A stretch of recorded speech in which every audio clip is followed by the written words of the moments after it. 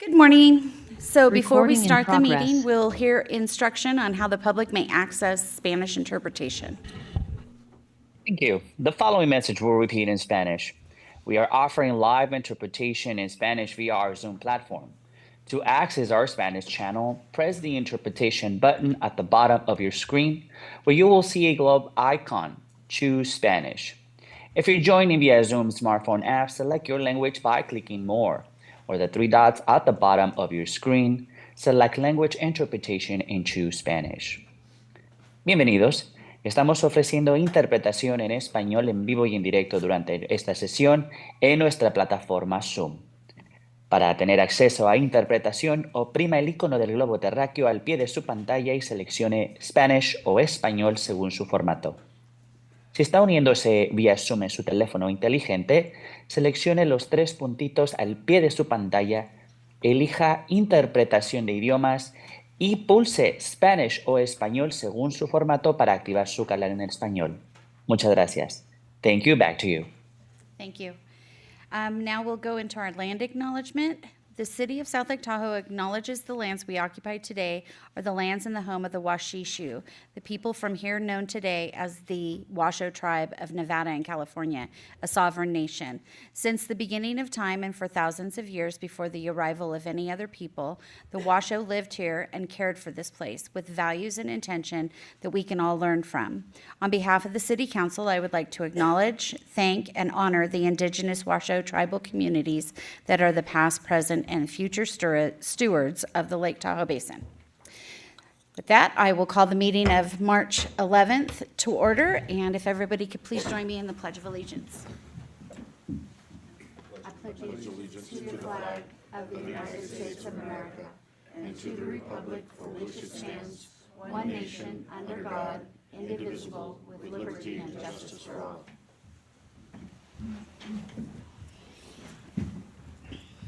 Ms. City Clerk, would you please do roll call? Of course. Councilmember Roberts. Present. Councilmember Jenkins. Here. Councilmember Robbins. Here. Mayor Pro Tem Bass. Here. Mayor Wallace. Here. All present. Thank you. Ms. City Attorney, is there a closed session report? Thank you, Madam Mayor. We did not have closed session this morning, and there are no items to report. Thank you. Okay, now we will open it to public communications. This is the public's opportunity to speak on any topic not listed on this agenda. Comments shall be limited to 4 minutes. In accordance with the Brown Act, the City Council cannot deliberate or vote on any matter raised under public communications, but may briefly respond to statements made or questions posed. Is there anyone in the room that would like to speak during public communications? Mr. Loberg.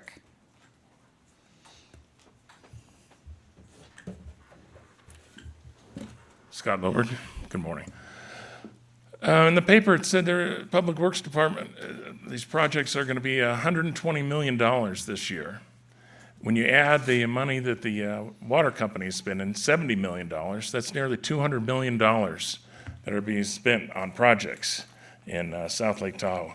And not even $1 is being spent in my neighborhood, but we're paying for it. Not $1 out of nearly $200 million. The only thing they spent money on is a bicycle sign on a corner of Rubicon and Essex. And to get to that down Essex, you got to ride your bicycle down that unsafe road.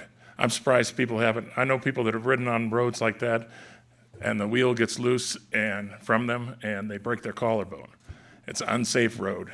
And I don't, when we had this so-called wonderful presentation last time, they showed sections of the city where they're doing paving. And there's one, they said, we got to have an area where the road goes through and where it's high traffic and everything. That looked just like my neighborhood. But my neighborhood, once again, is excluded. And it's pretty outrageous that they're paving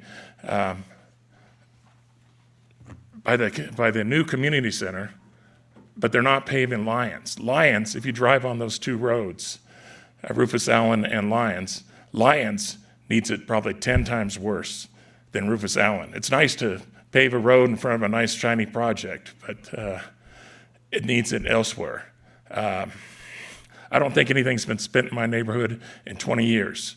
When their utility work is done, they dig it up, they're supposed to fix it. Instead, they give you money to do that, and then the money evaporates and spent elsewhere. There's sections after sections where there's been utility work, and it's just a cheap patch. No overlay, no halfway out into the street like it's required, none of that. Where is this money going? Because it's not going to my neighborhood. I'm tired of paying for stuff we're not getting. I know another area where the bureaucrat was given money by Congress, no less, and they chose to spend it elsewhere. It was duly authorized, and they spent it on a bridge that didn't need to be replaced, and which they re-rated so that it wouldn't qualify for trucks to go over, that were doing this big, huge project elsewhere, which weren't even gonna ever go across that bridge. And the bridge was plenty certifiable for that load anyway, but they got it decertified, and they replaced that bridge with money that was supposed to be allocated elsewhere. So they could put a feather in their cap and go on and put that on their resume and go on to another project. There's too much of that going on. I've seen it over and over again.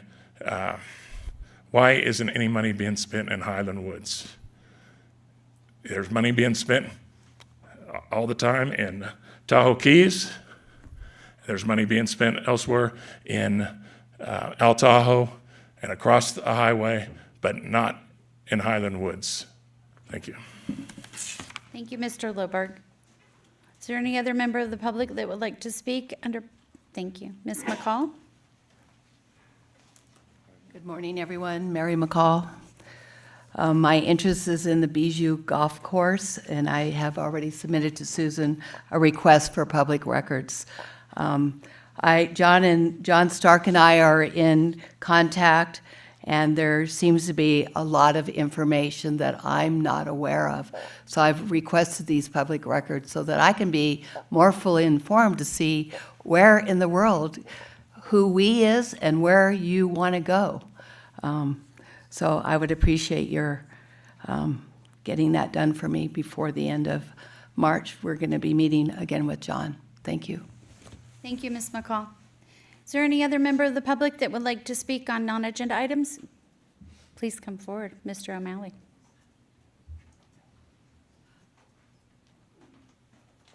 Good morning, everybody. Ryan O'Malley, South Lake Tahoe resident cannabis consultant. I'd like to speak today and request that the council consider lowering the cannabis city tax from 6% to 1% and address the issue of the annual safety mitigation fee.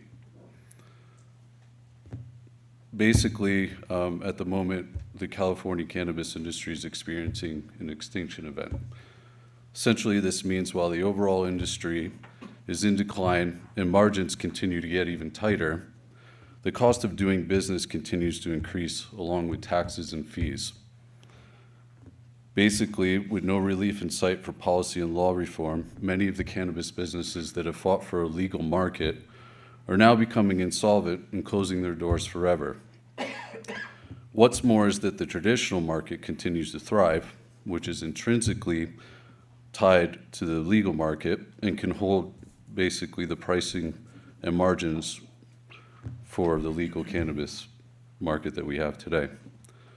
With the cost of a pound of cannabis averaging below $300 on the traditional market and over $1,000 a pound for the legal market before processing taxes and fees, how are we expected to make a reasonable margin to compete? There's quite a lot of work to be done at the national and state level to put California cannabis back on the right track. But we can start to help our local businesses by lowering the city cannabis tax now. Another fee adding a burden to operators is the safety mitigation fee. To be paid each year for the renewal to operate, this puts the salary of a dedicated position to mitigate issues with cannabis in our community solely on the backs of the cannabis operators.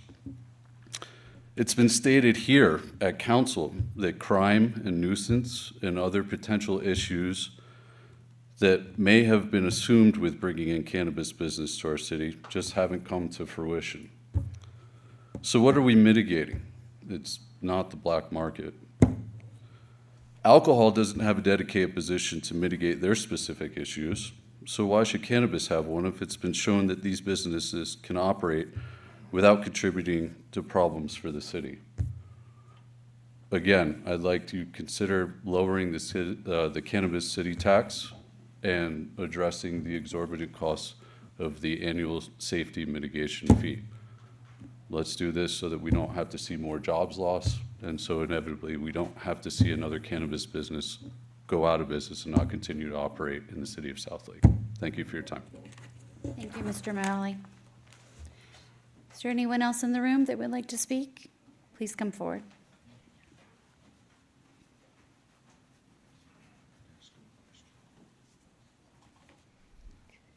Good morning.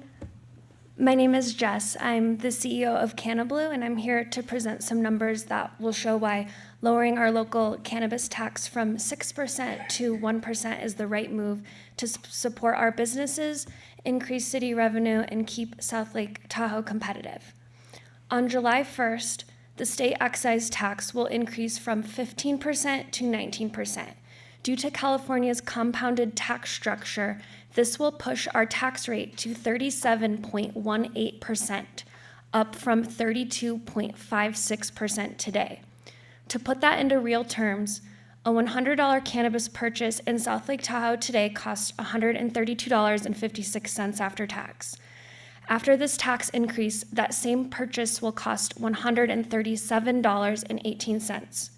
Meanwhile, in Myers, a $100 purchase will only cost $132.26, and in Carson City, just $117.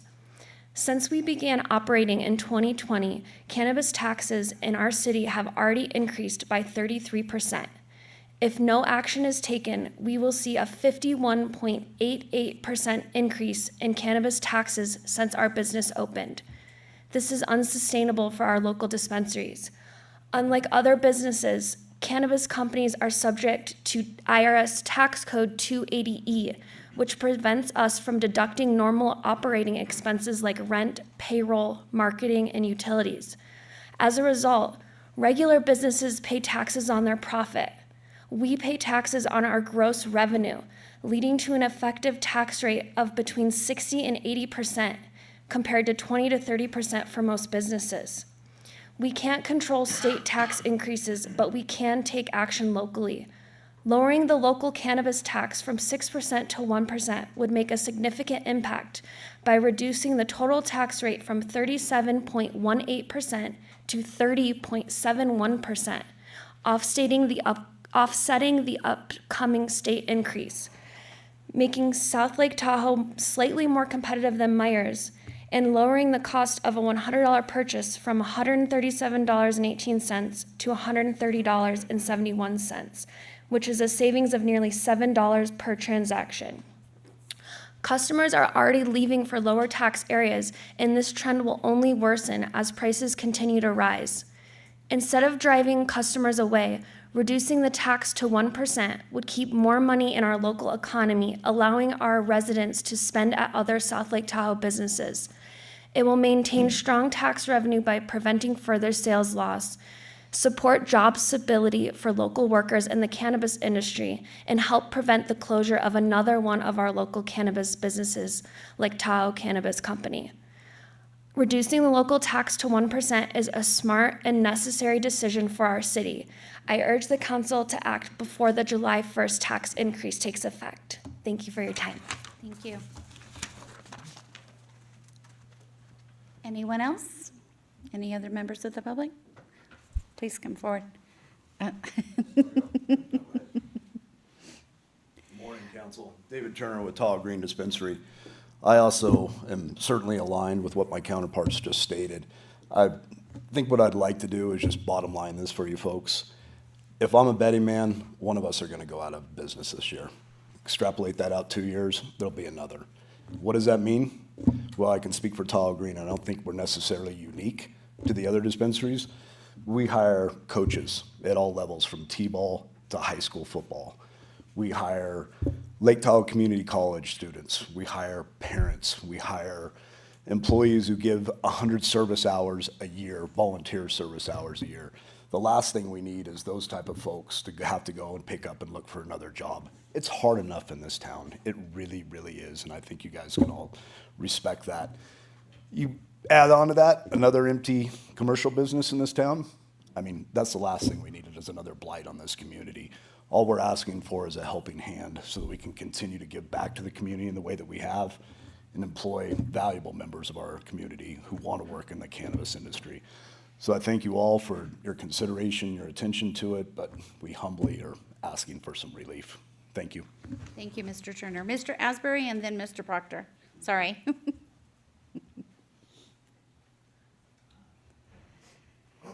Good morning, City Council and staff. My name's Eric Asbury for the record. Thank you for this opportunity to speak to you guys this morning. I had a couple issues, non-agenda, that I'd like to discuss.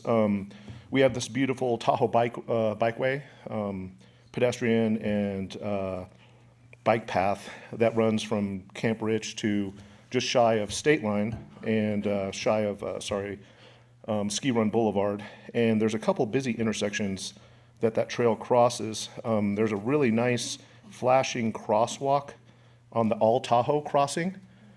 And I was wondering if maybe the city and city council could consider implementing a similar flashing, if not the same flashing crosswalk at Tahoe Keys Boulevard.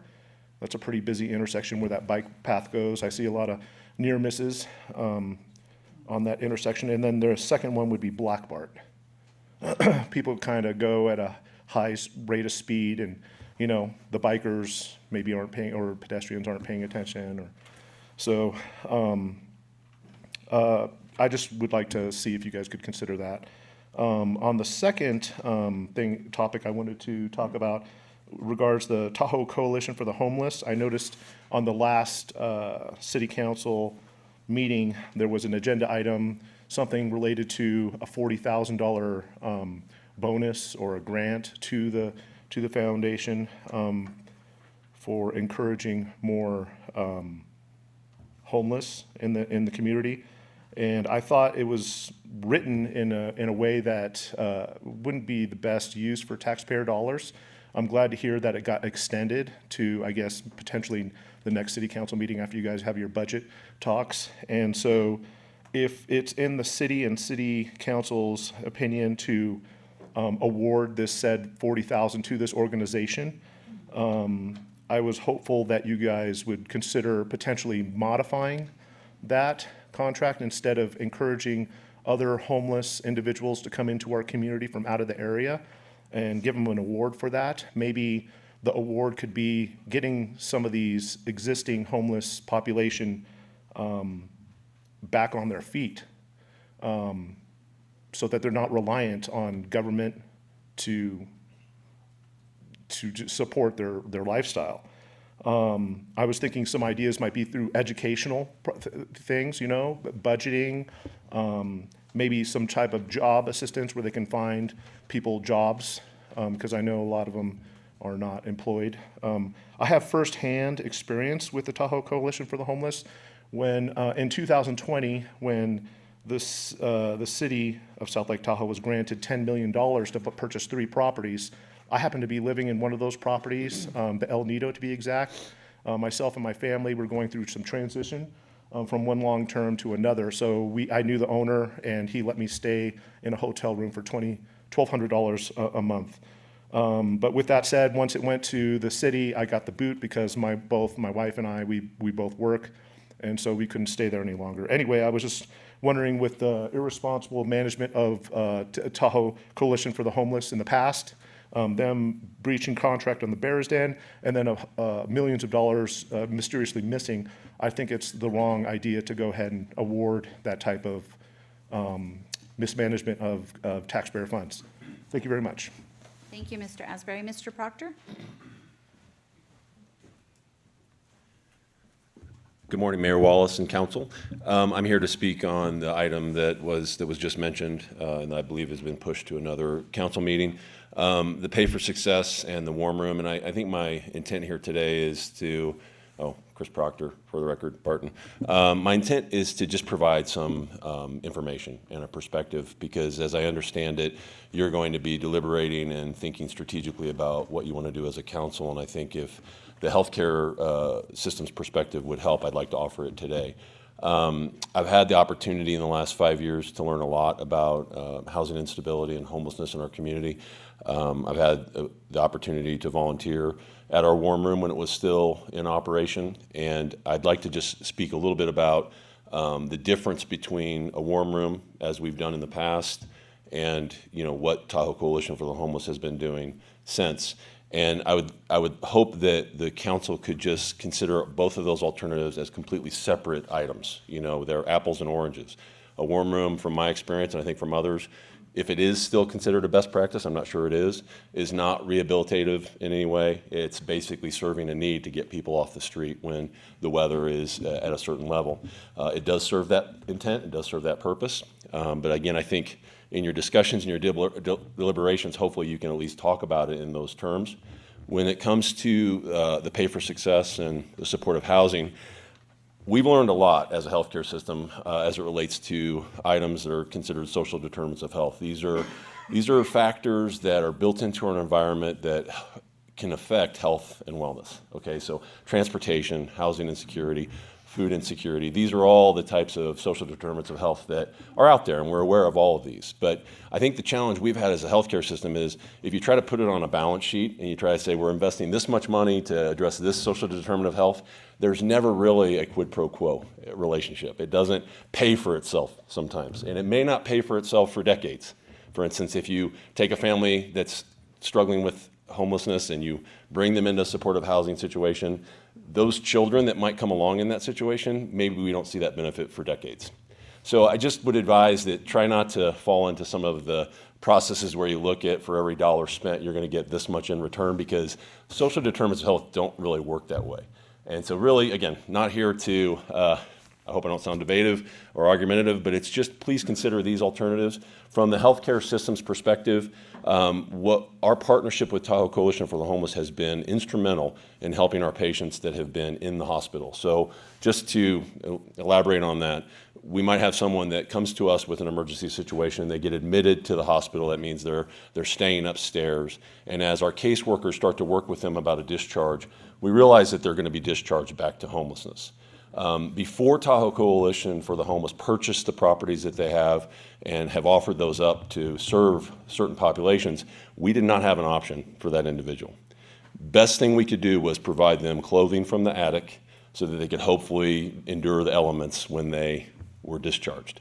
Now we have a partnership where we can reach out to Kimberly and her team and get those medically at-risk individuals the care they need and the housing they need to get truly back to being a part of the community. So I'm not sure if everybody knows about that. That's kind of a behind-the-scenes relationship, but I just would like you guys to think about it as you go through your deliberations. I know you'll come up with the right solution, but just wanted to provide that insight and appreciate the opportunity today. Thank you. Thank you, Mr. Proctor. Is there anyone else in the room? Mr. Poet?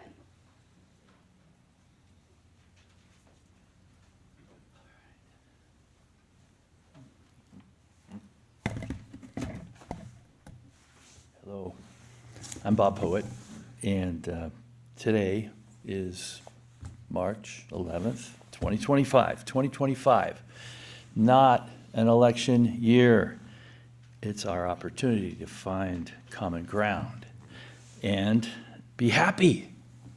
So try to do that. Now, protest if you feel the need peacefully, as is your right. But resist. When you hear or read or see insults, name-calling, profanity, hatred, resist the temptation to respond in kind. Instead, be kind, and it'll open doors to collaboration and progress, and good progress. In closing, I'd like to paraphrase a past president. We have nothing to hate but hatred itself. Love wins. Thank you for listening. Thank you, Mr. Poet. Is there anyone else in the room that would like to speak on any item not on the agenda? Ms. Peterson? Good morning, Mayor and council members. My name is Kimberly Peterson. I'm the Executive Director of Tahoe Coalition for the Homeless, and I am here today to speak about the effectiveness of Tahoe Coalition for the Homeless and its impact on our community. The issue of homelessness is complex, and addressing it requires both compassion and practical solutions. The Tahoe Coalition for the Homeless has played a vital role in providing shelter, case management, and resources to individuals experiencing homelessness in our area. Through our efforts, we have helped transition people off the streets and into stable, permanent housing, reducing the strain on emergency services and improving overall public safety. The Pay for Success agreement brought to Council on February 25th is meant to help fund the important collaboration that TCH is doing with all city departments, but particularly police, fire, and the housing department, which continue to deter households from the criminal justice system, hospital, and evictions. The relationship TCH has with the city departments has been successful, innovative, and follows established best practices to end homelessness. This agreement is a step towards solidifying the city's commitment to working on long-term solutions for homelessness in our community and funding sustainability that is necessary to continue to support the city departments in our mutual efforts to keep our most vulnerable neighbors safe and housed. Recently, a couple of council members visited our Red Lodge permanent housing location, which includes a 16-bed temporary shelter. We thank those who accepted our invitation and continue to encourage all city council members and city staff to tour our locations and to keep abreast of the great work being done by TCH and to better understand what we do, and therefore decreasing any confusion as to the services being offered and the outcomes afforded to our community. Thank you for your time and your commitment to addressing this important issue. Thank you, Ms. Peterson. Anyone else? Going once. Okay. Do we have anybody on our Zoom platform, Ms. Blankenship? We'll go ahead and open up our Zoom platform for anyone who wants to make non-agendized public comment. No hands. Thank you. Thank you. Okay, now we'll move on to our city commission reports. Are there any city commissioners? Mr. Hamilton?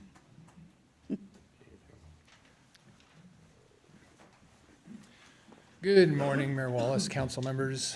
David Hamilton, Arts and Culture Tourism Committee. Just a real quick update, as I told you we'd keep doing this.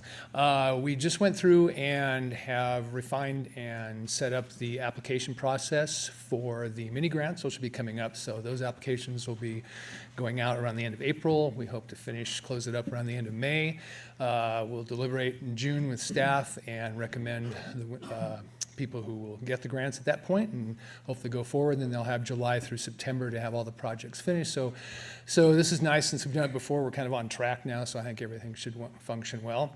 The only other thing is we are getting involved now. You know, the new rec center has identified 2 places for art on the walls, one by the stairway and in the back. You've probably seen that.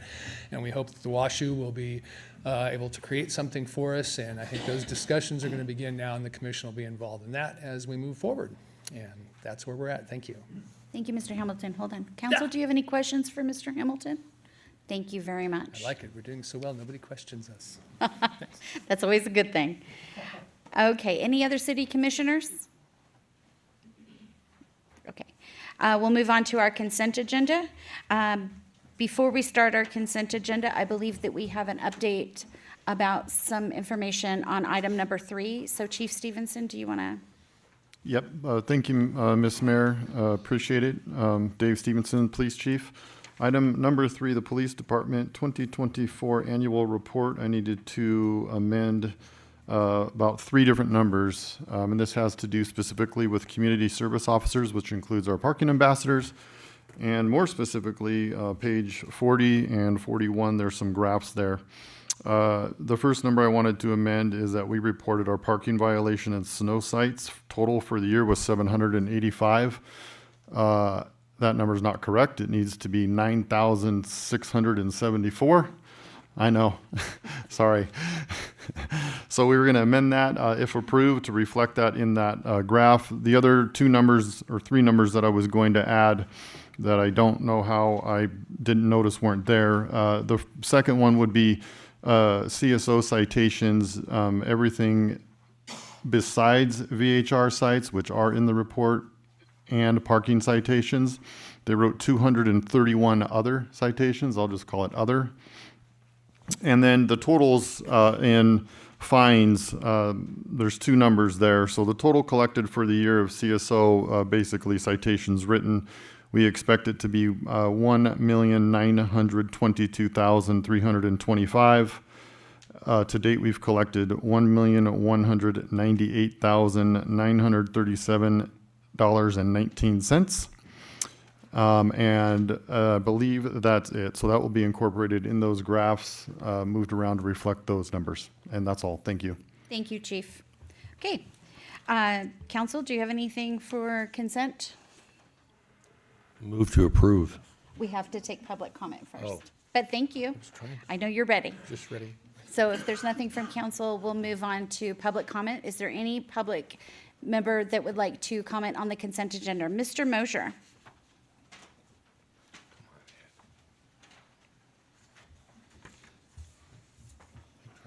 Ed Moser, South Lake Tahoe, good morning. I have to admit, I was a little fearful coming down here. I might be arrested and deported back to New Jersey. Mr. Moser, speak into your mic, please, because I can't hear you. I'm a little bit impaired. Your mic. It's on. Oh, no, just be sure. Oh. Okay. Is that better? Yes, sir. Okay. Yes, I'd like to comment on item number 2 and real brief on number 3. Having to do with the purchase of 2 CSO vehicles for $155,000 or so. I mentioned, I kind of question what they do, and the parking ambassadors and all these vehicles ride around in some very expensive vehicles. I mean, I've seen them last year, excuse me, I've seen them back on Bellamy Court there, not even bother to get out of the truck to inspect, but drive along where the vehicles are parked, go in the opposite direction of the lane, so blocking the lane and going in the wrong direction. So 2 of them sitting in there and peering out, looking to see if there was actually, a ticket stub or whatever, permit thing or so in the vehicles or so. So, that block there, they could easily just get out and walk it. Yeah, I mean, just parking in the neighborhood. I live down there in Lakeside Park and around the tourist core every day. And I mean, parking not enforced, the 2-hour parking not enforced. Been asked for years to at least remove from the corner, Park Avenue, on the north side. You're talking about 4 or 5 parking spaces. They don't get ticketed, and even during snow removal. And so people I've sent you photos where they have 4 or 5 feet for vehicles and pedestrians to go through when there's snow berms up there and stuff. So don't even remove 4 or 5 parking spaces, like between the corner and all the way down to Cedar, to make it safe for pedestrians and drivers. And also, in lieu of this, spending the money here, I've also previously mentioned that, for like $9,000, you can get the little 3-wheel like meter maids use in many cities, electric. They can be charged at the parking garage, especially those just handling the garage and Crescent V Parking Center parking lot there. So, for $9,000, you can get, something that they can use, get in and out of, heated in the winter. It's covered, they're not in the sun, and they're constantly getting in and out anywhere you should be, and easier to just take the photos. So, yeah, I question of how much is being spent on the vehicles when I don't see them. Yeah, I know it's how it states that they have to have the yellow lights and they use them for traffic control and certain things for certain episodes. But from my personal opinion, a lot of the money can be cut. So, and I really question just what, parking ambassadors are doing. We don't need to suggest to people how they should park. You need to ticket them when they're parked illegally, not say, could you please next time you come to town. Thank you, Mr. Mosher. Thank you. Is there anyone else in the room that would like to speak on the consent agenda items? Okay, seeing none. Check our Zoom platform. We'll open up our Zoom platform for anyone who wants to comment on consent agenda. No, Mayor. Thank you. Now you can make your motion. I move to approve the consent calendar. Okay, we have a motion and a second. Is there any discussion? We can vote.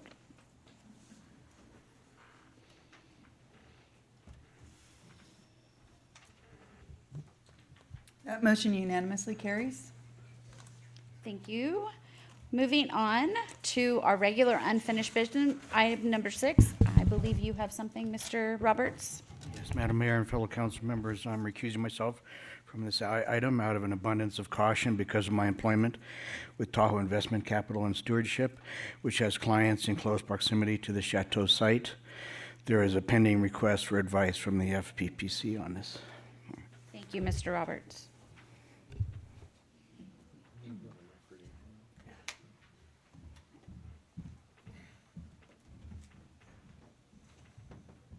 Ms. Roverwood. Thank you. Good morning. Good morning, Madam Mayor, members of the council. I'm Hillary Roverwood, Assistant City Manager.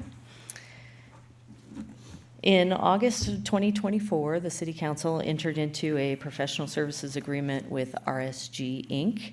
for real estate and economic development services to conduct a feasibility assessment and recommendations for stimulating development at the Chateau project site located at 4139 Lake Tahoe Boulevard.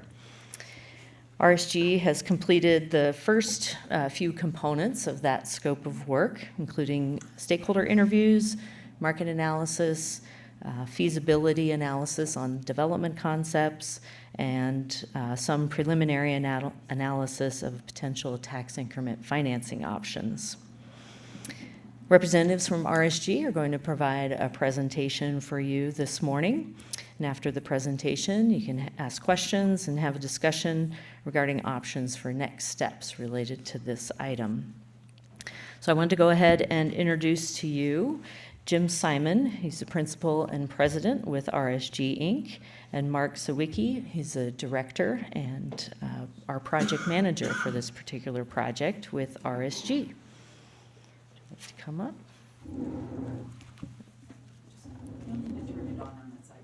Oh, got it. So you'll use this button to advance. Okay, great. There you go. Good morning, council members. I'm Mark Sawicki, director at RSG, and here with Jim Simon. Thank you for having us. Got a very brief PowerPoint just to sort of summarize what was in the memo, I think that was attached to the staff report. The agenda would be to do a quick little project background and details, what the scope of our assignment was, and then some key findings from our stakeholder outreach, from looking at feasibility of the approved project as well as a plan revision. And then looking at some tax revenue projections and financing possibilities, tools that the city could use to advance the project, and then talking about recommendations and actions to facilitate development. So in terms of project background and details, what we are actually talking about is what's known as Phase 4 of the Chateau site. So this entire block was all one approval back in 2006. It was a redevelopment project that had some city financing that was attached to it, and it was based around building a convention center, the big block in the north side of the project. It had since been divided because it went into foreclosure, and pieces of it were sold to different owners. So there is a Project A, which is the north side, Project B, which is the south side, also known as Zalanta. Phase 1 has moved forward with 30 units, and they have a permit application in for another 60 units on the backside. The top portion, referred to as Chateau, had been split into two owners. One owner built the retail on Lake Tahoe Boulevard, and the Chateau owners, the original construction of a underground parking garage and foundation is there, and then they are recently building 16 units on top of the retail. But what we're talking about is the entire backside of that as Phase 4. Our assignment, we reviewed the project history and the site and planning approvals, et cetera. We conducted over 12 stakeholder meetings, interviews, getting insight and input from local representatives, brokers, investors, planners, looking at priorities, goals, and visions for the site, what community benefits and infrastructure improvement ideas they might have, gathering information on the local economy and market, and what the opportunity is for public and private investment. We did market analysis, looked at different development program feasibility, looked at tax increment financing and other financing tools. We looked at marketing and leasing data, market data, construction cost, assessor tax data, all to get a baseline and an understanding of what could be possible. So the key findings coming out of this is a very summarized version of the things we've heard.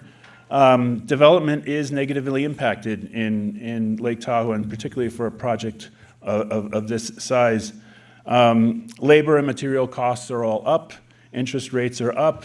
Demand is there, but not strong enough to overcome those. And then Tahoe has its own unique development challenges. There's a saturation of 3-star hotels in town. This is something I'm sure you know, but there is great demand for what's known as this amenitized home ownership.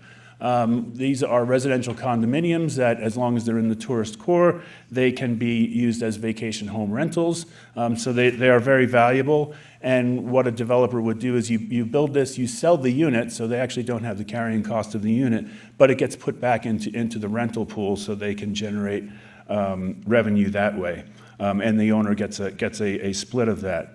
The Tahoe Blue Event Center has been built. The original plan had a convention center, so that has lessened the demand for that kind of event space, and has also increased demand for tourist accommodations, larger accommodations.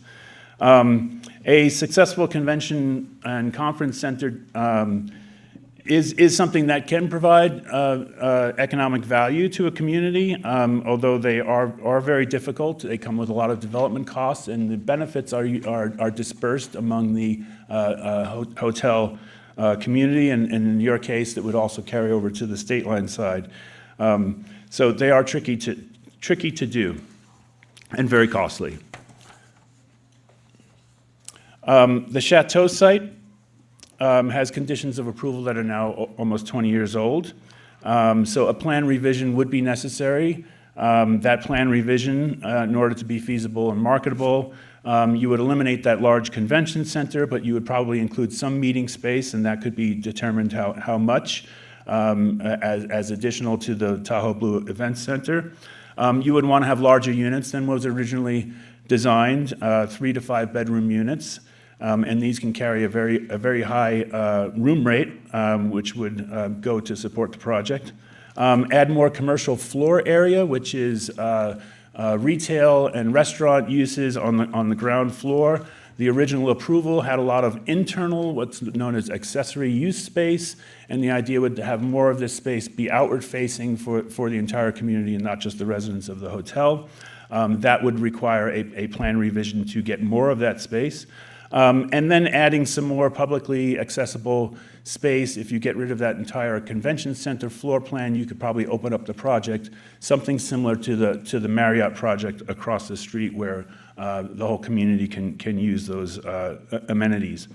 Plan revision, of course, needs to address transit, traffic, and parking. The good news is that taking out a convention center is a very big magnet for those kinds of activities. So removing that would actually be helpful with a plan revision in terms of getting it passed. And then we've heard a lot about workforce housing in South Lake Tahoe and the whole region. That's something that might be considered with this project. Unfortunately, that would add cost to an already infeasible project. So in terms of project feasibility, we did look at the feasibility of the original project. If it were to move forward, is highly unfeasible because of the big drag of the convention center, which we estimate that alone would cost $85 million for the project. So without some kind of a subsidy, that's very hard to see that happening. And the original plan would have had public financing to make that happen. So a plan revision is needed both to reduce costs and increase the revenue potential for the project. And it's also an opportunity to look at what other community benefits this project might have in lieu of having that convention center, something that may be less costly but still of great value to the community. We looked at the original approval versus what we came up with a suggested plan revision. This chart is also in the staff report, accompanying staff report. So the idea would be you actually reduce the number of what's referred to as tourist accommodation units, and those are separately, those could be separately available. So the old project had large rooms that could be separated into large units that could be separated into smaller units, and each of those then count as a separate tourist accommodation unit. By making 1, 3, 4, or 5 bedroom unit, you're actually reducing the number of these TAUs in terms of the planning approvals. That reduction allows you to add more commercial floor area, which is also valuable to the development. So we considered reducing those TAUs, but larger units, adding commercial floor area, obviously removing the convention center, adding in some workforce housing component, and then we looked at the feasibility of that. So the original plan, a plan revision would still have a below market value. It would be positive, but not enough to actually encourage an investor. This also does not include the cost of the land, which is a very big piece of this. The current owner has a sunk cost. They've paid for the land. For them to go forward with improvements, they're looking at getting a return on their new money. Obviously, they'd like to get a return on what they paid for the land. A new investor coming in, if somebody were to try to take over this project, has a much higher hurdle because they have to invest in the land. So that's a big factor here. Workforce component is something that may be desired but comes with a cost, and unless there's some other form of external subsidy, depending on what kind of it's affordable housing, maybe you can get a subsidy for that, but something to consider. What you really want to do is set this up for development when the market changes. The market is not really ready for it, but you want to be poised to move forward. That would be getting that plan revision done, and it also puts the project in a place where it would be marketable. If the current owner wanted to sell, that plan revision would be in place. But if room rates go up, if interest rates come down, this is something that, on the margin could be something profitable and move forward. We looked at the tax revenue that could come from this project, as well as using tax increment financing as a tool to help the project. If it's successful, if that plan revision were successful and development occurred, the city would see property taxes, sales taxes, but most important, transient occupancy tax, or referred to as hotel tax, would be significant because these are large rooms with very large room rates, which could yield up to $6 million a year to the city. We're talking 10 years out. If everything moves forward, probably takes 5 years before this actually get developed, and another 5 years before it's complete and running. And we projected in present value that would be $84 million over 35 years. A tax increment financing district, there are several tools out there. Probably the best would be what's known as an enhanced infrastructure financing district. And what you are doing is you're collecting the future property tax growth from this site, as well as probably a larger footprint. And we projected that that could yield $37 million in present value over 45 years, but it assumes that you're getting cooperation from the county to come along for the ride. So probably not as significant as the city, but to really make it valuable, you need the other taxing entities, in particular the county, which has a very large share of the property tax, to contribute and participate. Recommended actions to facilitate development. City could consider providing assistance to the current owner or to a future buyer. The primary uncertainties that any developer, the current owner, as well as any future investor, if there were to be one, come forward, gaining approval of a feasible plan revision is probably the biggest, right? Everybody who sees this project knows that the old approval is not what should move forward in this market, so a plan revision is definitely necessary. But there's a lot of uncertainty in getting that done, and there's costs involved in getting that done. You would want to be able to determine the full cost of development, and that would include what sort of community benefits might the city be seeking in this project through this plan revision. Is there going to be an affordable or workforce housing component? Are there going to be open space or parks or other things? And then determining whether the parking structure and foundation is actually reliable to build, to have vertical development on top of.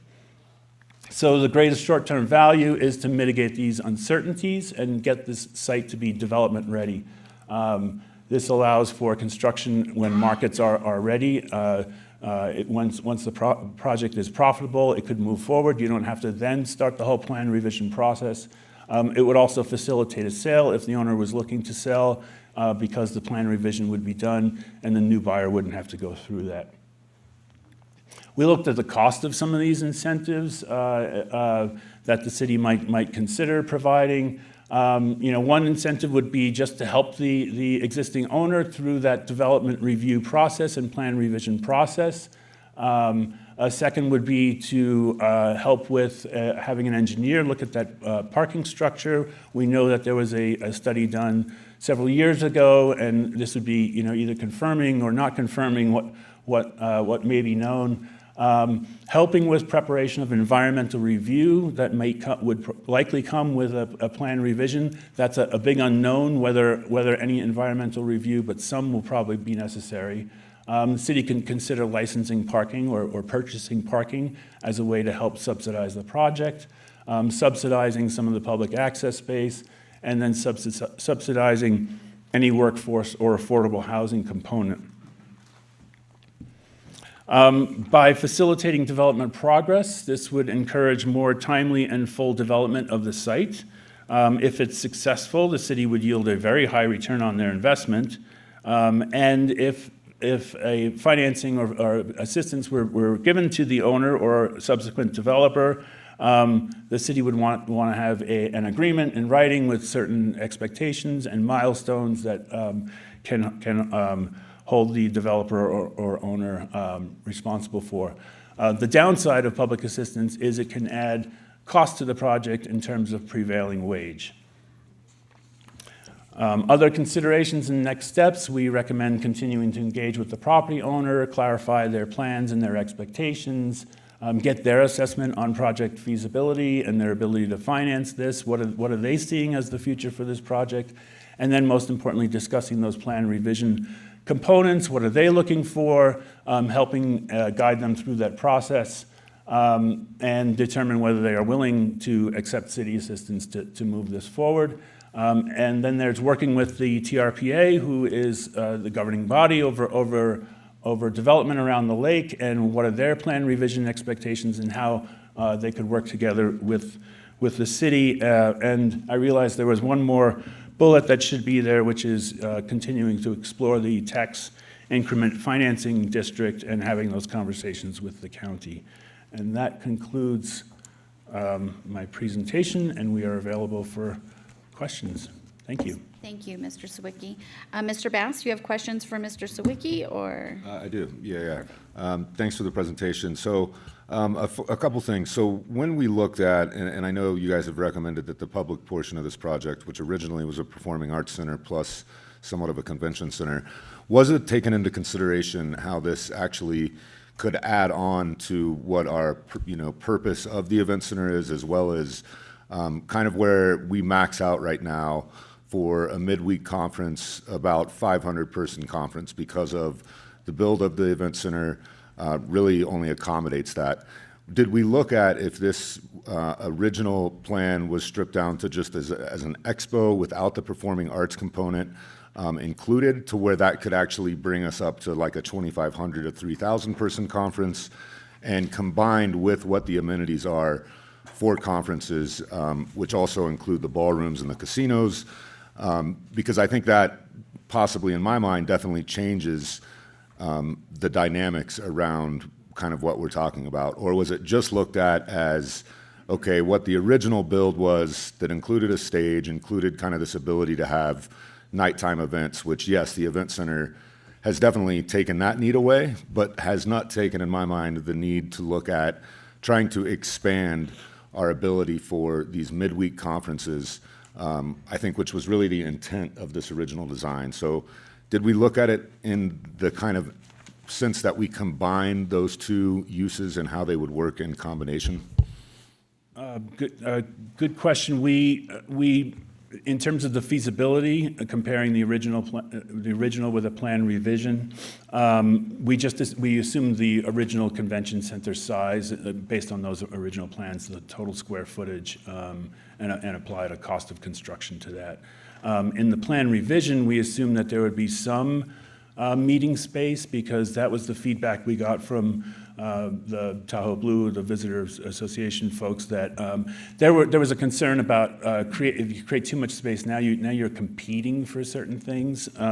So I suppose there's a sweet spot, and we assumed, I think, 10,000 square feet, maybe 20,000 square feet.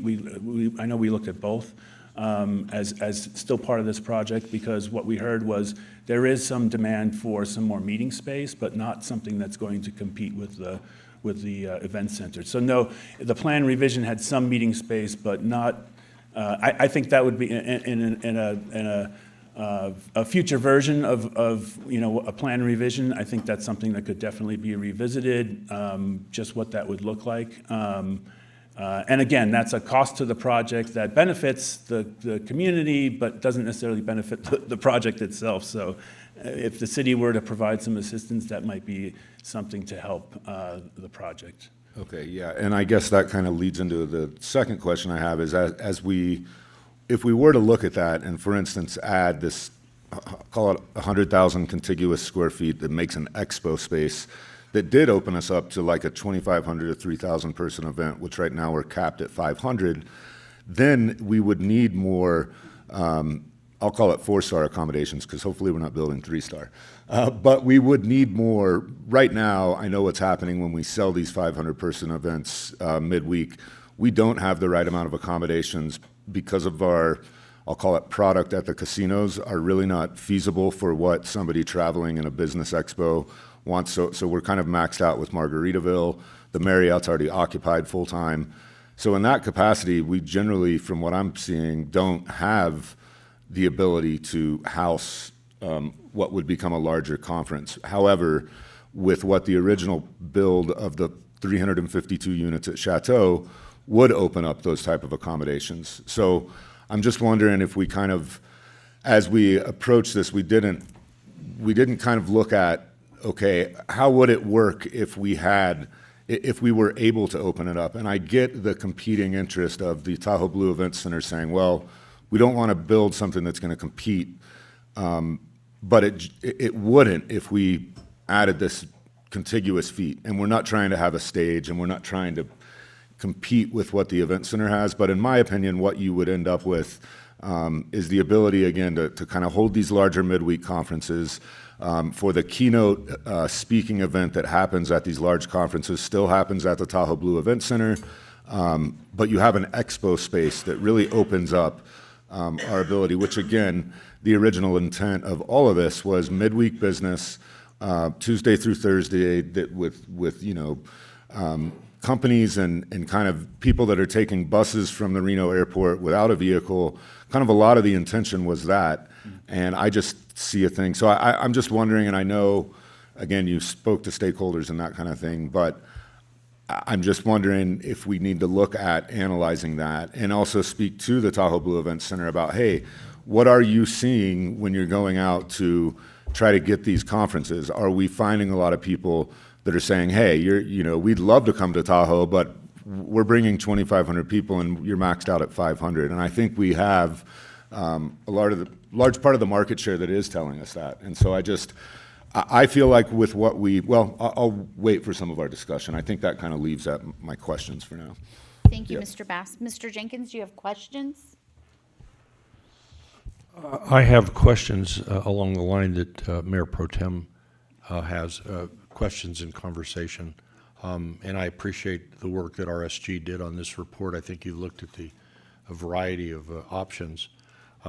This, for me, is somewhat of a legacy project because this whole conference center, I was working here at the time, and its demise in 2007, 8 was certainly not a pleasant experience.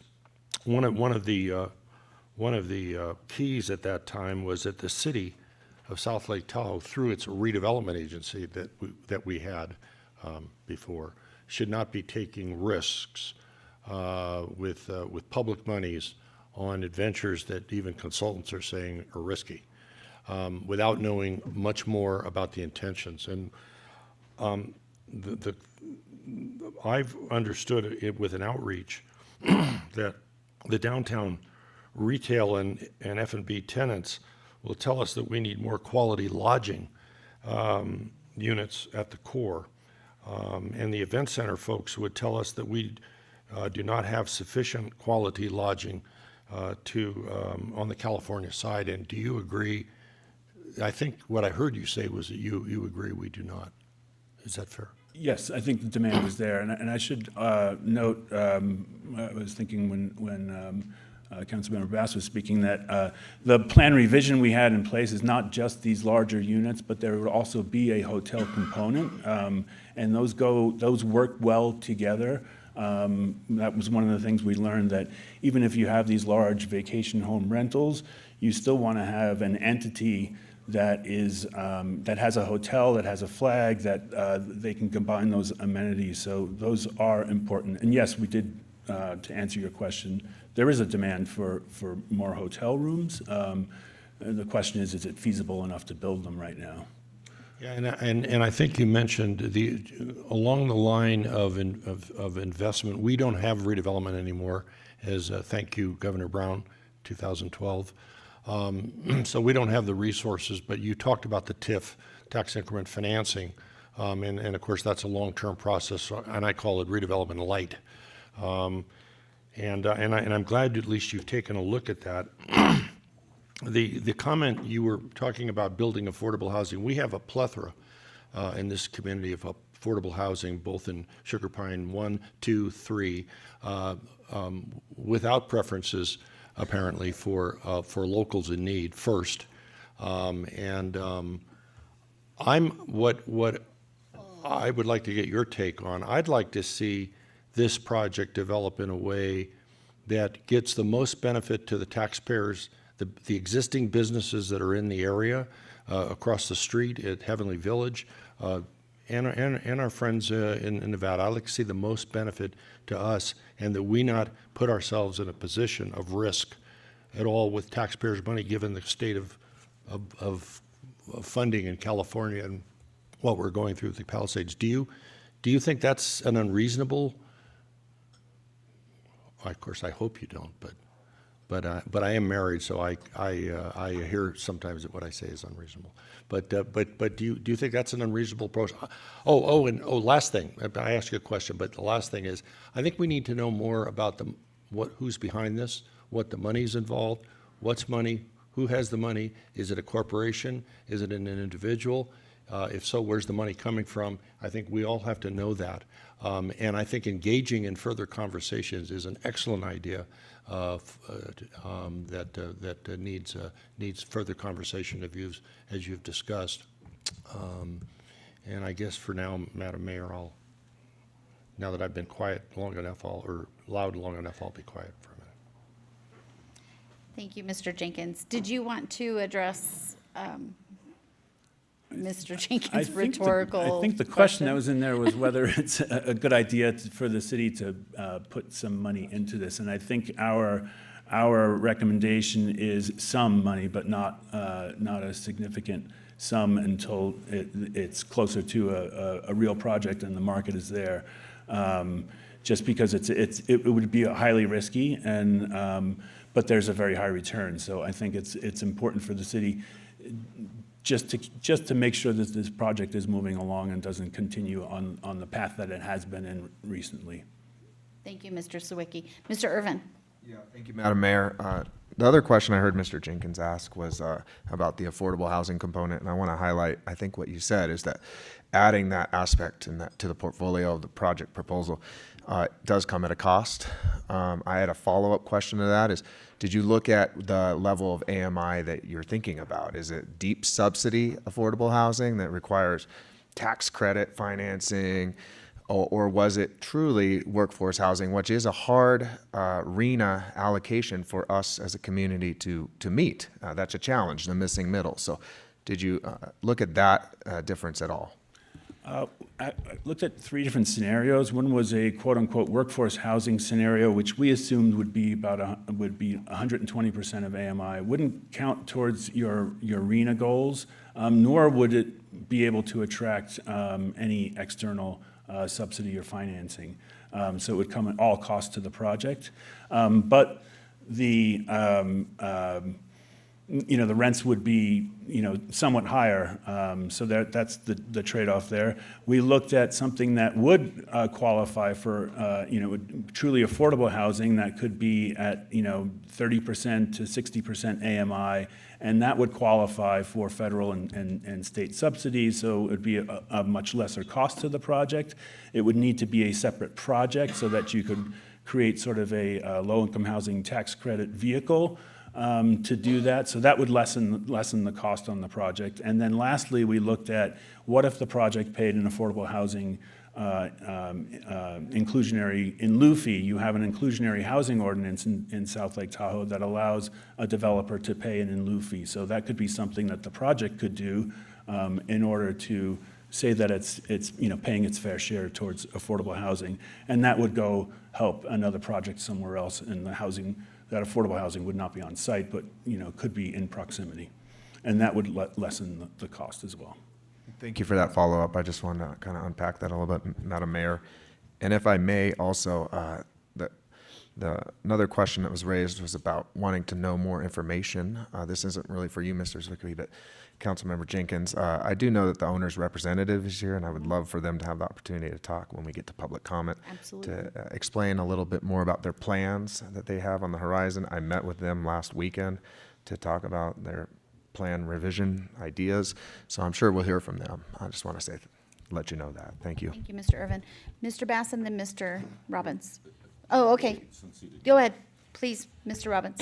You mentioned sensitivity to interest rates. Is there, what is that sensitivity ratio? At what interest rate does a plan revision start to pan out? I looked at increasing room rates. It's kind of playing with a couple of knobs on the feasibility. Increasing room rates by about 10%, and then a reduction in interest rates by 3 to 4%. So where they were, 2 or 3 years ago, which I don't think anybody can expect we're going to get down that low again, but something to that level, this would be a feasible project. So You're talking about like federal prime rate that sets the commercial rate, the commercial lending rate.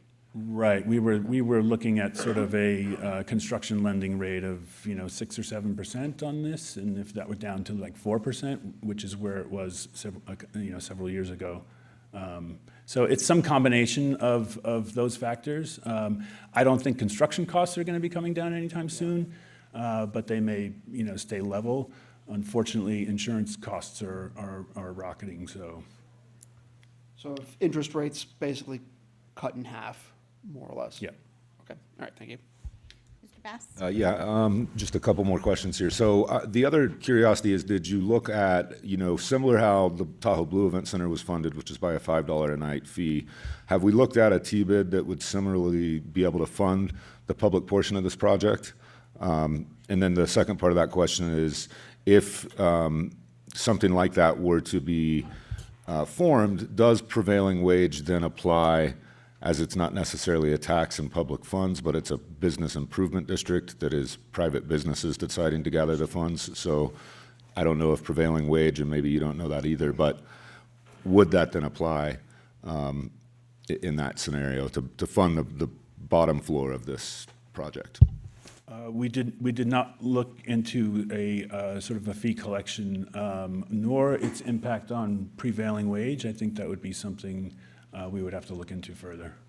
Yeah, and I wonder, part of that analysis too would also look at, okay, if with the combination of the amenities, I'll call it, for meeting in that area, how many room nights would that additionally add annually? That would it offset essentially what it's collecting in the need to fund the bonds annually or pay the bond obligations annually? Like, would we be adding enough room nights from that being realized in the area to then cover the bond obligation that it would take to build an expo, I'll call it? So the two parts are, would we be realizing enough room nights that would then cover that, call it a $5 a night fee? That's what it took to build the Tahoe Blue Event Center.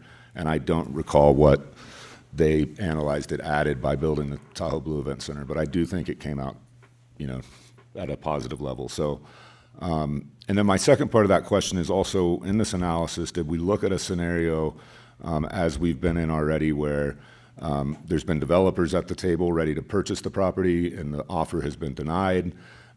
What happens if we get into the same scenario, and what options the city has for a situation where the current owner isn't developing, which is where we've been at for 14 years, and there's offers on the table, but they're being denied that are above market rate? What are our options, and was it looked at as what do we do as a city at that juncture, which we've already been at? But what happens if we get there in the future, and what do we do? Was that analyzed? Yeah, I think one of the struggles here is, what tools does the city have? The original project, again, there was redevelopment financing, and it was all part of the plan. So the city was connected with the developer. That went away. So it's like any other private investment, private development project in the city. There's only certain tools that the city has. The idea of providing some assistance to the owner to help move this along would come with some strings. And, could set some performance milestones. You'd want to put them pretty far out. You'd want to give them enough leeway, particularly to allow the market to actually meet the project. But it would move the ball down the field, or whatever analogy you want to use, really to get it development ready. And that's what everybody wants. That's what the owner would want. That's what the city wants. That's what, because it will happen sooner when it's ready to happen. Or it could get flipped if the existing owner did not want to move forward or didn't see the feasibility, but somebody else came in that did and was willing to pay. It's also now teed up for them to go forward, and they don't have to go through that process. So, yeah. And I guess and why I ask this is because we have accommodated by actually eliminating the convention center and allowing just the 352 units to be built. That was already approved. We allowed for the retail component to be built. We also approved 16 units to try to keep and move this along. And then we've also had offers on the table well above the appraised value, with the offers denied and seen no development. So to me, it's critical to know, okay, from that juncture, what are the options for us? And I know there possibly are many, but you're basically saying we did not analyze it, because we've already approved the permit without building the convention center. That's ready to go today. That was approved back in 2015. We have accommodated by approving the 16 units to be built above, the retail to be built. So, and then we've, again, had offers and them not being, accepted. I know that's on the current property owner, but what do we do from this point? And I feel like we're still at that same point. Maybe that question is better left to the current property owner, but it's also important to have, in my mind, the kind of why we ordered this outside analysis was to tell us that. That is our current juncture right now. What do we do from here? And but that's not really what we analyzed, is what I'm hearing. Is that correct? Not exactly, yeah. Thank you. Okay, Council, do you have any other questions for Mr. Sawicki? Yes, I do.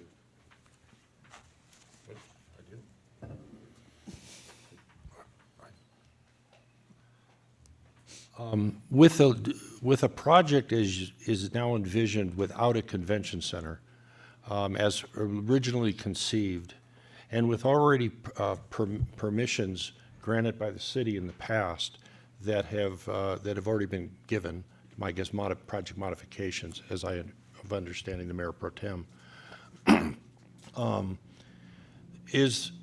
why would the CEQA project be, as I think the report discusses, or we have heard recently, why would it be? It'd be less complicated. There'd be less impact, what I'm hearing said. So the idea that we'd have to go through a massive, expensive, long, belaboring process that nobody seems to do anyway in the South Shore, to the chagrin of some, could the environmental process actually be less of a task, if you will, less expensive because of entitlements already given and by the fact that this has been a blighted property sitting for over 18 years. Is that a fair question?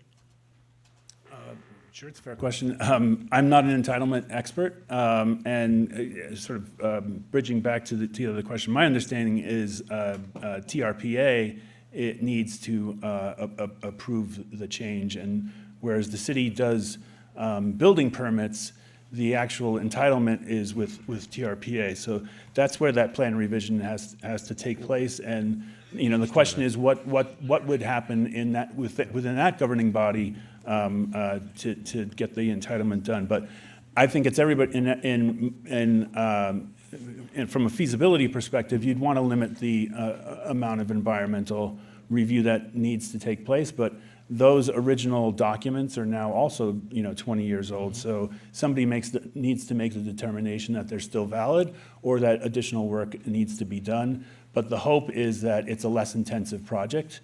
So therefore, even you will have to spend some money to prove that case. And if you can't prove that case, then the mitigations could be even more expensive. Well, I would hope, Mayor, if I can, I would hope that TRPA and their staff would realize, A, that it is in California, B, that we are a city, the people who set policy, the city council, and C, that we need their help to do the things to get rid of a blighted condition that's been so I'm very optimistic that we could persuade, particularly when they're doing a major hospital revision just next door on an EA, environmental assessment, and I would think that I would hope that our supervisor, who's on the board, Ms. Lane, former mayor, could help us in regard to getting a reasonable outcome from our fine people at TRPA. And that's the theory.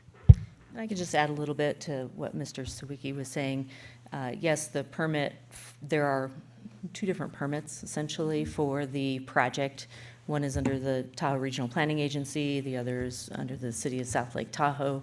TRPA does not have authority over CEQA. CEQA is a California Environmental Quality Act. So where you have a project where an EIR has already been certified, which was done in 1997, when there is an action that triggers another discretionary review, that triggers a relook at the CEQA analysis. And that's been done twice since 1997. Both times it was determined that an addendum to the environmental impact report was the appropriate avenue to comply with CEQA. Addendums do require documentation and analysis, but does not require the same kind of public circulation and review as the original EIR or a supplement or subsequent to EIR. So in the scenario that RSG has laid out, if there is a plan revision, the TRPA permitting aside, the city would likely be the CEQA lead agency, and the city would be making a determination of what the appropriate action would be to ensure continued compliance with CEQA. The difference between a supplement and a subsequent EIR, which requires a little more process than an addendum, in making that determination, there's kind of two factors. One is whether there are any changes to the project that would trigger potential significant impacts. And as Mr. Sawicki has noted, the idea behind this revised project is that it would be a lesser impact, but that analysis would need to be done. The second component is whether there have been any changes to the baseline environmental condition. Again, the original EIR is from 1997, so we would need to do that analysis as well to determine the appropriate level. But the city would be the lead agency under CEQA if the city is the next agency to make a discretionary decision on the project. TRPA has their own permitting and environmental review process that they would be making decisions on what's appropriate there. Oh, okay. This is really important, and thank you, Ms. Roverud. That was an excellent response. But it raises another question in my mind. If in fact, as it's been asserted for as long as I've been here, and I don't necessarily agree with the concept, but that TRPA is the agency that does the approval, why does CEQA apply anyway? If it doesn't apply in the area of housing, because TRPA is in theory, and I say theory, that they are the ones who tell us what we can do and not comply with in state law. Why is it then that CEQA governs as opposed to doing a NEPA process or a TRPA process through them? And that's more rhetorical. I don't know that necessarily that you would. Projects in the Tahoe Basin that are in California are required to get approval under California law, as well as local jurisdiction law, and under TRPA law. So there are two processes there. The city would be responsible for ensuring any project is compliant with CEQA. TRPA would be responsible for ensuring any project is compliant with TRPA regulation.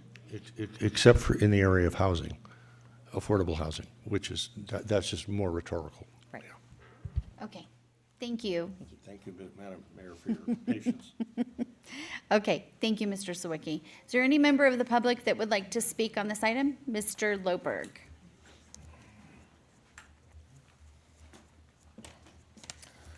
Okay.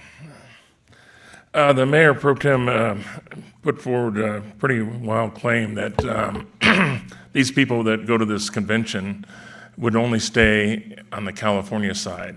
Is there any provision that requires conventions to have blocks of rooms on the California side and not go and stay on the Nevada side and poach those customers? And the other claim was that people would fly into Reno and take a bus to the convention center. I don't think they'd even take a world-class bus. There was a convention of cities that Councilmember Robbins and Heather Stroud went to. Did you guys take a bus to get there? I didn't think so. Those are pretty wild claims. But there's also a claim that financing would be either the city or the hotels or both.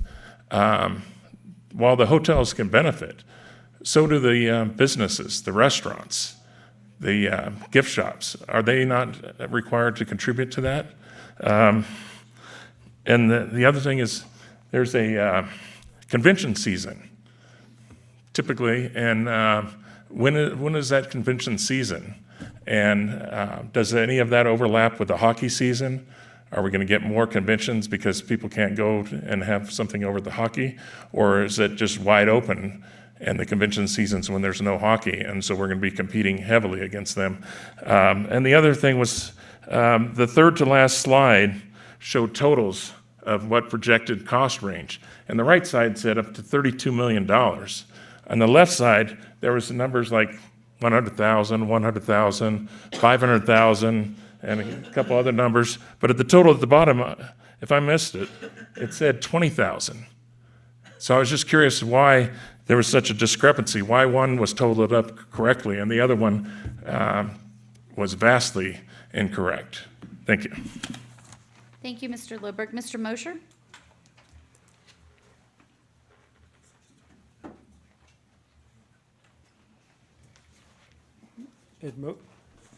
Ed Moser, South Lake Tahoe. Yes, I too, Mr. Jenkins, sat through that whole process back then, in the back of the room. Go back and, you might want to go back and watch, it was a rigged and charade city council meeting that extended the E&A to Marriott, which was the fatal blow to this project. That's where it all began. If you go back and watch that, I need more than 3 minutes to elaborate on that. But that's where it went off the rails. It was a joke, an absolute charade. There was a presentation by a group at that meeting, if you recall, that was able to finance and build it, that did projects all over the country, and they showed slides and everything, and I talked to them numerous times. And they were here for a year, you know, planning and working on it, and they got run out of town. So that's how things work here. You know, it had to be Lou Feldman and Randy Lane, and it was set up for them to get the deal and nobody else.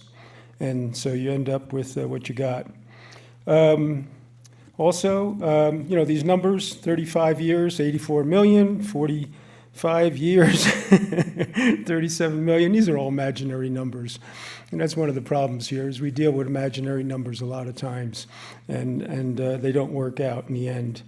Like the Sunray Motel, you can make the owner either build out the project or tear out the existing structures and go from there. It's a lot easier not working with that. You have more room, more flexibility. Give them a year to do it, or else tear it out or take it over. The city and TRPA approved this, the Project 3 before the parcels were even consolidated. That was another big part of the problem. You know, there's, I believe, 23 parcels or so, and they went and covered it all over with concrete, and they weren't even consolidated for years until years later. Also, engineering assessment of the existing structure there. This is the first thing that should have been done. You're talking about spending $20,000 or $100,000 before anything else. Even having this meeting, you should have done that and know where you stand with that and with what's existing there.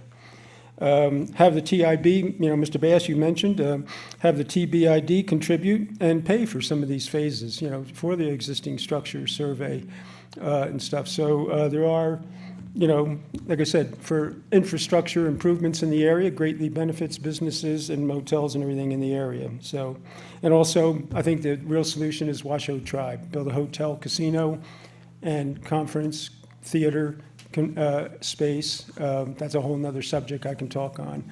And that's, I think, is your really only viable solution at this point. Thank you.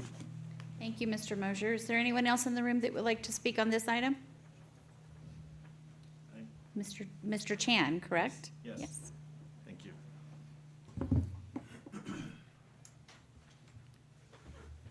Mayor, council member, thank you for having me speak today on behalf of the Chateau project. My name is Carson Chan from ProPeace.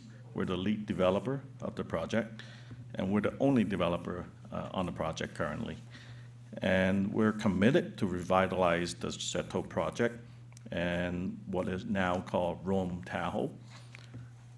We recognize the significance of this project to the city and its residents, and we dedicate to deliver a project that enhances the community vibrancy and economic vitality. Since the purchase of this land in 2017, we've been working to overcome all the challenges involving the project, all the history, and all the dependency on the project. And in 2019, we were hit by the pandemic. Concurrently, we did continue the design of the 16-unit and get that permit approved. And just right after the pandemic, construction started. With all the setback being experienced on this site for now, we do have a long-term vision for this site, and we are committed to continue the construction on this site. Look ahead for Rome Tahoe. We have a pretty similar vision as the RSG report. We're seeing a more luxury accommodation and retail experience for the local and for the visitors. And we're looking to build community theaters and share community space that the community can use, and also accommodate some of those overexpelled convention use. And we're looking for some lift workspace as well in those accessory space. At the same time, workforce housing is considered. Our goal is to establish Rome Tahoe as a year-round destination that balances tourism with local engagement by integrating hospitality, residential, commercial, and cultural purpose to create sustainable, forward-thinking development that benefit both the city and its residents. And we appreciate this partnership that RC is promoting, and we will collaborate with the city having this discussion to make this project a fruitful and successful project as we can see in our vision. To answer some of the questions that Councilman Jenkins have, is all the funding right now is funded by the ownership group privately. Hold on one second. Ms. Okay. Blankenship, can you just stop? I think the council would like to hear what Mr. Chan says, so. Appreciate it, thank you.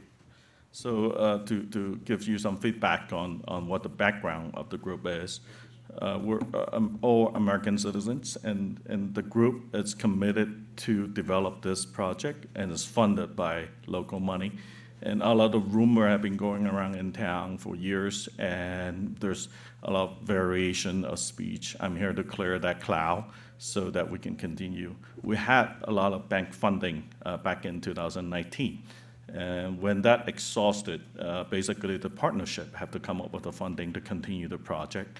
And as the economic turns, and now I think the climate has improved, and I think from the RSG report, when the interest rate and the partnership of the financial institution come around on the economic stability, definitely I think the viability of getting a large amount of funding is definitely possible.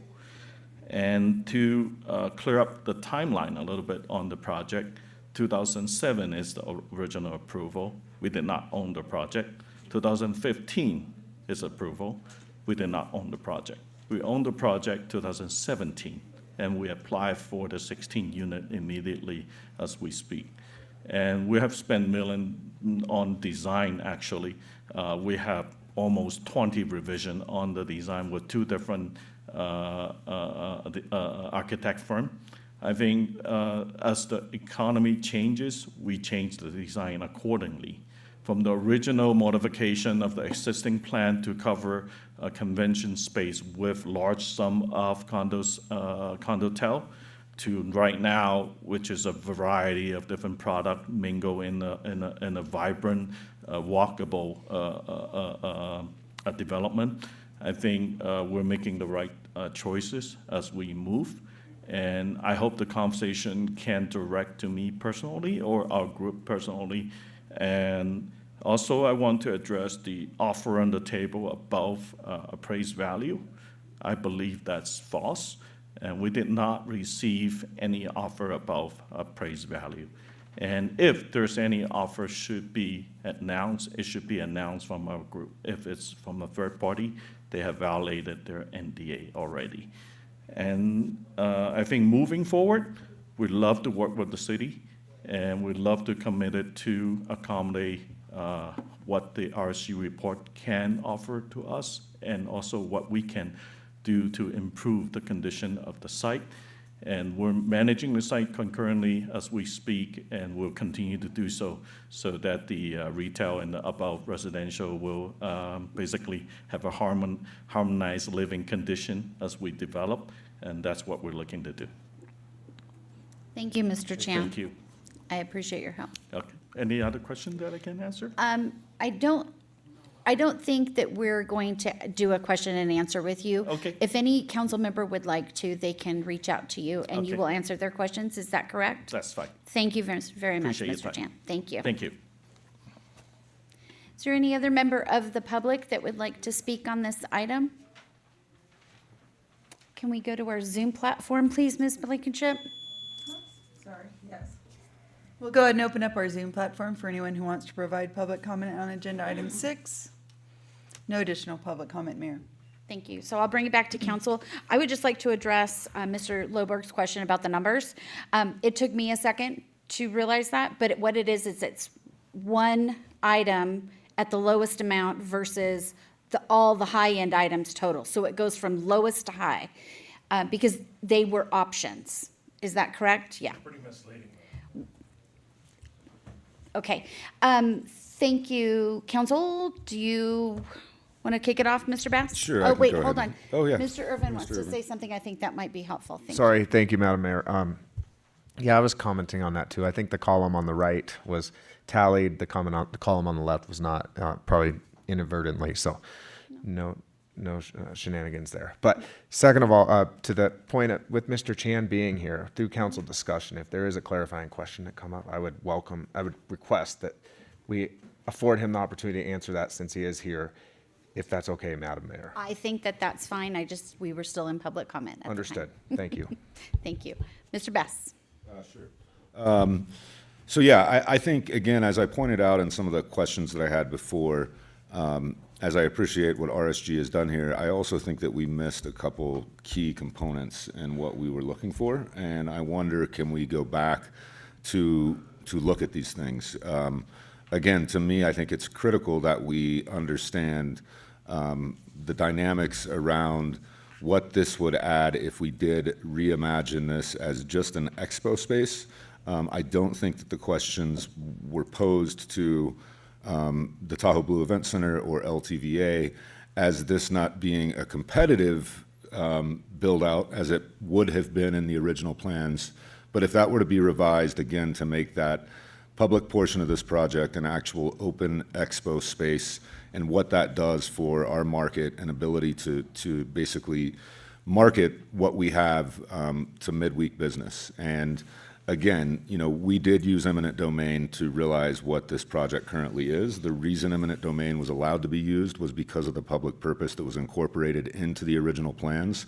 And I don't think it's right, in my opinion, that we take away that public portion of the project as we did use eminent domain for the purpose of this. And to me, I do think that, yes, redevelopment did go away in 2012, so we have to get creative again to how can we fund that. And how did the Tahoe Blue Event Center get funded? From a T-bid of agreed upon lodging properties on the Nevada side to pay $5 a night. So that is still possible for the California lodging properties, as they do have that in place now, that goes into the lodging association that then goes to LTVA for marketing.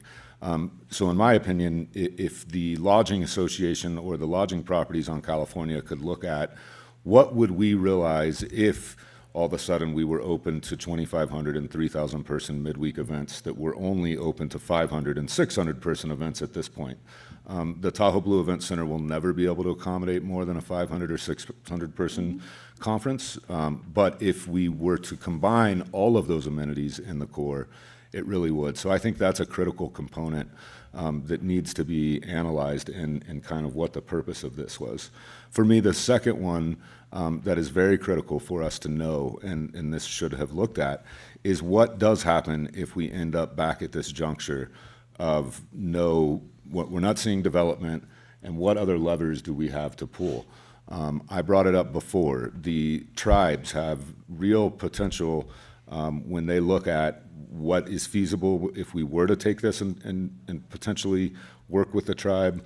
There are a lot more options on the table from what the tribe's benefits become if we were to look at that. There are a lot of different options for the tribe to be able to get financing. And yes, there's components of it needs to be put into their trust, and that could take 10 years. That doesn't mean that they couldn't do things in that 10 years to make this work until they get it into their trust, which if they did that 10 years later, it opens up a massive amount of possibilities for the tribe to financially make this feasible. They can partner with other tribes that have the financing and back to be able to make those things work. I think we did not look at any of that through this with RSG, and again, I think those are critical components to what we need to know as a council and what our options are moving forward. Third thing I would like to know, our current position with the 16 units, are we still, and I guess this could be for Mr. Irvin or Mr. Thomas, are we still at a point of we're not being able to build because the current permits Where are we currently with the 16 units in the construction? Is it still is it under construction? I know we had a stop. Yes, it's under stop order. construction. It's currently under. But the stop order was lifted? Because we had a stop order on the permit. We were not able, we had a red tag, I know, on those permits for a while. Are we talking about the Zalanta side or the Chateau side? Chateau, the 16 units That- above it. That is resolved. Yeah, there is no stop notice. Okay, when did we resolve that? And how long was it under? It's been some time ago. Yeah. It was, as the mayor said, probably about last summer. Oh, okay. I thought we were just recently put back under one, but maybe I was off. No, okay. Yeah, there are no current outstanding issues. Okay, so again, to me, I think that these are things that we should ask RSG, or I don't know where we're at on that. I just think, again, we did this report to know all of our options, and I think we missed on quite a few things. So I think it's critical that we know those things. And I think that's, to me, a big reason of why we went out to do this. So I just want to know that I'm hearing what you're saying. So you're saying possibly look at a T bid that would pay for the expo space, which would increase room nights and pay for the T bid. And so it would be, That's exactly right. And it would Okay. analyze essentially, okay, how many more room nights are you going to realize? And what would that $5, let's just call it a $5 a night fee? Yeah. What would that bring back? And would that cover the cost of a bond obligation to do that? You know, that's kind of, yes. and then your second was what options do we have if there's no movement? Specifically, you stated about the tribe, which will make Dwayne Wallace very happy, and Mr. Mosier might be the one thing they agree on. So, yeah. Yeah, I think that the tribe is a part of that. I think there's potentially other potential, possibilities there. To me, again, the tribe is, there's the Surplus Land Act that comes into play that the tribe is exempt from. There's a lot of potential possibilities that make this possible for the tribe. I also think that, to give the Washoe tribes something in, what is their territorial land could be such an important thing for the tribe, and really, to me, again, is about what's right. So, yeah, I think that those are really important things to analyze. Perfect. So I captured it. Yeah, I guess in terms of the public use aspect or the public component aspect of the project in a convention or expo center element of, as was sort of originally designed, either that or in a reduced form, I don't have a good sense of how much demand there really is for more convention space on top of, now that we have the Tahoe Blue Center.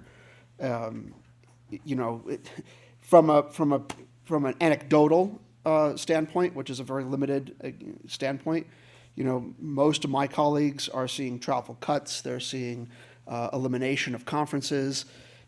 I'm not sure that this is an area that's got a future that's on the upswing. But this is the now, and when we're talking about construction, you're talking about the decade from now.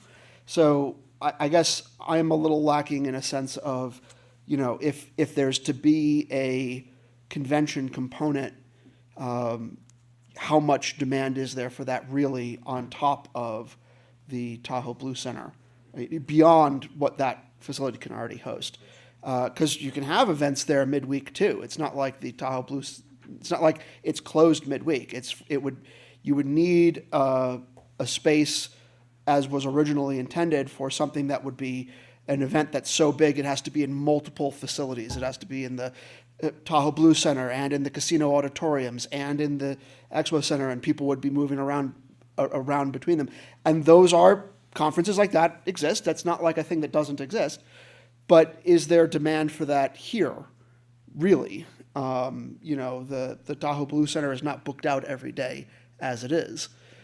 So I'm suspicious of whether or not that is a economically viable component. And I guess in the report, I didn't really see an assessment on, I saw an assessment that it's not really that viable as it exists, was the sort of overarching conclusion. But as far as the convention center component alone, was there any consideration of how much demand there is for event space here in South Lake, beyond the expo, the Tahoe Blue Center? I would add. Well, if either I of you would- guys want to answer. I would add something to the end of that. Sure.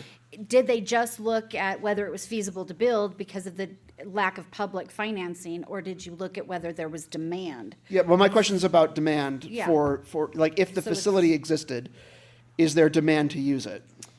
Yeah, this is Jim Simon, principal with RSG. Good morning, everybody. We did not do a market demand study for convention center space. In conversations with stakeholders, there was some general consensus that the demand was not there. That doesn't mean that that couldn't be looked at in a next phase, and maybe based upon the conversation, that could be studied to really put some hard numbers of, you know, how much square footage of space would be usable, what would be the economic impact of that, and could it be supportable, not only from what's the cost to build it, but is there enough economic benefit, if you will, for that to take place. I will say, though, that generally speaking, I do work throughout California, and in Los Angeles, for example, they've been trying to expand their convention center for well over 2 decades. That project has still not moved forward. It is precedent upon first building 10,000 hotel rooms. Those 10,000 hotel rooms have been added to the community, but the convention center itself is not expanding, in part because of some of the things that have been mentioned anecdotally here. Working with the City of Ontario on their expansion of their 250,000 square foot hotel convention center to approximately double that size. And likewise, again, that is largely being carried on the backs of the city general fund, to be quite honest, of how that's going to get financed. So, there's components to that conversation that I think if the city wants to go down in that direction, you want to make sure you look at all of that. Demand, is the demand there? What's the benefit from that demand that's generated? And then how do we pay for it? Bearing in mind also that it's not just a question of, building a convention or expo or meeting space in the Chateau Phase 1 or Phase 2 location, rather, or on top of the whole right now. It's not just a matter of it competing with or coordinating that space and being usable in combination with the Tahoe Blue Center. Regionally, Reno has a very large convention center that's right near their airport. So if you're choosing to hold a convention because you're an industry that wants to have some trade show, like, are you going to hold it up here where it's more difficult to get to, the spaces are all separated, or are you going to hold it in Reno if you're going to hold it in this region to begin with? And at a certain level, right, your convention centers, and I experience this when I go to trade shows for work and the like, they choose a city, and then you have your convention center. You choose a city that has a big enough convention center for your event, right? And you just go there. It's not that you choose, I want to be in this city, let me wedge my convention into the space because I want to be in this city specifically. It's you choose for a large convention, you choose it generally based on where it can be hosted. And so the idea would be to have a space big enough to host a larger event. But at that point, is this the place where people would go, or would they just stay in Reno? And as far as that goes, competing with, now if we're talking about competing with events that might take place in Reno, our transit between the airport and here is abysmal, right? We have a bus from the airport to here in name really only, right? It makes three or four trips a day. It's inconvenient. It doesn't get the morning or evening airlines, and it's run by the casinos, which seem to have divested from it. So we would need to consider that as well if we're going to try to make it a convention business aspect functional. But my bigger concern is they wouldn't be one convention center. It would be a space at the Tahoe Blue, spaces at the casinos, spaces everywhere spread out. It wouldn't be go to this thing, do all your sessions, and then you're done for the day. It would be spread out in different places, and that has disadvantages for a host that has to organize more difficult organize an event more difficultly, but it does have some advantages in that it gets people out into the community, and so they're coming outside and going back inside, not just staying indoors all day. But I just, to your point, right, where you said you talked to a few people and said the demand's not there. The bigger thing is my intuition, which I trust on this topic that far, right, is that there's probably not the demand for it. But I don't want that to be the basis of decision making. I want to acknowledge that. I suspect what you, and I'm glad, the reason I wanted that to follow up is because I want to know what the other intuitions were out there, and it sounds like sort of probably not, but it might be good to actually get that as a data point. Thank you, Mr. Robbins. You want to, no. The only reason is because I can add a little bit of insight to what you're asking, because I have spoken to LTVA and Stuart, who actually is who's going out to the different areas where you try to get these conferences. Yeah. And yes, we are very capped when there's a 500-person or 600-person limit on a convention that he can market to. But if you are to open up to like a 2,500 or 3,000-person event, there's a whole other medium-scale convention market that we're not even able to sell to. And so the analysis from them has never been done of, okay, what if we did have that, and how many people are we open to now? And the one difference I would say in comparison to Reno, Tahoe events to here is, yes, outdoor industry, there's a lot of industries that they want to have a conference where you can go up on the mountain for an hour and snowboard in the summer, or you can take the group and take a hike. That Reno doesn't offer. So there is, without a doubt, a part of that convention area that Tahoe is much more attractive to bring your group to than a casino room in Reno.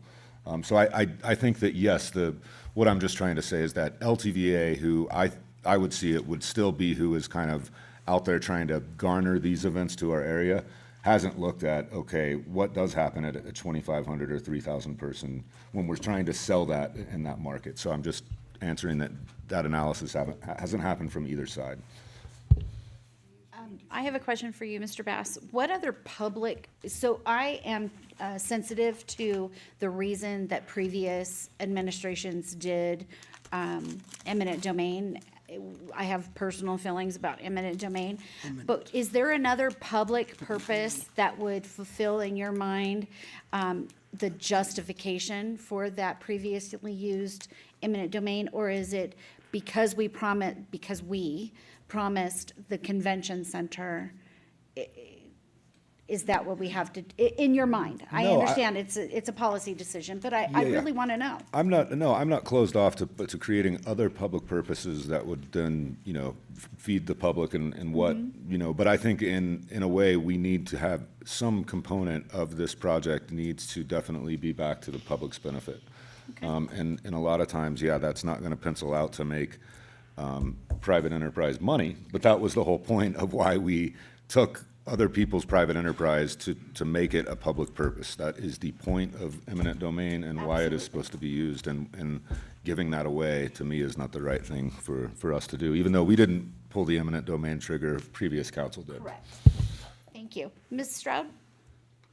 Thank you, Madam Mayor. Just wanted to add a point of clarification on Thank that, that there is no current legal obligation to have a public purpose at that site. That was fulfilled at the time eminent domain was exercised, but I understand as a matter of policy if council wants to have that. In my mind, it wasn't legal, it was doing what's right. And I think I'm not going to speak for you, Mr. Bass, but it's just doing what's right.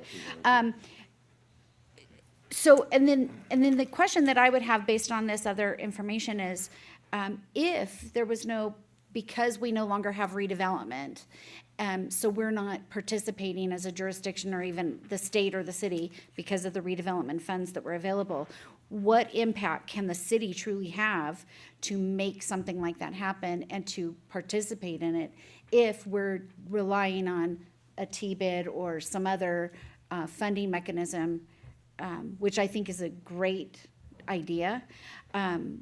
But what impact can we have in a decision if we're not ponying up? Well, the approvals, of course, but It's the approvals. That's what the city does, is make approvals or disapprovals. And that is an important component in development, as most of the people who do development understand. And Mr. Jenkins, I would just say that we're always trying to make things easier and less restrictive. And I would, yeah. If I may just add a little to Please. that, part of the recommendations for the council to consider is entering into a partnership, which would have a defined agreement between the current owner and the city in exchange for some city assistance to help move the project along. That agreement would include some commitments from the owner so that that partnership could continue forward. Time commitments, could be certain programming commitments, really open to engaging in that conversation with the owner if that's the direction of the city council. But I think the recommendation is that that could be the mechanism for the city to have some leverage and teeth in the project. Not initially to the extent of redevelopment, but that initial agreement could potentially grow into a greater financing package that the city and the owner have a lot more commitments associated with. I don't know if you can answer this question, Ms. Roverud, or if it would be Ms. Stroud, but building on the scenario that Mr. Bass has talked about with a T-bid, can the city be the implementing agency, or does it have to come from the business community that is self-assessing? Stroud, do you know? I don't know the. You have to prove the for sure. Well, it's kind of the authority is split somewhat under the statutes, but the businesses do have to vote to assess themselves. So they have the main power over that. Right. Okay, thank you. You answered my question. Mr. Jenkins? I like the comments, actually, the discussion is great. It's great having discussion about matters that are important to us, and I appreciate that opportunity, Mayor and Council. I like the additional questions that Mayor Pro Tem asked, and also that Councilmember Robbins asked, in regard to what is the market if there's, quote, public space. I'm leery of that just because of history, the history here. But I'm also interested in this concept that the Mayor Pro Tem had about conversations or looking at the feasibility of working with our tribes to evaluate what they might be able to do and what they might bring to the table. Because in the end, I frankly don't want to see city's public money, general fund money, committed as it sits now. I don't want to see that because of, again, the history. But I think the questions that were raised are important to have looked at, and so that we'll have a full picture of those options when the council finally decides to make some decisions, and further engage conversations with the owner and his representative about what they can do. And so I think those are all good things that need to be looked at, and I appreciate the conversation, Mayor and Council. Mr. Irvin? Yeah, thank you, Madam Mayor. I've been taking good notes and capturing the council's comments, and I do recognize Mayor Pro Tem Bass's expressed concern about some of these things not being highlighted in the study. I think the RSG did look into generally convention space, and Mr. Simon answered that a little bit. But if the council, obviously there's two recommended motions here, but if the pleasure of the council is to suggest a third one that asked us to work with RSG to, do a little further dive on convention expo demand study analysis, I think we could do that within the scope that we have with them. I also want to make note and put it on the record that I did meet with the tribal leadership, Washoe tribe leadership. We informed them that, we're open to talk with them about potential options. I know RSG met and talked with them as well, but we could also have them look at formalizing the conversations that they had and the interest from the tribe, because there's a lot of moving parts tied into that scenario, and it is a matter of trusting the relationship and whether or not there's the wherewithal on both sides to make something happen. But I would like RSG to unpack that a little bit and further analysis.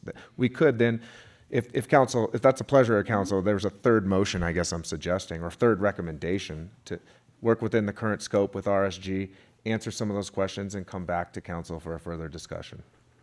Thank you, Mr. Irvin.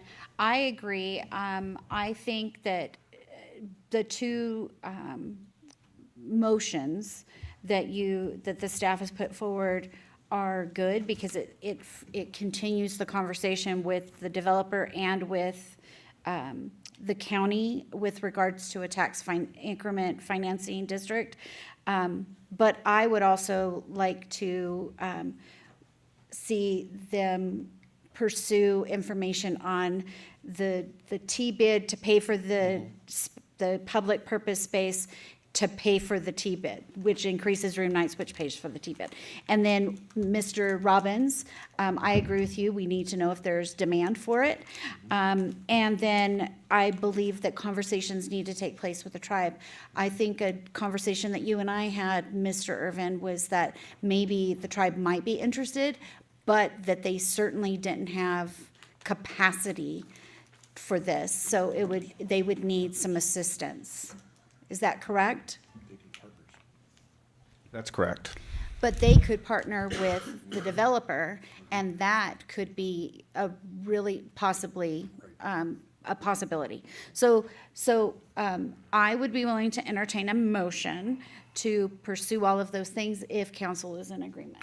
I make a motion that we pursue those, if we can codify exactly what we just are making the motion to, the three things that the mayor said that were reflections of council discussion. In addition to both items that our staff. I actually am hearing, Mayor, just for clarity, that the first suggested action is not necessarily on the table at this time. That involves I putting misread that. You're public right. money into a negotiating effort, and we're not there at this So- point. Not there yet. No. So, Mr. Jenkins, I would ask that you change your motion to include the items that I talked about, item number 2, and then just to continue discussion with the current developer in replacement of number 1. Well, hang on, so Okay. if we're gonna ask for some follow-up analysis from RSG, which it sounds like that's broadly the direction we're going, and I think that's good. I would like to suggest that also in addition, because you're talking about broadly about the need, the ethical need for there to continue to be a public value component to the project, and I think that's right. And I think convention space is something we need to understand better, like we've just discussed. I would like to see a little more, we talked a little bit about it, and a little bit was mentioned in the report and presentation, a little bit more, but I would like to see a little bit more about potential options for workforce housing or local housing or missing middle housing, and the variety of options, because it sounded, and I don't want to jump back too far because we're almost at the end of this, but it sounded almost like in an odd way, if it was more affordable housing, thereby getting more grant funding, it might be more feasible than if it were more missing middle housing that wouldn't have the options for subsidies. I would just like to see more analysis on and saying, an identification of exactly what those options would look like, in addition to an assessment of the demand for convention space. I agree with you. I think that I heard it slightly different, that if we had more subsidized housing, that it could increase the overall cost by up to 20% because it ignites the So this prevailing wage. This goes to the next question, which was, is that now a thing if it's a tribal project? I don't know. I don't know. I don't know. And this is the question to answer. We have, Very good. we have, and that's why I'm bringing this here, is because we're making a motion about what we want for them to study. And you have all these sort of intersecting options. If you do big A affordable housing, little a affordable housing, tribal project, not tribal project, what kind of, you have many different ways of combining these pieces, which result in different outcomes. To Joe's point, Yeah. that there are a lot of moving pieces is not an understatement. So if council would indulge, I think I have, can I Please. take over? Please. You got the notes. Can we cancel Mr. Jenkins? Thank you. I am going to make a motion that we continue negotiations and conversation with the current developer, that we initiate discussions with El Dorado County regarding potential participation in a tax increment financing district, and if it seems feasible, work with RSG to develop a more detailed analysis to determine desired district boundaries, that we also ask for pricing on continuing this conversation and look at a T-bid to pay for a public purpose in the project area, which would include, is there demand for convention space, the different types of housing that Mr. Robbins outlined, and contacting the tribe and the developer to see if they would be willing to work together, if that's an option. And that's it. Did I capture it all? I think you definitely captured it all. The only little tweak maybe there is that the tribe working with the developer or the tribe by itself? Either way. But, So- or both? Yes, or both. Okay, so I will amend my motion to say that, and I'm looking for a second. Second. Okay, there's 2 seconds. Third, Rochambeau. second, and third. Cody got those second. Please vote. If I can, really Yes, quick, Mr. sorry for Irvin. clarification Yes, here. please. I think, Ms. Blankenship, did you capture that motion specifically? Yes. Okay, so there's a motion second, taking a step back. We're gonna continue talking with the current owner. That was the They first own the part. land. It is my responsibility to work with the owner to see what they ask, issue permits as appropriate, talk to them about their redevelopment plans. I intend to do that. I just want the council to know That that. was number That one. was the very That was the first number part one of the my motion. Perfect. I just motion. want to make sure there's clear expectations that they're still the owner, we're still going to work Absolutely. with them. Okay. Number 2 was initiate discussions with El Dorado County on TIF. That's a longer-term discussion. Number 3 is RSG is going to do continued analysis on housing, convention, expo demand space, and tribal options And a as T-bid. partnership and/or developer. And the T-bid. Okay. But it would also be LTVA for as far as what our market is for conventions. Excuse me. It would also be the LTVA because that is who actually goes out and does market our space for conventions. So we don't want to just work with our RSG and LTVA should be coming together to find that data.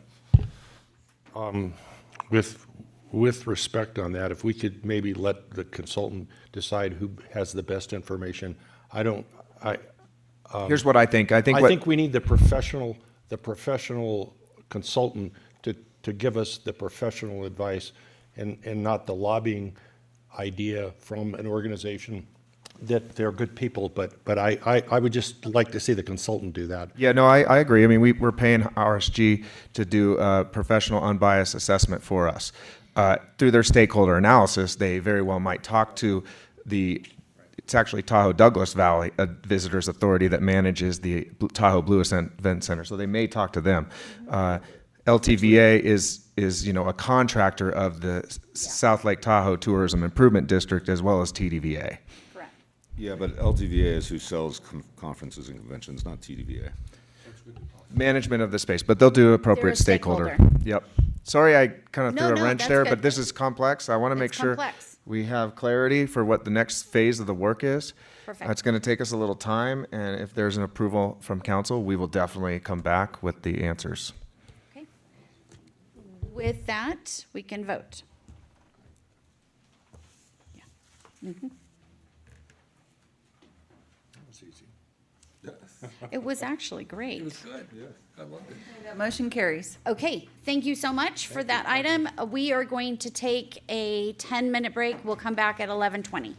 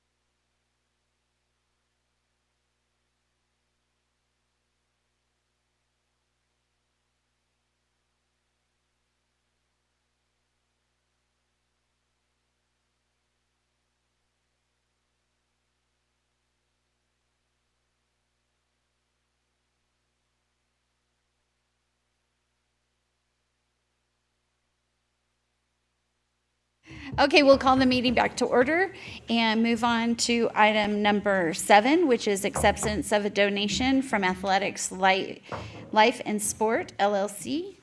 Ms. Pinato. Good morning, Madam Mayor and council members. I'm Becky Pinato, the risk manager here for the city, and I am here today to request your approval of a generous donation from Athletics Life and Sport LLC. So Athletics has offered to donate 42 in-kind standard gym memberships for a minimum of 1 year, valued at an estimated amount of $10,080 per year, to the city's South Lake Tahoe Fire Rescue First Responders. And this will serve as an alternative space for our firefighters to conduct their required physical conditioning while the city works to address the issue with the location of workout facilities identified in fire stations 1 and 2. Big thank you to Athletics for the generous donation, and the staff recommends passing a motion to authorize and direct the mayor to execute the donation agreement with Athletics Life and Sport LLC for a minimum of 1 year. Thank you, Ms. Pinato. Council, do you have any questions for Ms. Pinato? Okay, seeing none, thank you. We'll move on to public comment. Is there any member of the public that would like to comment on this item? Seeing none, we'll move to our blue Zoom platform. Yeah, we'll go ahead and open up our Zoom platform for anyone who wants to provide public comment on this item. No public comments, Mayor. Thank you, Ms. Blankenship. I'll bring it back to council for discussion. Mr. Jenkins? I think this offer by Athletics is a tremendous thing for a private business to do to support the fire service and the safety of our fire personnel. And I just wanted to say that I wanted to say that, and I know y'all think that, but I just think it's a great thing, and of course, safety for all of our employees is number one always, and we appreciate the matter being brought to our attention. Thank you, Mr. Jenkins. Is there any further discussion? Oh, I would just echo that. I think it's just such a great thing for one of our local businesses to support our heroes in our community. This is just a great thing, and so thank you so much to Athletics. Thank you. Okay, seeing nothing else, I would entertain a motion.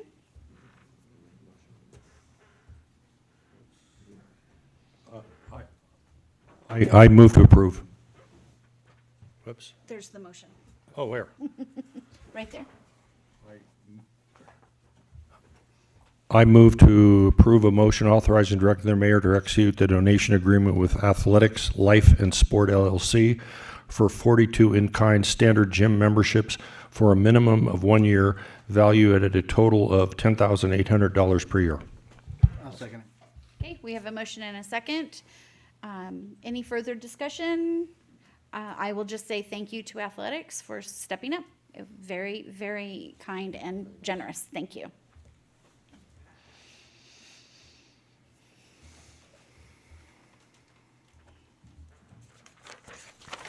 That motion unanimously carries. Perfect. Moving on to item number 8, ordinance amending chapter 4.185 of the South Lake Tahoe City Code, shared mobility devices. This is our first reading. Mr. Bardzell. Good morning, Mayor and Council. For the record, Dan Bardzell, Assistant City Attorney. This item is a proposed ordinance to amend City Code Chapter 4.185, which regulates shared mobility devices, or SMDs. On February 11th, 2020, City Council adopted Ordinance 2020-1140, adding this chapter to the City Code, creating a framework for operating SMDs within the city. And a shared mobility device is defined as any wheeled transportation device other than a bicycle, e-bicycle, automobile, or motorcycle by which a person can be propelled and is accessed via an on-demand portal. At the council meeting on November 19th, 2024, council requested that an item be brought back to consider an ordinance to amend Chapter 4.185 to reduce the number of SMDs and operators authorized to deploy in the city. And as a result, we've drafted a proposed ordinance for consideration today. Specifically, the ordinance would reduce the number of SMDs that each operator is authorized to deploy from 500 to 250 and reduce the overall amount within the city from 1,000 to 500. Additionally, we did some cleanup to some insurance requirements for operators under state law, including we included changes to increase the aggregate amount of liability insurance an operator must carry for all occurrences during the policy period from $4 million to $5 million. Require operators to procure insurance from an admitted insurer or a non-admitted insurer that is eligible to insure a home state insured. And also require operators to offer or make available or confirm the rider maintains insurance coverage for injury or death suffered by a pedestrian when the injury or death involves the negligent conduct of the rider of $10,000 for each occurrence, and for property damage to an assistive technology device of $1,000 for each occurrence, and make additional clarifying changes. And I also want to point out we had one correction that we circulated to council, and that was simply changing that last clause for related to property damage to an assistive technology device. We changed the last clause of it from or to of $1,000 for each occurrence. Also, I want to point out that we have had an upward trend in government claims and litigation involving scooters in the city, including SMDs, as well as a private scooter in the instance of our a litigation matter we have ongoing right now. So we have had an uptick in that. And then finally, I just want to mention the financial implications of the ordinance.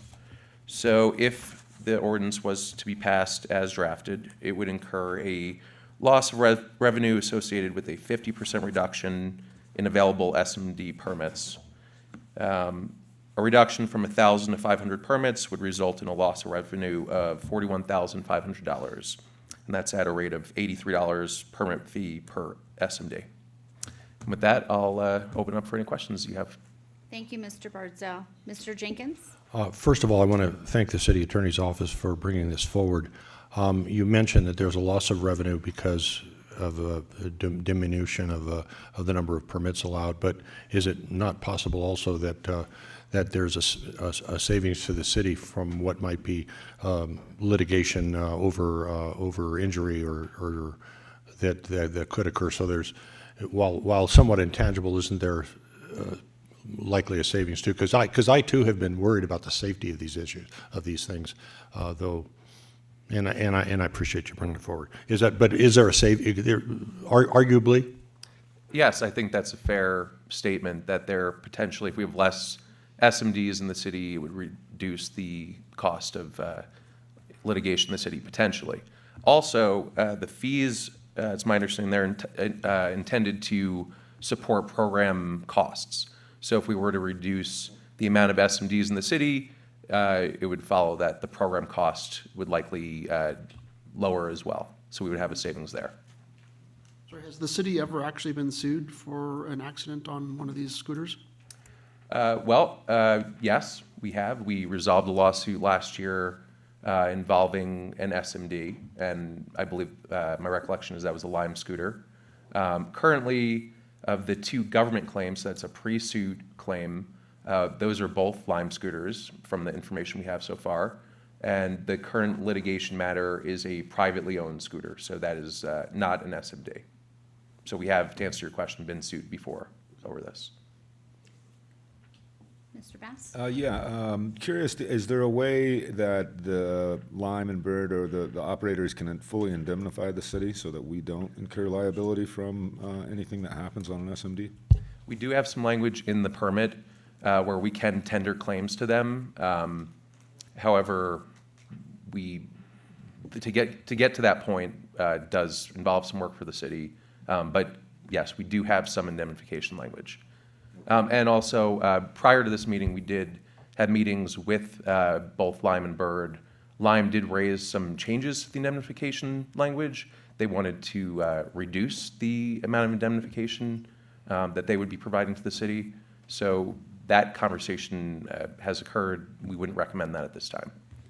Okay, and have we looked at other jurisdictions that have Lime and Bird and what they do for indemnification? I mean, I would think that we should be able to fully indemnify ourselves, or what is your take to that? Can we fully indemnify ourselves? And are there other places they've accepted that full indemnification? We haven't done that research on other jurisdictions. A Bird representative did raise an interesting point of a jurisdiction in Southern California that has an additional waiver in place for riders that could provide some additional protection for the city. We haven't had a chance to explore that, and we have not reviewed other jurisdictions. Thank you. Any other questions, council? Yeah, what problem are we trying to solve here? Well, this item was brought at the direction of council, so we brought it back for your consideration. For a reduction, we included what we thought to be a reasonable reduction for your consideration. However, and we do have Chief Stevenson here that can speak more to the program itself. From the city attorney's perspective, like I said, we have had an uptick in government claims and litigation. So we do have some concerns with the legal expenditures related to this issue. Yeah, I mean, the biggest problems that I've heard from the community in terms of the scooters is I'm not sure that cutting them in cutting the numbers available in half solve some of those problems, because the problems are things like people taking scooters and throwing them into the creek, and that's sort of or them falling over, and those aren't going to change by having less available for riders to use. You know, that's a behavior problem for which other solutions exist. So I'm just curious if there was in the original request sort of a clear understanding of what is the problem we're attempting to solve for which this is a solution. If I may, Dan, I think that the council hasn't let us know what that is. So I think that's more of a question for the mayor who asked for this item to come back, if I can have her answer Then I'll that. bring it back at discussion, or? Yeah, I will just say, I was the one that asked for this to be brought back. In my opinion, in a perfect world, we would get rid of them completely, because I have seen, in addition to what Mr. Bardzell just spoke about, I anecdotally can tell you, they are incredibly dangerous. We've had a couple of pretty significant children incidents, which children are not supposed to be using these. And there are multiple cities that don't have these and seem to do just fine without them. I see them as a tourist attraction, not as a local transportation solution, which is what we were sold to begin with, what the community was sold to begin with. And I would like to protect the community as best I can, and try and protect us from irresponsible users. So that was my opinion, and I was seconded, and we got to come back and talk about it. So, Mr. Roberts, do you have something? No, I don't have any questions. I'll have discussion when it comes back to Okay. discussion. Any other, oh, yes, Mr. Yeah, Reyes. I just, so I'm also trying to understand if have we talked to Lyman Bird about this reduction and it being feasible for their ability to basically deploy if this deduction were to happen? So have we talked to them about, and maybe this is a question to them, but have we had that discussion as far as what, this reduction, and will they still come to deploy in South Lake Tahoe? I don't think they fleshed that issue out in our pre-meeting discussions. We do, I believe, at least have a representative from Bird here today that could speak more to that at public comment. There was some discussion from Bird that a reduction would not eliminate the issues that we're trying to get at. And another way would be to fully eliminate them, but that's just another consideration for council down the line. And maybe Bird could speak more to that at public comment. I think you already answered this, but just so I can clarify, the potential to put a waiver in, I guess that would probably be in the app that a rider has to accept. Do we know, does that help our exposure on litigation or liability exposure, to add that into this new approval if we were to approve it? Well, I would like the opportunity to review the sample that we were given from Bird at our pre-meeting discussion. But certainly having an additional waiver can always be helpful. It's something I would recommend we look into further.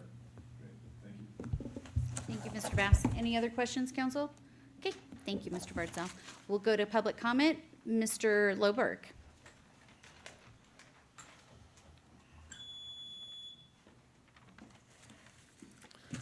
Yes, just 3 quick points.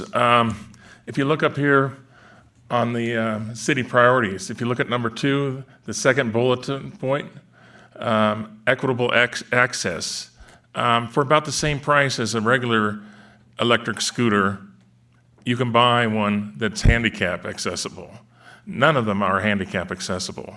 I don't understand why that is if your priority is equitable access, and this is a company that does business with the city. The second thing is, if you go there on the walk around town, or you go around on the 4th of July holidays, all of a sudden there's an explosion of these scooters. And that isn't the normal number of scooters you see around town. In certain locations, they've just exploded, like they've added additional scooters. Nobody checks that they're not exceeding their allotment. Okay, and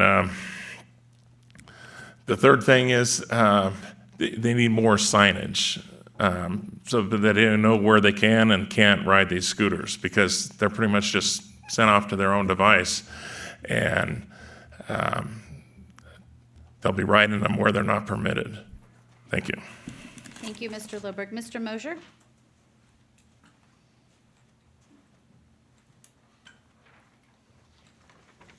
Ed Moser, South Lake Tahoe. Yes, first of all, your insurance thing about $10,000 for bodily injury or one pedestrian in any one accident, you're not covering cyclists. I've been run into several times on my bike by them and stuff, so it's not just pedestrians, they present even worse for cyclists. And yes, I agree, they shouldn't be here at all. We sent Miss Letton and John Friedrich to Breckenridge there a few years ago, and then I showed you where Breckenridge even called them a public nuisance, put it in writing, and banned any operators from being there in Breckenridge. And public nuisance is about the best way to describe them. So they're not allowed in shared use paths by state law, and pedestrians and bicycles only. League to Save Lake Tahoe and all these others that claim they're saving VMTs, they're not. It's mostly joyriders here. You're not saving any VMTs whatsoever.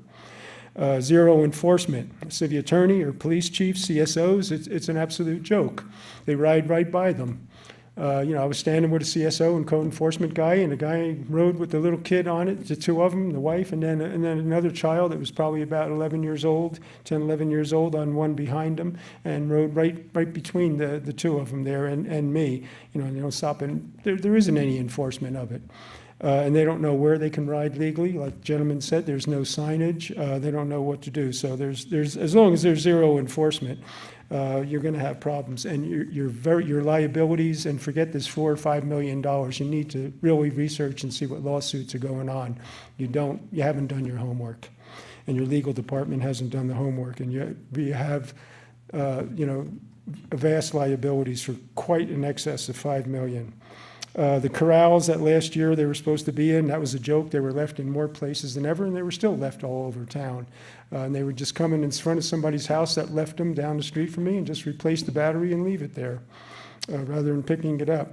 So you need to ban them entirely, and also the e-bike rentals. They're beginning more of a problem, because those things are going 30, 40 miles an hour, riding on the sidewalks and riding on the shared use paths where they're not supposed to be by state law, and presenting more of a problem and more of a danger. I mean, I've had some real harrowing experiences with them, and notice, and tourists. And the thing is, you don't understand is that they really piss off a lot of tourists, that are pedestrians and have kids, and they just go flying by them, on the scooters and the e-bikes. So I would say bring in more of those carriage things with the 4 people sit in with the canopy over them and stuff. They're really having fun. They go slow. They're not a problem. They're the width of the lane and the paths and stuff. And you get, grandma in the back, and she'll just sit there with her feet on the pedals and go around with it, and they enjoy it. Thank you. Thank you, Mr. Mosier. Anyone else from the audience that would like to speak on this item? Mr. Feiger. Good morning, Mayor, Pro Tem, council members. Man, you know, the league's been supporting the scooters. We brought them here in 2018, bike share in 2018. It morphed into scooters as a business model. We've seen that all over the country. We still strongly support them. They do get people out of their cars. They're good for, I mean, they are good for the lake. They reduce car trips, they reduce VMT. They become an integral part of our transportation system. They're provided not only for free, but the city makes money off of them. You know, talk about equitable access. Like, what if you don't want to drive? What if you don't have a bike? What if you come here to visit or are here as a seasonal worker without any form of transportation? The bus isn't that frequent. Lake Link is great, doesn't go all over town. The scooters really do fill a niche. There's some safety issues, but I mean, how many times has the city been sued or threatened to sue over cars, over potholes, over bikes, over e-bikes, over people walking? You know, where do you draw the line? You know, since 2018, there's been more and more restrictions put on the scooters. Bikes were separated out. We don't even have bike share still because bikes were separated out, and it would take a big effort to bring back an ordinance to allow them. So we're left with the scooters. Year after year, including last year, more regulations are put on them. They've been willing to stay. They've been willing to keep providing this service to Tahoe. Eventually, it's going to kill them. Eventually, these regulations are going to run them out of business. And you know, what are you going to have? Like more people, maybe more people walking. You'll definitely have more people driving. We're going to be stuck trying to find solutions, and somebody's going to have to pay for them. Somebody's going to have to pay for a bike share. I mean, the docked bikes that are more manageable. You know, they actually have to put them in a bike, put them in a dock. They're more regulated. There's a reason nobody in Tahoe has them. They're expensive. They're like $5,000 a dock. You know, who's going to pay for that? So I think they really are providing a benefit to the city. Sure, there's some problems. Where you see the most problems are where we have problems with bikes and pedestrians too. What we really see is the scooters are highlighting where we have flaws and gaps in our active transportation system. So we'd recommend addressing that. If the problem we're trying to fix is safety, let's address it for all active transportation users, people walking to the bus included, and improve our sidewalks, have better wayfinding. These are things the city's already working on and continue to double down on instead of trying to, you know, basically run these guys out of business. So I appreciate your time. I understand the complications. I've been up here for 7 years talking about this. I also have personal interest. I hate driving, and I rely on the scooters during the summer at times too. So I do appreciate your consideration. I know you're all thinking about it, and there's a lot of pieces to it, but very much encourage you to keep this service here for our residents and our visitors. Appreciate it. Thank you, Mr. Feiger. Come. Hopefully I can make this work. All right. Good morning, Madam Mayor, council members, and staff. I am Michelle Glickert. I'm the Transportation Planning Program Manager, representing the Tahoe Regional Planning Agency today and the Metropolitan Planning Organization. One of our responsibilities is to prepare a regional transportation plan, updating it every 4 years. Shameless plug here, it's going to be released next month. This plan provides a regional vision for transportation, and that's all of Tahoe, developed with the counties, staff of those counties, the city, residents, and visitors. And the vision is for a transportation system that provides multiple options to driving. The plan includes a host of projects, anticipated funds, and goals, one of which is safety. And I know that can be a complicated factor in transportation planning. So we appreciate and understand the council's direction to have staff look into public concerns about scooter safety. We have heard reports that recent requirement for corralling the scooters, very proactive and alleviating some of those safety concerns, worked well this past season, although maybe more to come there.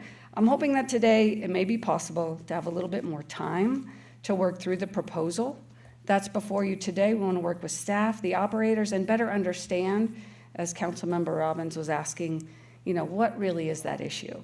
Possibly, maybe we can isolate the areas where those concerns were voiced.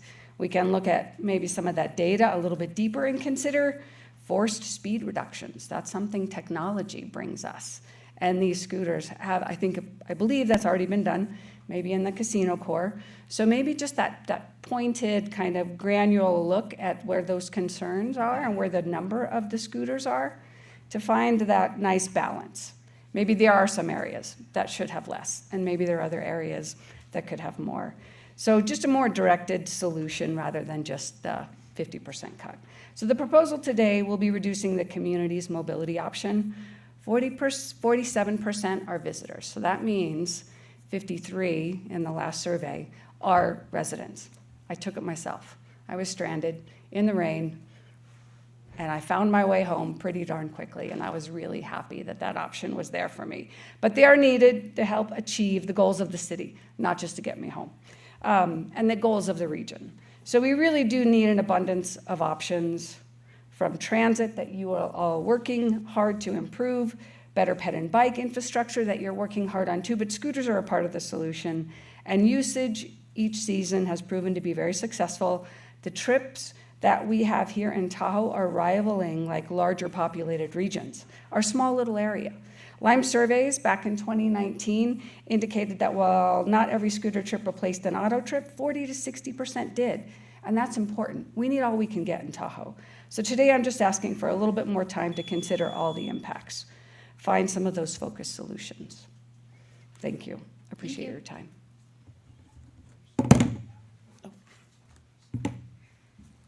Please come forward.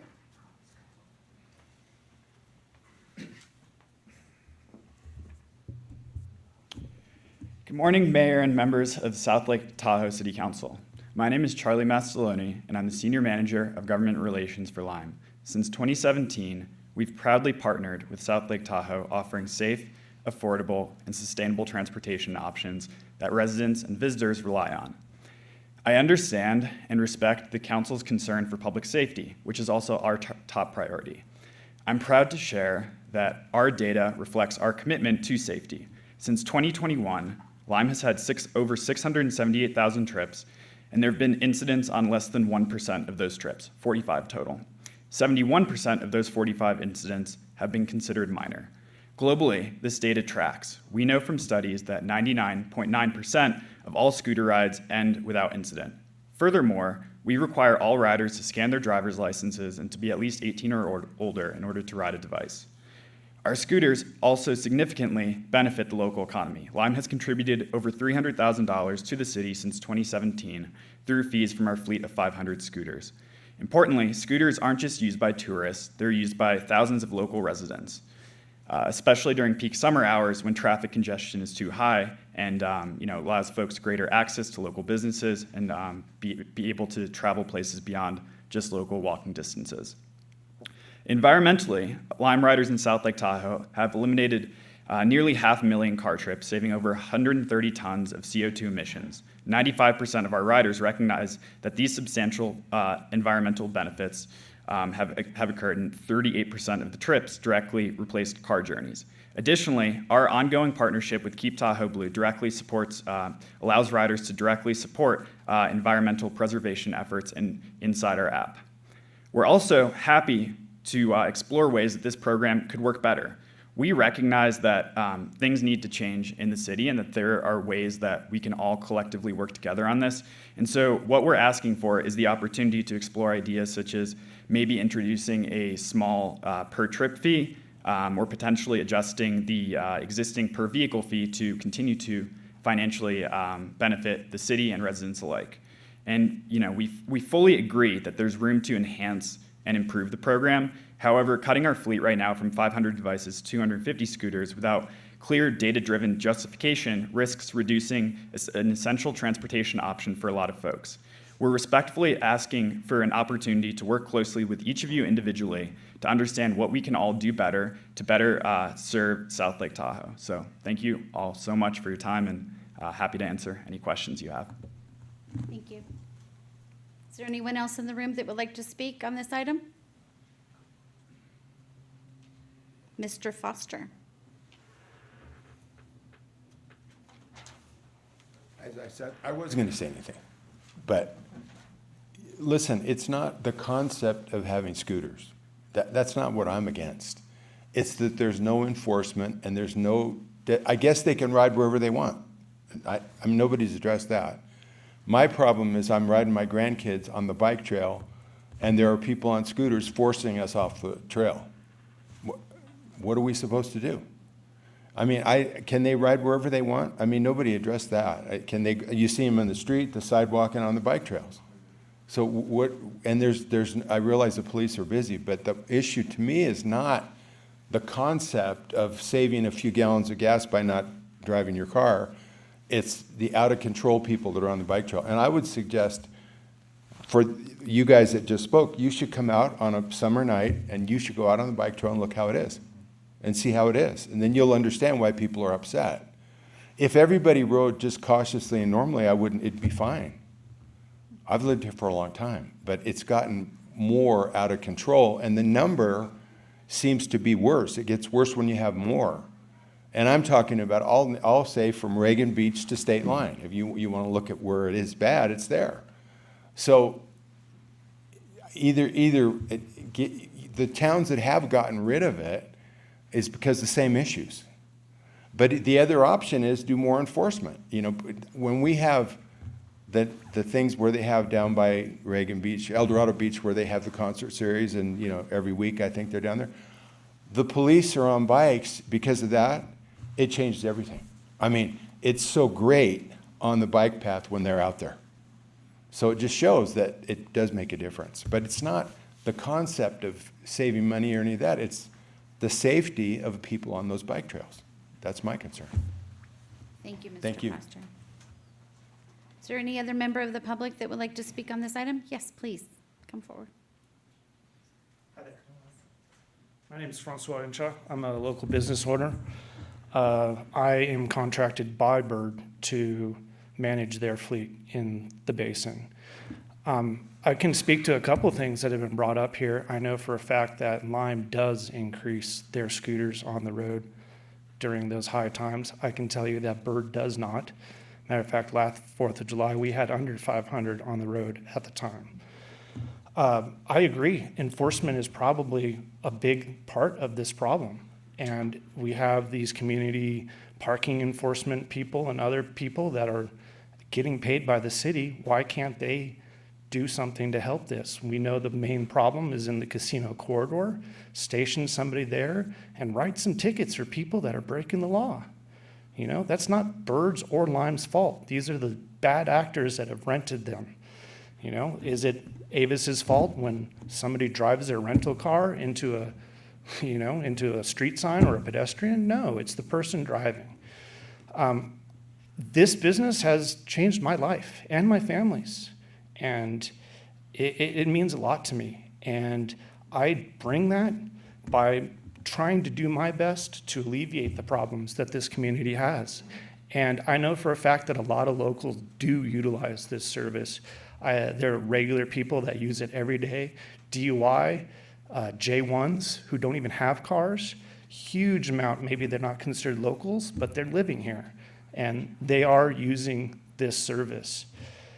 The biggest problem, I'm on these bike paths every day for 10, 12 hours a day. And I can tell you the biggest problem with getting run over on the bike paths is not the scooters. It's the e-bikes that people own. And unfortunately, a lot of them are our local youth. And that's the real issue at part here. It's not the scooters. It's a few bad actors that are making everything look bad. And this was brought in to help the community and decrease vehicle.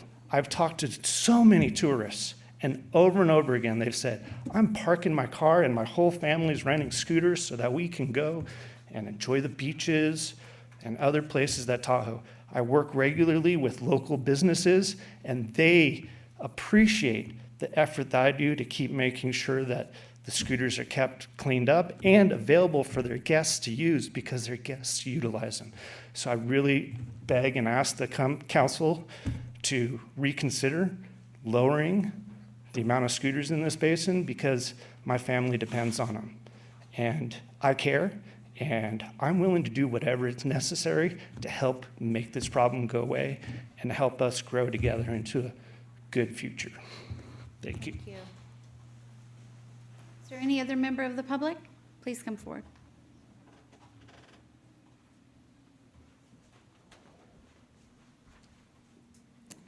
Hi, Mayor Wallace and members of the council. My name is Kylie Floodman, and I'm here on behalf of Bird on our government partnerships team as one of the micromobility providers here in South Lake Tahoe. Thank you for the opportunity to speak today. Micromobility isn't just a fun joyride. It is a critical piece of how people move around South Lake Tahoe. So first, I want to share some brief data and a local story. 30% of our riders, again, just Bird data, but 30% of our riders are local South Lake Tahoe residents. 13% of all of our rides taken last year were taken on frequent or recurring routes, so think commutes, lunch breaks, anything that's happening again and again. And not to undermine the safety concerns, but since our launch in late 2021, only 0.07% of our rides have resulted in a reported medical incident.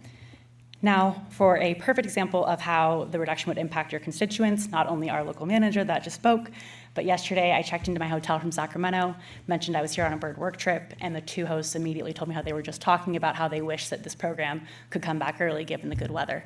They actually rely on this program. One of them because him and his wife only own one car, so he uses it to get to and from work every day. The other one mentioned that he goes to Safeway nearby on his lunch break or to grab groceries. Our service is about making positive climate impacts, improving micromobility and transportation, but it is also driving economic change. Many studies, including one from Emory, show that every micromobility rider contributes about $1,000 per year to the local businesses, and that tracks. A core difference that you're going to see on scooter riders or alternative transportation riders opposed to cars, they're not just going from point A to point B, they're a lot more engaged and are noticing local businesses along the way.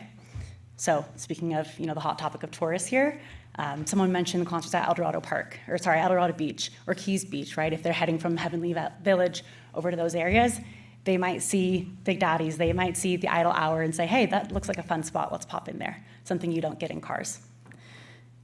Yes, tourists are a large portion of our riders, about 69% for Bird specifically, but that shouldn't be a bad thing. Every tourist rider is one less car on the road contributing to congestion and traffic, one less vehicle taking up a new parking spot. They're often parking at the hotels and riding along on scooters the entire weekend, and one more person contributing to the local economy. Now, for the solution to the valid concerns of this council and for you, Mayor, cutting the program in half doesn't solve those core concerns. It only limits a valuable transportation option that is minimal cost to the city while still leaving risk for those same operational challenges and also cutting the city revenue in half. But there are a lot of solutions that we have not used at our disposal yet. To name a few, an escalating warning and fine penalty structure for reckless parking or riding, incentivized helmet use via our helmet selfie technology, advanced ID verification technology to combat underwriting, and a host of other features that we're just asking for the opportunity to come back and discuss with you, to give us a chance to present to you, talk through your concerns, and get a real solution in place. Finally, I would just like to say for the members in the audience that have given a negative comment, I welcome the opportunity to speak to you all. If you email slt@bird.co, it'll go directly to me. Would love the opportunity to engage with you directly. Thank you all for your time. Thank you. Any other member of the audience that would like to speak on this item? Okay, seeing none, we'll move to our Zoom platform. Yeah, we'll open up our Zoom platform for public comment. I do see one hand raised. Ms. Reagan. Hi, everybody. This is Angie Regan from Access Tahoe, just trying to make Tahoe more accessible for all. And I was just asked, since Bird and Lime ran the room and other people involved, that you do include people with disabilities. And I understand that there's been pilots kind of run out since 2019 in New York and Oakland and San Francisco, maybe Chicago, for your product that includes like Scoot-Around, e-scooters, e-wheelchairs, seated scooters, trikes, and mobility scooters, which are likely safer than the regular scooters anyway, but just including people with disabilities in Tahoe, and also doing a better job with the corrals to return scooters. It was much better last year, but still some sidewalks and pathways and are still blocked. So thank you for your consideration. All right, thank you. No additional comments, Mayor. Thank you, Ms. Blankenship. Okay, I'll bring it back to council. I'm going to go first, if that's okay with you, since I was the one that brought this up. I just have a few comments and questions. My concern is that if there are solutions to the issues that we're having and we have been having, why are they only being presented now? Half, like I said in my previous comments, I would like to see them all gone, but half still allows for locals to use them and to solve the problems. As the representative from Bird said that only 31 or 29% of their users are local, and as Ms. Glickert said, it was about half. So that still allows. I have issues with the under 18 and the dual riders. Anecdotally, I'll tell you, I've seen people driving with infants on their shoulder and car seats on the pad on the bottom, and that is unacceptable. The impact of it, we have a large number of outdoor users on the paths here, pedestrians, cars, bikes, the e-bikes, which is a whole other issue, but that's an incompatible relationship, and that's why we're having trouble, because walkers are walking at about 2 miles an hour, bikes are running who knows how, the e-bikes go all the way up to 35 miles an hour, and then these things go about 15. I argue with the representative from Lyme that there's only been 45 incidents, because I have spoken to the people in our emergency room, and there's 45 incidents per week sometimes.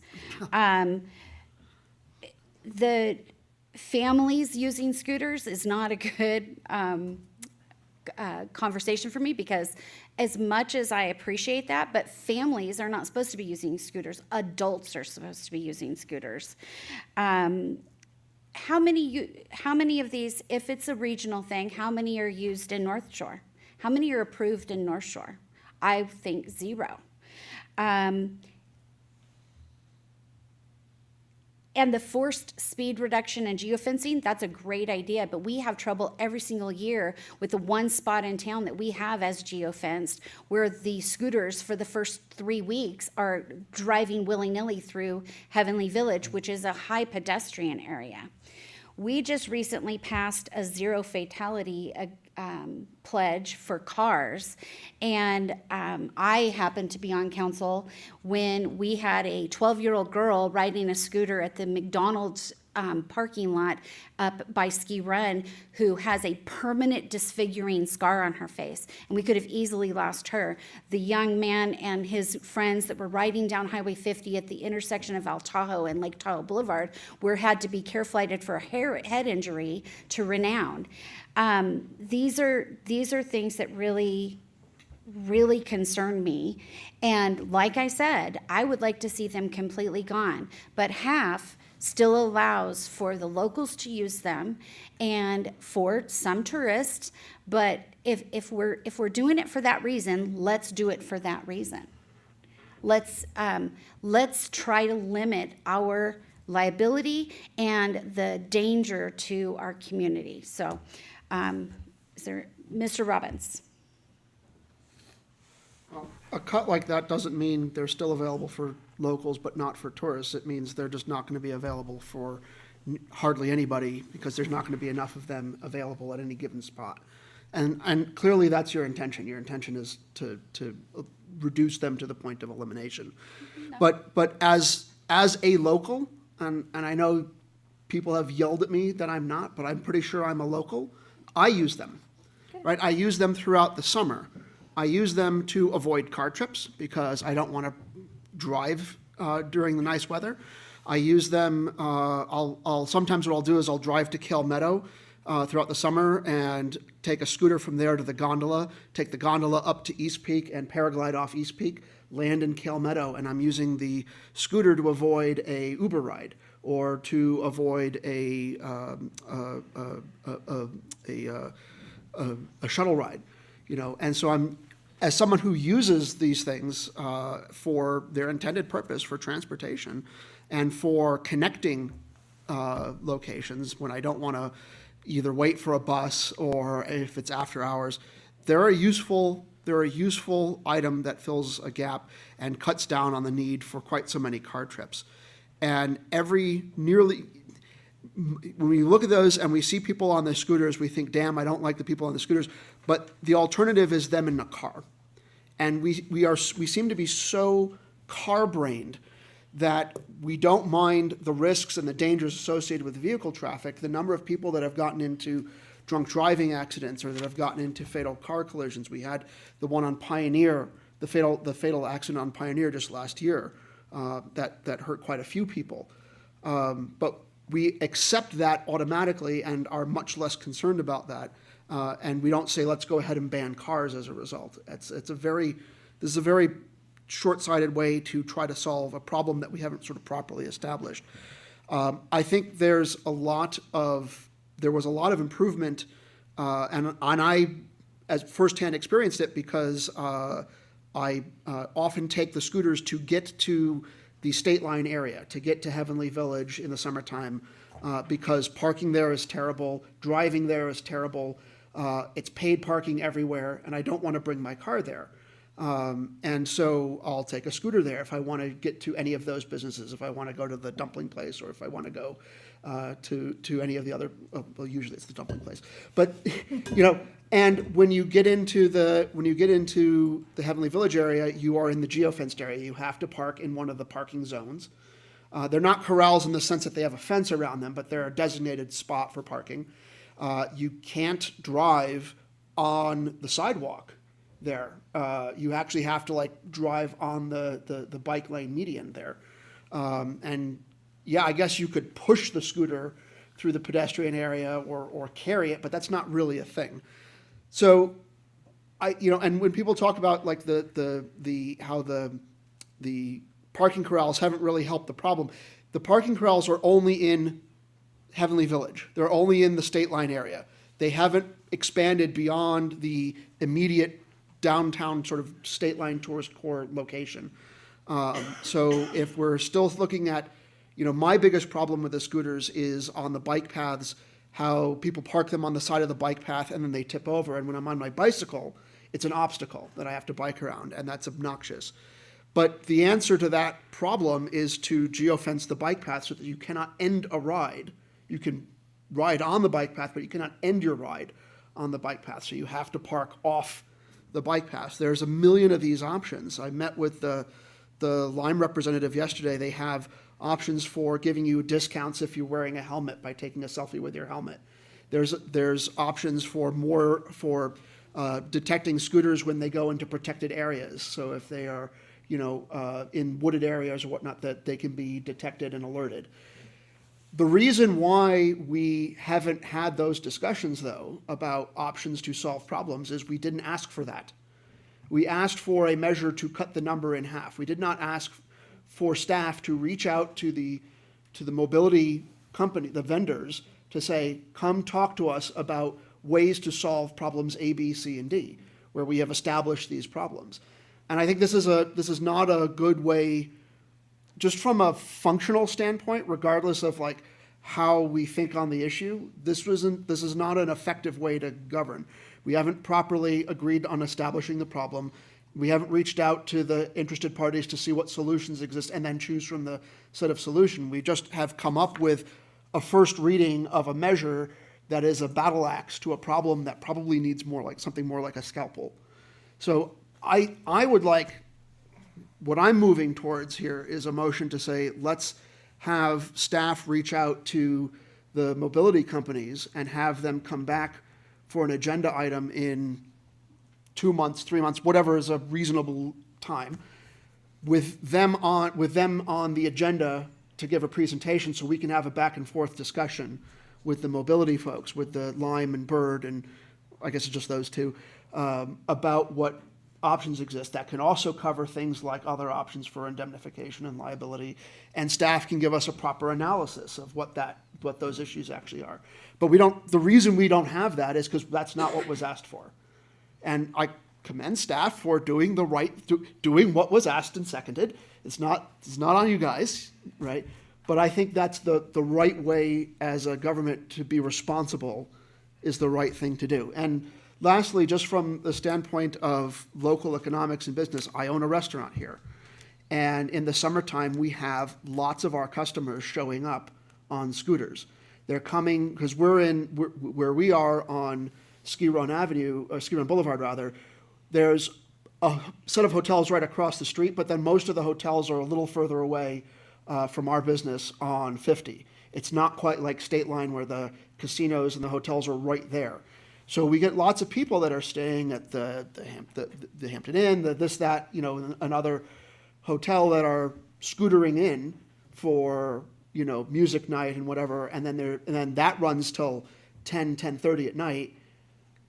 There's no buses anyway, so they scooter home, or they Uber home at the end of the night if they can't get a scooter. So, in the space of one parking space, you can fit about a dozen scooters. So it's a pretty good deal for local businesses, for businesses that are in State Line, that are in the State Line area, that are in Heavenly Village, with parking being so limited there. It's an important tool to bring locals and visitors alike in and out of those zones.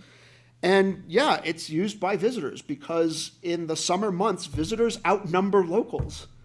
Like they're more on a busy weekend. There are more tourists here than there are I was about to say than there are people, but tourists are people too.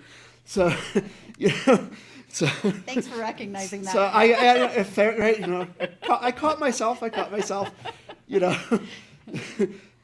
So yeah, and God forbid there be a transit mechanism that is also enjoyable at the same time, right? That's not for the same reason I like riding my bicycle, right? I ride my bicycle and I will do long rides, from here to Reno, and that's an exercise. Yeah, it's a long ride. That's an exercise ride. I'm not doing that for type 1 fun, but if I'm biking around town, getting out on my bike is more enjoyable in the summertime in the nice weather than driving somewhere stuffed into my car. And it is also serving as a mode of transit. And likewise, the scooters for people who come up here, for people who don't have bikes, for people who can't ride bikes. When I broke my ankle, I couldn't ride my bicycle, but I could walk, because I couldn't flex the ankle. I was in one of those 90-degree foot cast thingies. Maybe the guy from Barton can tell me what that's actually called. But I could ride a scooter, and that was my way of getting out and being outside and being in and getting from point A to point B at the same time. So I think for people who don't use them, all that's seen is sort of the negativities. If all you do is to get around is drive, then these things are generally seen as a problem. But the reality is these things are taking cars off the road, so they're making the streets less congested. They're enjoyable to use to get around town. They're an environmental benefit to the community. And like any mode of transit, they have associated problems. Kids get into bicycle accidents too, bad ones, right? Kids get into scooter accidents on scooters they own. The e-bikes that at their high level are basically electric motorcycles are a problem. And I don't want to, this isn't that problem. That is a different problem. That is a real problem. And I don't know the solution to it. I would like to hear options for how to deal with the fast e-bikes, the really sort of e-motocross motorcycles on the bike lanes. Those are obnoxious. The scooters in their first few years were quite fast, but they've been slowed down. I think they were almost hitting almost 20 in their first year or two here, but now they're quite a bit slower. I would like them to be faster for me, but I understand that's good for everybody. So we've taken steps, but we've not had an agenda item and a presentation on what the option set is. And I think that's from a standpoint of good governance and sort of properly approaching problems, the thing to do is to say, let's invite the government and or appropriate technical representatives from the scooter vendors to come back in a few months or at staff's scheduling time and present the set of options that have been done in other cities. The corral thing, that option that we're doing now in State Line, I think that should be expanded much wider. That's doable now through the police department, through the police chief. But that was something we started doing because I think I heard of that being done in other cities and said, hey, why don't we do that? Which is not an efficient way to solve problems because that's only based on what I found. So we should ask Lyman and Bird to come back and say, what are the other set of options that have been done in other communities that we can use to solve our problems? So that's my suggestion, rather than a sledgehammer approach. I will, thank you, Mr. Robbins. I will just say that we have, I know Mr. Bass and I have heard from these organizations multiple times, and I personally have brought up all of these issues every single time. So that's why the sledgehammer came in. And I will also just say that people in cars have usually driven cars. There are many times when people come here and see the scooters and see how enticing they are, which is amazing. I have no problem with people having fun, but they've never, ever ridden one before. And they become a menace and a safety hazard. So, Mr. Roberts. Thank you, Madam Mayor. Let's see if I can make sense with all this. My gut feeling is, it mirrors yours, Mayor, is I would like to see them all gone. But I recognize that they're hugely popular. So it's not fair just because I don't like them to be making decisions against something that is obviously has a value. My main concern with them is, as a driver of a motor vehicle, people that are using the scooters, unsafely. It's not fair to me as a driver to have to watch out for these people. After talking, with some of the representatives of Bird, they seem very receptive to making some of these changes that might help some of these. I mean, we've all agreed that there are challenges, and they seem receptive to making changes that could eliminate or at least make some of these things better. I don't, enforcement might sound like the easy, fix all, but it's just not going to happen. We know that. Although they might be in a position to enforce some of that through a mechanism where they can eliminate bad actors that go off their maps and whatnot, and they eliminate allowing them to purchase a scooter ride in the future. I did discuss that with them yesterday, and they seem to think that was an option.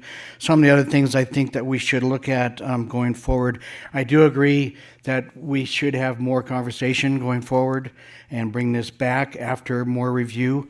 I'm not confident in the stats that they have shared with us, particularly the injuries, the amount of injuries. I'm wondering if we could have an independent study. And as Councilman Robbins mentioned even before this, is that what kind of stats do other cities have on this stuff? So we have more information to make more informed decisions. It is part of our strategic priorities to get rid of some of the car hours on the streets. So certainly there's value to the city outside of just the revenue. But I would like to see a strict enforcement of the 18 or older rules. They mentioned yesterday that there was an opportunity that maybe they could make that happen. Certainly, from my observation, that is one of the biggest challenges. The kids are out there having fun. They're not using it for transportation. They're having fun, and our streets should not be used for fun. Quicker pickup of the units that are left outside of the corrals. I feel that last year, with the implementation of the corrals, I think they were less of a nuisance than they had been in previous years. So, I mean, that implies the opportunity for improvement, and I think we should look at if there are more opportunities to improve. I don't think they should be allowed on Highway 50. I think side streets are fine. Highway 50 is just too dangerous for them. I mean, they're not as maneuverable as a bike. I know the e-bikes are just as crazy, but I have two e-bikes myself, one with the small tires and one with the big tires. And the one with the small tires is not as safe as the big one. It doesn't handle the cracks and the bumps as well. And you look at those even smaller tires. I don't know how we could keep them off Highway 50. Maybe just the bike paths on Highway 50. And slow down the speed a little bit on them. I think we need to have better options for the vendors to hear complaints. There's claiming there's only 1% of complaints. That doesn't seem like a good statistic to me as well. Maybe there's a different way, that people can complain to them. So at least they're getting the information. We can better identify our challenges, but. I think, like Councilman Robbins was saying, we need to have more information if we could bring it back with more work done on it. Thank you, Mr. Roberts. Mr. Bass. Yeah, actually, so I really largely agree with both the comments here, so I'm not going to reiterate on a whole lot of them. Again, I think that we have seen year-over-year improvement in working with Lime and Bird. And I think we should just continue down that pathway. I do agree that, any way that we can work to reduce our liability is something that should be done. The idea of having a waiver, I think, is definitely prudent for us to explore. I do want to work more with Lyman Bird to understand what is that number. I think just going in directly and cutting it in half without kind of knowing the data is not the right move. I similarly have property in the Bijou, which is an area of town that we constantly have issues with parking at the Timber Cove area, and the amount of people that I see use this to get into the Bijou in that area is huge through the summer months. And I think these are also visitors, as well as locals alike, that would probably not leave the tourist core, the village, the casino core, and even make it into the Bijou or to Harrison Avenue or to the ski run area.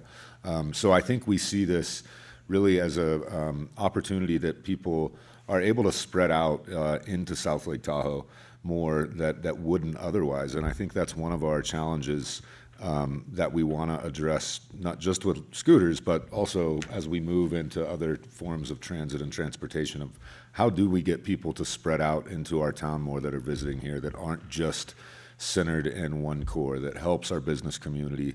And again, with our parking issues and really with our overall goal to get people out of a vehicle as they visit here, I think that we have seen that effect really be realized by Bird and Lime, but also realizing, we can do more to improve it. I think that there's other perspectives around, the corrals have been great, but are there paths that can be designated that they have to travel upon? I think there's more we can definitely do. As I've traveled and gone to other communities where these are at, I've seen some of those things be implemented, and I'd say that we've been a little slower than other places. But here's an opportunity when we have both of the operators here to kind of come to the table. Let's figure out what it is that we can do to improve it and make it better. But I'd like to also just let's go back to the table, see what we can do as a partnership together, and how we can make this better. Thank you, Mr. Bass. Mr. Jenkins. Again, Mayor and Council, this has been interesting discussion, thoughtful discussion. I appreciate that. I think the issues raised are, what are the rules for use of these scooters? Is enforcement an issue? What are the routes where scooters should be used, and what are the routes, I guess, that they shouldn't be used? I know it's expensive, but I go back to something that I thought I heard Councilmember Robbins say once, that the whole idea of segregated routes for certain types of uses is the safest. Because for me, safety is first. Safety of the people on them, safety for our community, and I think that's probably all of us share that. What do other cities do? That was a question asked. I think it's a good question. I too fear for riders on Highway 50. I don't understand that co-location, and I too would support not holding over forever, but maybe setting a 30-day, holding the first reading over for a 30-day period, maybe at the most 40 days. But I want something to come back where they've looked at the issues that you all have made, and us all, I guess, we all, something, whatever the verb is, that we've made, and come back with some thoughts on how are these things remedies, with the whole idea, and I agree with the mayor that safety is first. I don't want people harmed, hurt, or killed in this community, nor do any of us. So how can we accommodate reducing transit trips per vehicle, but do it safely, and where is it appropriate to do it? And that's why I would support holding this over for a set period of time, that we dictate when it comes back, and that so that this doesn't get delayed forever, like sometimes things happen because other things get in the way of it. Thank you, Mr. Jenkins. Mr. Robbins, you had something? Oh, I have a proposed motion. I'm ready to make the proposed motion. So I move, sorry. I move to turn on my mic. I move to postpone the ordinance amendment at hand and direct staff to reach out to the mobility device vendors to return at a later time, say not more than 6 months, because we've got a lot coming up in the next 30 days. So Summer coming up too. that's fine. So say within 3 to 6 months this summer, to discuss options for safety improvements that are feasible within the available technology of their systems, and to assess options for liability shielding of the city, and how liability shielding has been achieved in other municipalities. Yeah. I'm okay to second that. My only question to your motion is that, do we not want to see this back before the deployment? Because I don't know if that's 3 months now, or. The safety enhancements can be added at any time. Those can be just rolled out. I'm okay with doing it faster. The only reason was because usually when I say to staff, bring it back right away, I can see steam come out of Joe's ears. When do you think, let me just ask, when do you think a reasonable time to bring an issue like this back would be? Since there is apparently an interest in having it be done in a time-constrained way. Yeah, Well, can so let me I ask jump in Steph on that that. first and then I'll Sure, hand what it do you got over. to say? So I just wanted to remind council of the process for an ordinance. So if you want to make changes, to have them in place prior to the deployment, which would be May 1st. This is kind of the last opportunity to do that. But if you want to delay it, that's fine. It just wouldn't be in place necessarily for this season. It would be That's in fine. place next season. Correct. Well, We can come back to that. that helps, because I was going to say the absolute earliest it could come back would be April 22nd. Which would be in time for them to roll out the technology changes, just not to do the number reduction, which is So- what I'm proposing. So is spring would be a reasonable time then to bring back the item. I can say that I can direct the chief of police to work with the, assistant city attorney to have a report with the questions that council talked about today at the April 22nd meeting. Very good. Then at the April 20, then I will amend my thing to say at the April 22nd meeting, I which gives you a second. definite time. Okay, so you have a motion and a second. Under discussion, I will just say, if in the future, these two companies have safety features that they have added in other places or that they are capable of adding, don't wait for us to do this until you present them to us. I personally have been bringing up safety issues since 2018, and every time it gets brought back onto the agenda, the company or companies now have come forward and says, oh yeah, but we can do this. Be more proactive so that we don't have to go through this again. And I'm going to be really, really harsh here because I think it's needed, but there's lies, damn lies, and statistics. And I am sick of the damn lies. So be honest. I'm thankful that Bird was here because at least you were giving us reasonable numbers. I have felt that Lyme has been less than forthcoming and obfuscating the whole issue in order to get passage. And that's been a problem for me. And it's the reason why I don't like to work with bad partners. So thank you, Lyme. Thank you, Bird. Especially thank you, Bird. But if you have a solution, don't wait for us to try to cut you. Excuse me, does that motion include an independent study or survey of some of those statistics? I don't know how we could do it because they're the ones providing the data. So when we bring this issue back on April, what was it again? 22nd. 22nd, we'll have more information, and I think one of the things to discuss then is to direct staff to do things like, I'll give you an example of what I would like at that meeting as an example to look at, and to suggest staff direct, if you get council concurrence at that meeting, would be to reach out to Barton and have them, Barton and the county EMTs, because they're the ones doing transport, to see if they are either collecting data or can provide data.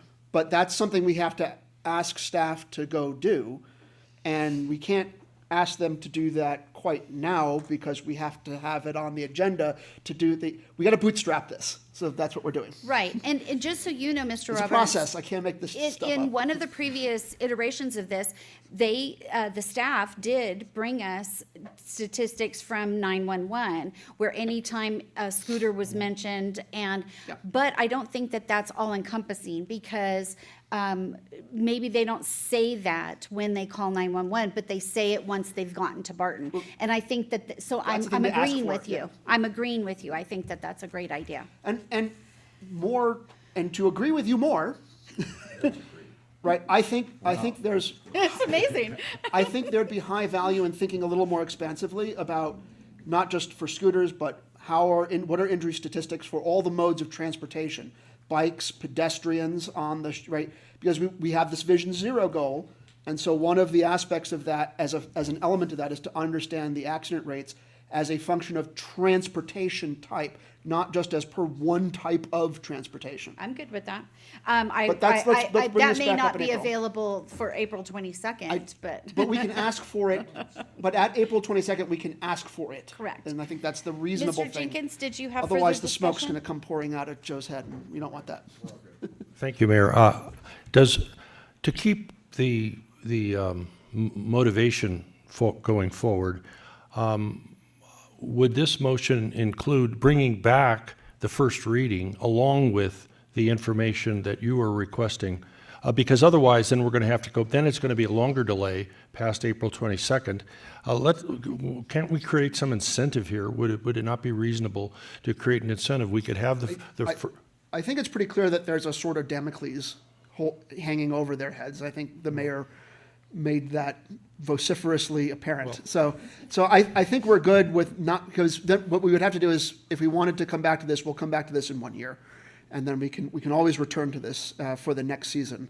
And I think that's still an option that's still on the table. That hasn't gone away. But if I. It's just a motion and a second to bring it back. If I may, council member, Yeah. the thing is, if safety is actually the issue and the concern, then the sooner we address the issue and not delay it another season, for an ordinance to pass, if it's a regular ordinance, not an urgency ordinance, you have to introduce it, then it's first reading, second reading, and then it's 30 days before adoption. Now, if it's an urgency ordinance, it could be with a 4/5 vote, it could be adopted at that meeting, but there's been no indication that this is a nature of an urgency ordinance. So if we're going to address anything on a safety issue, we need to do it now, because safety can't wait. So I would hope, I would like to support your motion, but I'd like to see something brought back. I don't want Damocles there, but I just like to see it brought back as an option that the council would have after discussing all these other things. Yeah, so just to split the issues up, right, the items about doing things like rolling out, because one of the examples is they have a thing where after your ride, you take a selfie, and if you have a helmet, you get a discount, and sort of encourages helmet riding. And things, so things like that, right? Those are things that can be done as part of the program that exists without having to change the number of, without the specific item here. We can do that throughout that, because that can be rolled out mid-season, for example, or, partway through. The number of units has to be set now, but the safety item, the safety measures, the corrals, those things can be rolled out, more at our discretion. We don't want to be pernicious about it, but, we can roll them out, closer to deployment time or during the season. Yeah. So let me, just to recap, we're talking about bringing an ordinance at the April 22nd meeting with the safety issues after the discussion between staff and the two things, and the two companies. And then we would bring it back in a year to find out if those were helpful. But part of that would also be data from Barton and/or Cal Tahoe JPA for I don't know if the staff's actual going to have time numbers. to get data like that for April, but they can get data, we can direct them to reach out, and they can get as much as they can between now and then. But the things like the safety issues, I think that can be done, I don't know how much. Well, they can do They it can now. do it now, yeah, they can do it they can come say, here's the things we can do, and then we can say, do these things. Yeah. And So- have that so I discussion at guess the I'm- 22nd. I'm okay with it the way it is. Okay. Okay. So we have a motion and a second, and we've had our Excuse me, discussion. Madam Mayor, I Yes. just wanted some clarification on Yeah, whether thank there's you. an ordinance expected April 22nd or not, So- because I had the same interpretation as Councilmember Yeah. Jenkins, that no ordinance would be coming back at that time. It was a discussion. Yeah, so that's why I asked the question, but, Because we don't know what we want it to be yet. That's the thing. so I You think gotta we're have- just gonna, I think, based on Mr. Robbins' comments, the clarification would be that we're coming back, we're gonna roll out as normal, come back in April with, the discussion of adding things to an ordinance, and then an ordinance would have to come Correct. out mid. Correct, because you gotta say what it needs to be first. Yeah, that's how I'm interpreting Mr. Robbins and Mr. Bass's motion.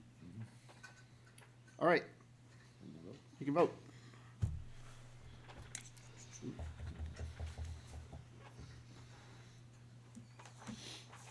That motion unanimously carries. Okay, thank you. It is 12:40, so we're gonna take a short break since we're not taking a lunch today. So let's come back at 10:02.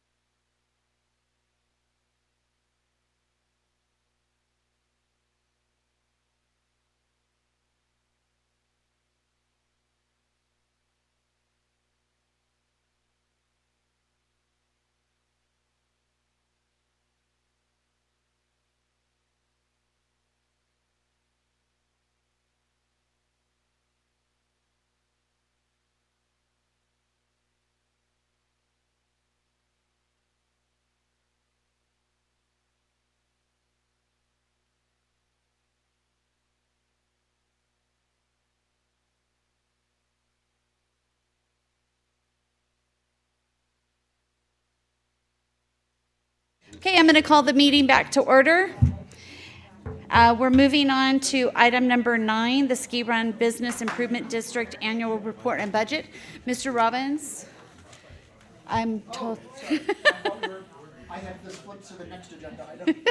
That's okay. I'm not recusing from the general plan thing, that's not fair. You have to. Oh, yes. Reason, please.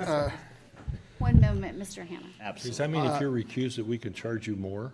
They could be charged more? No, it means I'm not paid for the hour that this, Oh, is. okay. They're gonna deduct it from my $3 an hour that we earn. you have- I'll be recusing from agenda item 9. 9, Ski Run Business Improvement District Annual Report and Budget due to a real property interest in the area. Thank you, Mr. Robbins. Someone come get me. We will. Mr. Hannah, you're up. Would you like me to wait just a moment or two?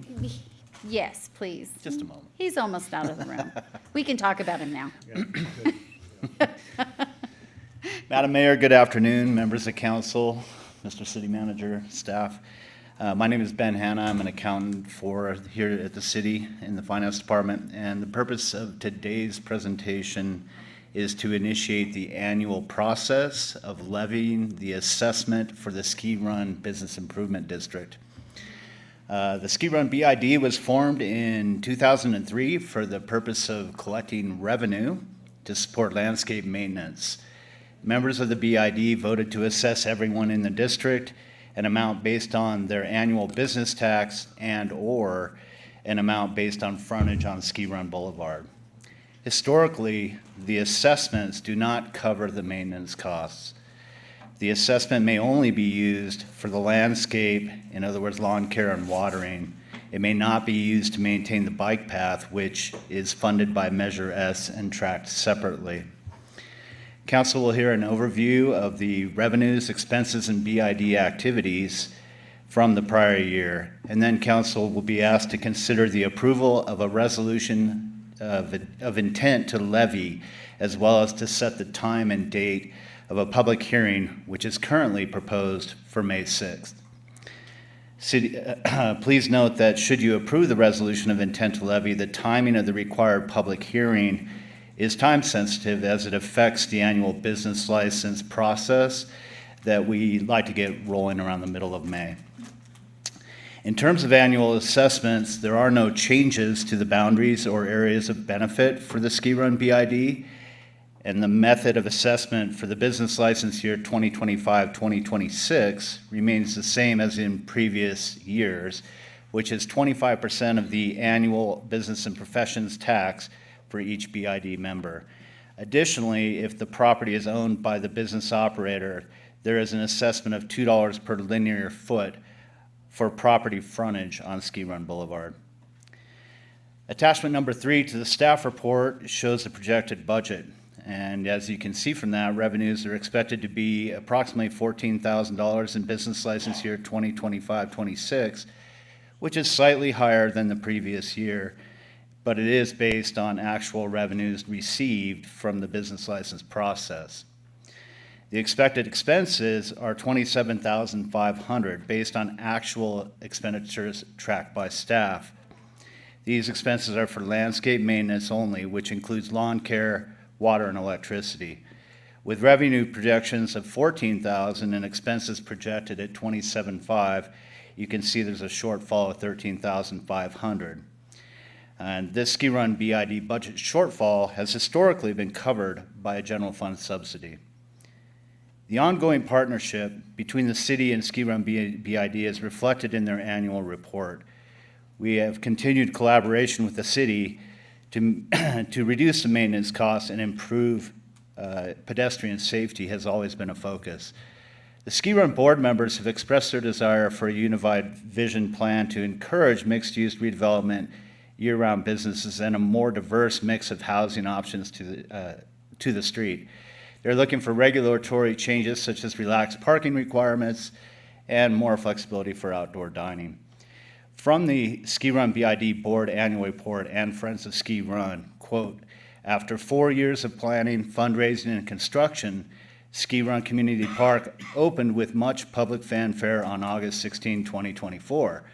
Ski Run Park quickly became a community favorite and was constantly busy throughout the summer. We look forward to the many years of joy this park will bring to the community, and thank you for supporting this project and the long-term operations and maintenance of the park," end quote. In addition to the longest dinner table event and farmers market, the Ski Run BID and Friends of Ski Run are hosting the Tahoe Brewfest fundraiser for the second year in a row.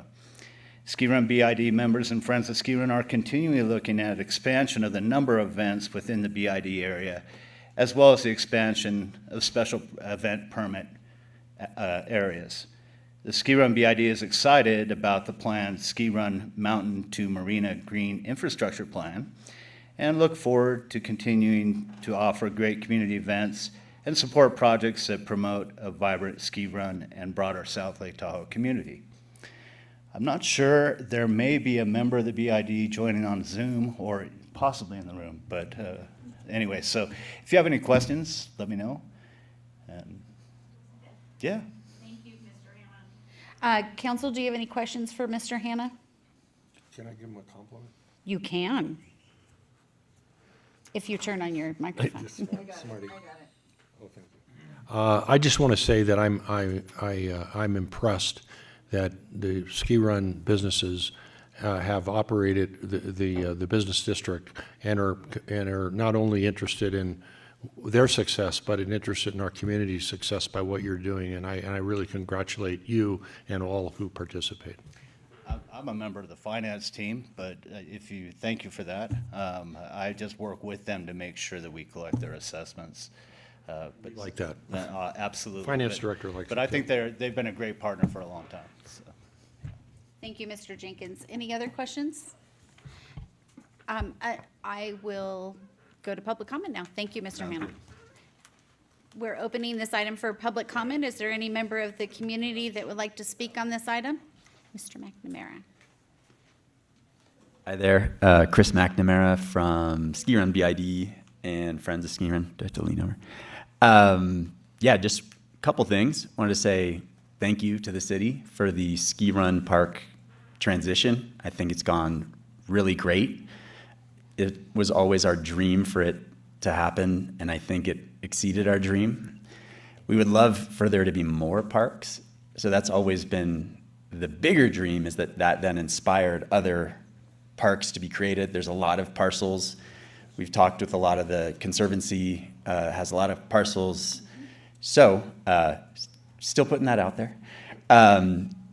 In addition, we would love just to get the word out that we want more events on Ski Run, and that's what I'm up here doing.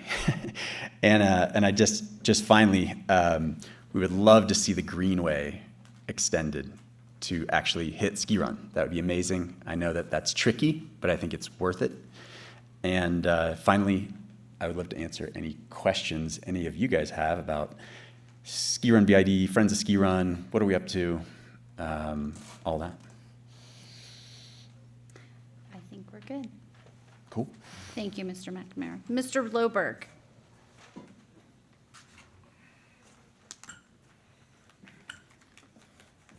Yes, thank you.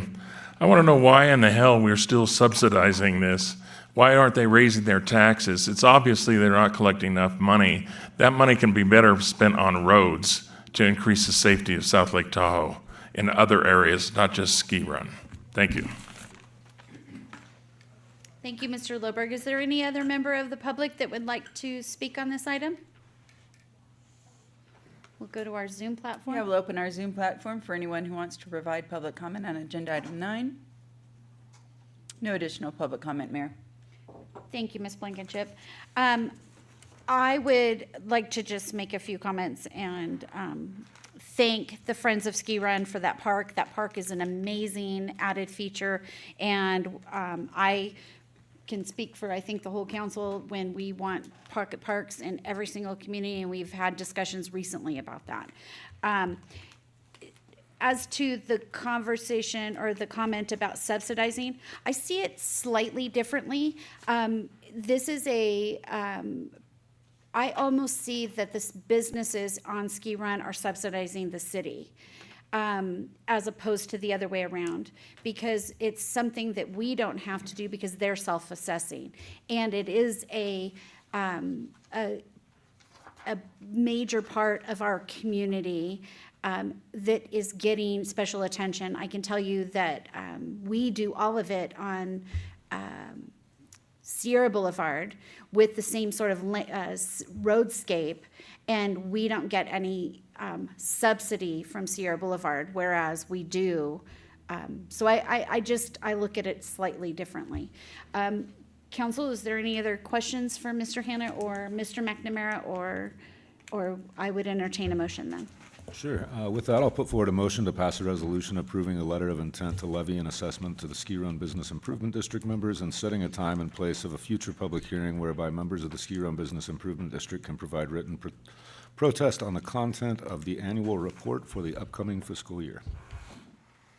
I'll second that. Okay, we have a motion and a second. Is there any further discussion? Seeing none, we can vote.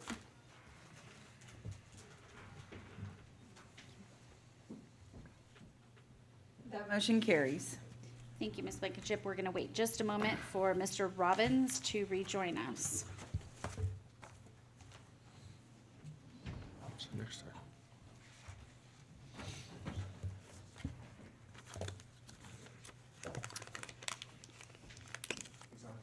Yeah. I'll follow it up for you. Thank you.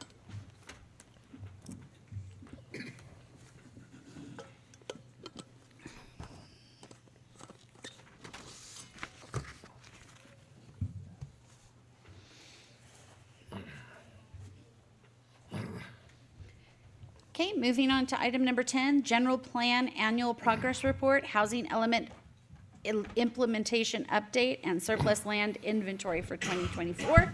We have Mr. Hitchcock. Good afternoon, Madam Mayor, members of the City Council. For the record, John Hitchcock, Planning Manager for the city. Today, we'll be presenting the 2024 General Plan Annual Progress Report. Also help from Ms. Wackenhut, our City Housing Manager. I'll be covering the first part of the area plan, of the general plan, give you provide some context and also some broad reporting requirements, and then Ms. Wackenhut will be covering the progress specific to our housing element. This report is required by California Government Code every year. The intent is to give an overview of the previous year and evaluate how the city's actions during that time frame help implement the city general plan. From a land use perspective, that's the city's constitution. The other component of the progress report is the housing element, for which there's some additional reporting requirements that Ms. Wackenhut will get into. In your staff report, that is Appendix A of the report, which basically provides a summary of permitting and construction activity within the planning year 2024. And lastly, the surplus land inventory. These are parcels that are owned by the city, which City Council has declared not necessary for agency's use. Most of these parcels are listed as exempt surplus land, primarily sensitive lands. And in some cases, these lands are exchanged with the CTC in order for them to manage those properties as either recreational use or conservation use. The important thing to notice about the surplus land inventory is it does not obligate the city to actually dispose of the land. However, the city decides to dispose of land, it needs to be on that surplus inventory. The city's general plan, there are 9 elements of the general plan. Each section of the general plan has policies and goals that direct staff and drives development in the city.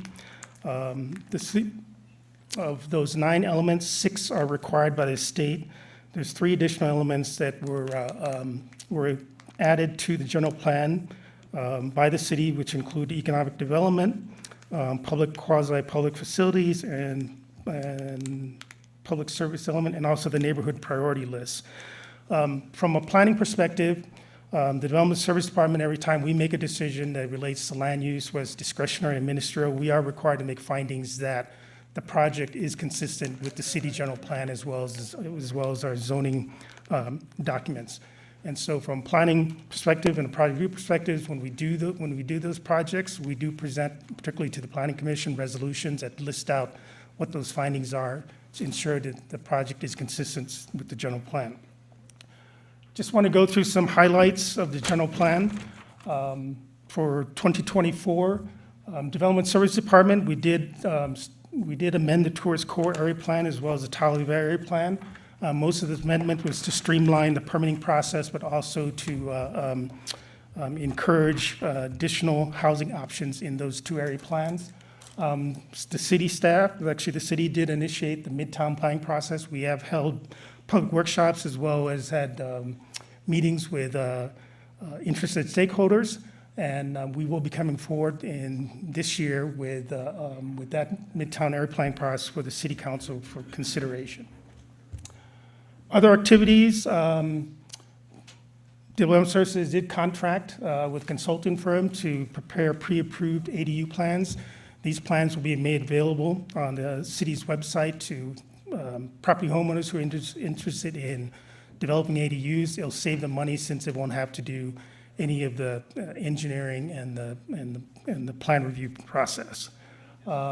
We also implement the housing department implemented the rental assistance program, and the housing department continues to be successfully implement our multifamily and SR program. In 2024, we had 134 multifamily site inspections, and the SR program, we had 14 inspections. Here are some highlights.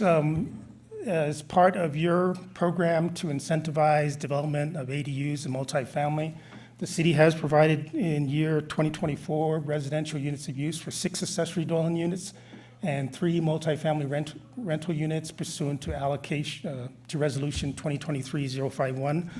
As part of these units of use, the applicant, I'm sorry, not the applicants, but the property owners are required to record a deed restriction prohibiting those uses from being used for short-term rental.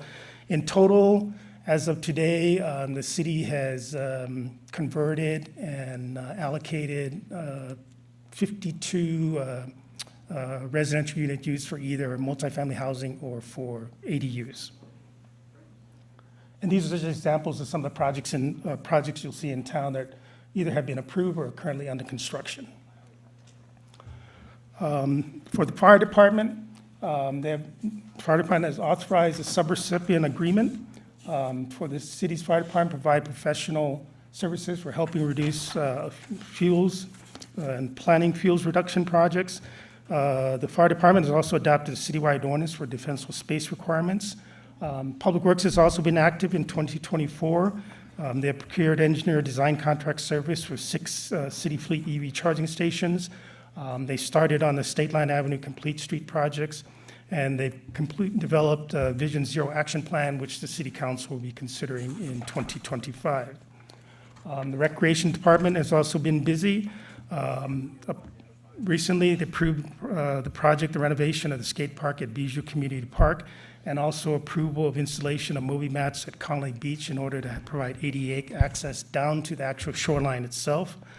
Last year, the police department completed the citywide radio system upgrade, and as city council members, city council recommended an alternative for the airport master plan, which will now begin the environmental review process.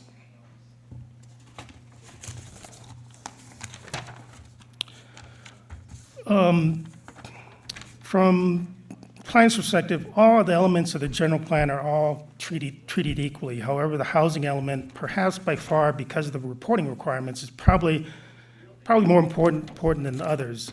It has the most rigorous reporting requirements and it's essential to state funding. Jurisdictions without certified housing elements or jurisdictions that are out of compliance are ineligible for multiple state funding sources for housing and also for transportation.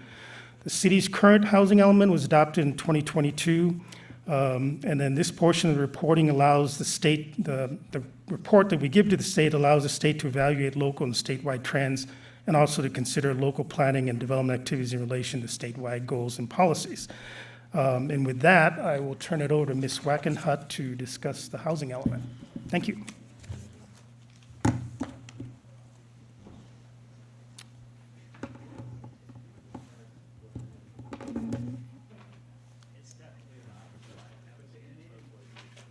Great. So one of the center focal points of the housing element is the Regional Housing Needs Assessment, or the RHNA allocation. So as you can see on this chart, the RENA numbers are really distributed by the income levels within the jurisdiction. So every jurisdiction in the state of California receives RENA numbers, and so it's not meant to represent the overall need that a jurisdiction has, but it's more so splitting up between all the jurisdictions as a baseline for what different jurisdictions should achieve. So as you can see, this is for our current housing element. So the first is the actual RENA numbers that are provided by the state. After that is a 15% buffer on top of the RENA numbers. And those are what are required by HCD, the Housing and Community Development Department. And then, as John mentioned, we have the sites unit capacity. So throughout the housing element process, we look at every vacant parcel that's located within the city, what the current zoning is, so how many units can be developed. And then on top of that, we look at that comparison to the RENA numbers. Here is a year-by-year comparison throughout our housing element cycle, which is a 5-year cycle. On the far left side, you'll see our RENA numbers and what we're required to achieve per the state by the moderate income, the affordable units, as well as the above moderate income or market rate units. So as you've seen, we've been progressing in all of these from year to year. We've surpassed our affordable unit number under RENA, and we have also passed the above moderate. The one that's lacking is the moderate income.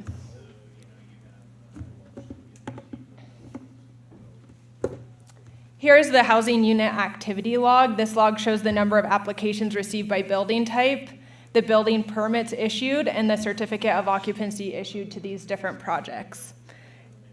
Due to building, you can see that there is a discrepancy because it does take time between receiving an application to the actual permitting of that project, and then from there, when the certificate of occupancy is actually issued.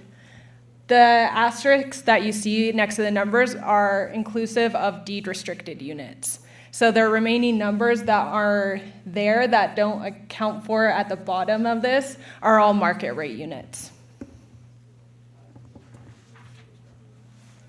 As John mentioned, the housing element is a pretty lengthy document. I know that most of you reviewed it, you received presentations on it, and it's really developed to meet the RENA numbers, but it's inclusive of a lot of other different types of data. This includes population, housing, and it went through a robust community engagement process to look at how it was finalized in the final approval by City Council, and it has 45 programs and policies integrated within the cycle.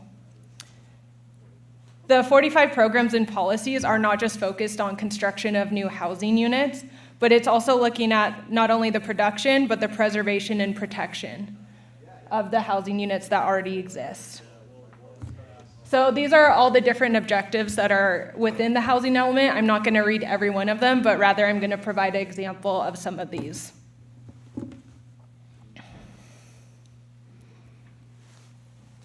One of the goals is to increase housing opportunities for South Lake Tahoe residents of all economic levels. As John mentioned, we have the rental assistance program. This is providing security deposit assistance and application assistance to individuals or families who are 80% of the area median income and below. We had a hard launch of this program at the end of October of 2024. We have 9 applications that have been processed and accepted into different housing units, and we have 2 underway currently.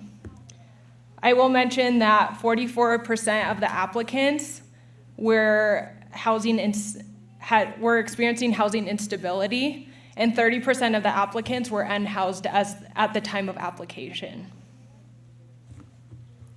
For the Lease to Locals program, we have a total of 53 properties and 128 people housed. This year, beginning in January 2024, we also held quarterly housing office hour meetings. Those were varying locations, varying times to reach different segments of the population. At these housing office hours, all of our housing staff attends, so we can answer questions around how are things financed, what is happening at Sugar Pine Village, to people coming in and filling out applications for the rental assistance program or receiving a variety of other resources.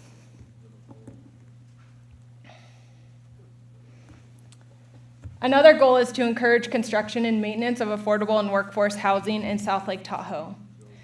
As John mentioned, some of the residential unit of uses that we provided, a lot are for ADUs and multifamily. Part of that is for the affordable student housing that's being constructed currently at LTCC. In addition, 75 affordable housing units have been identified at the surplus land at 3900 Lake Tahoe Boulevard.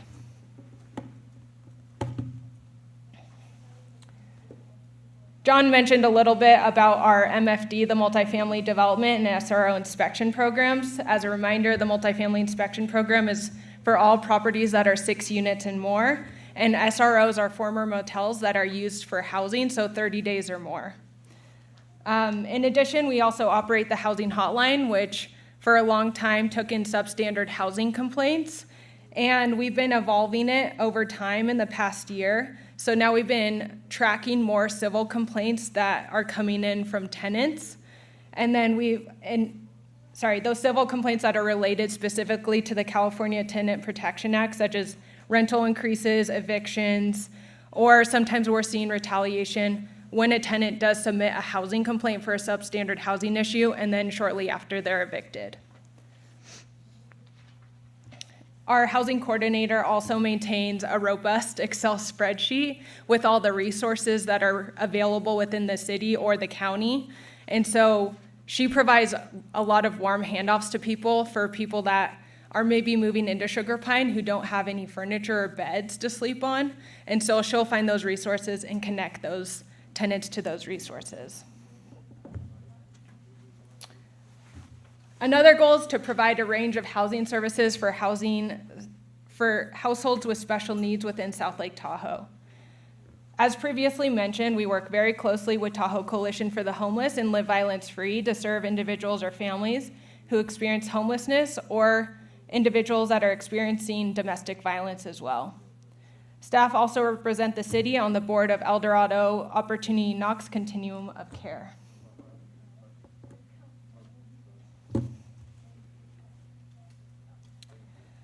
One of the later goals is to provide decent housing and quality living environments for all Lake Tahoe residents, regardless of age, race, religion, sex, sexual orientation, marital status, ancestry, national origin, disability, or economic level.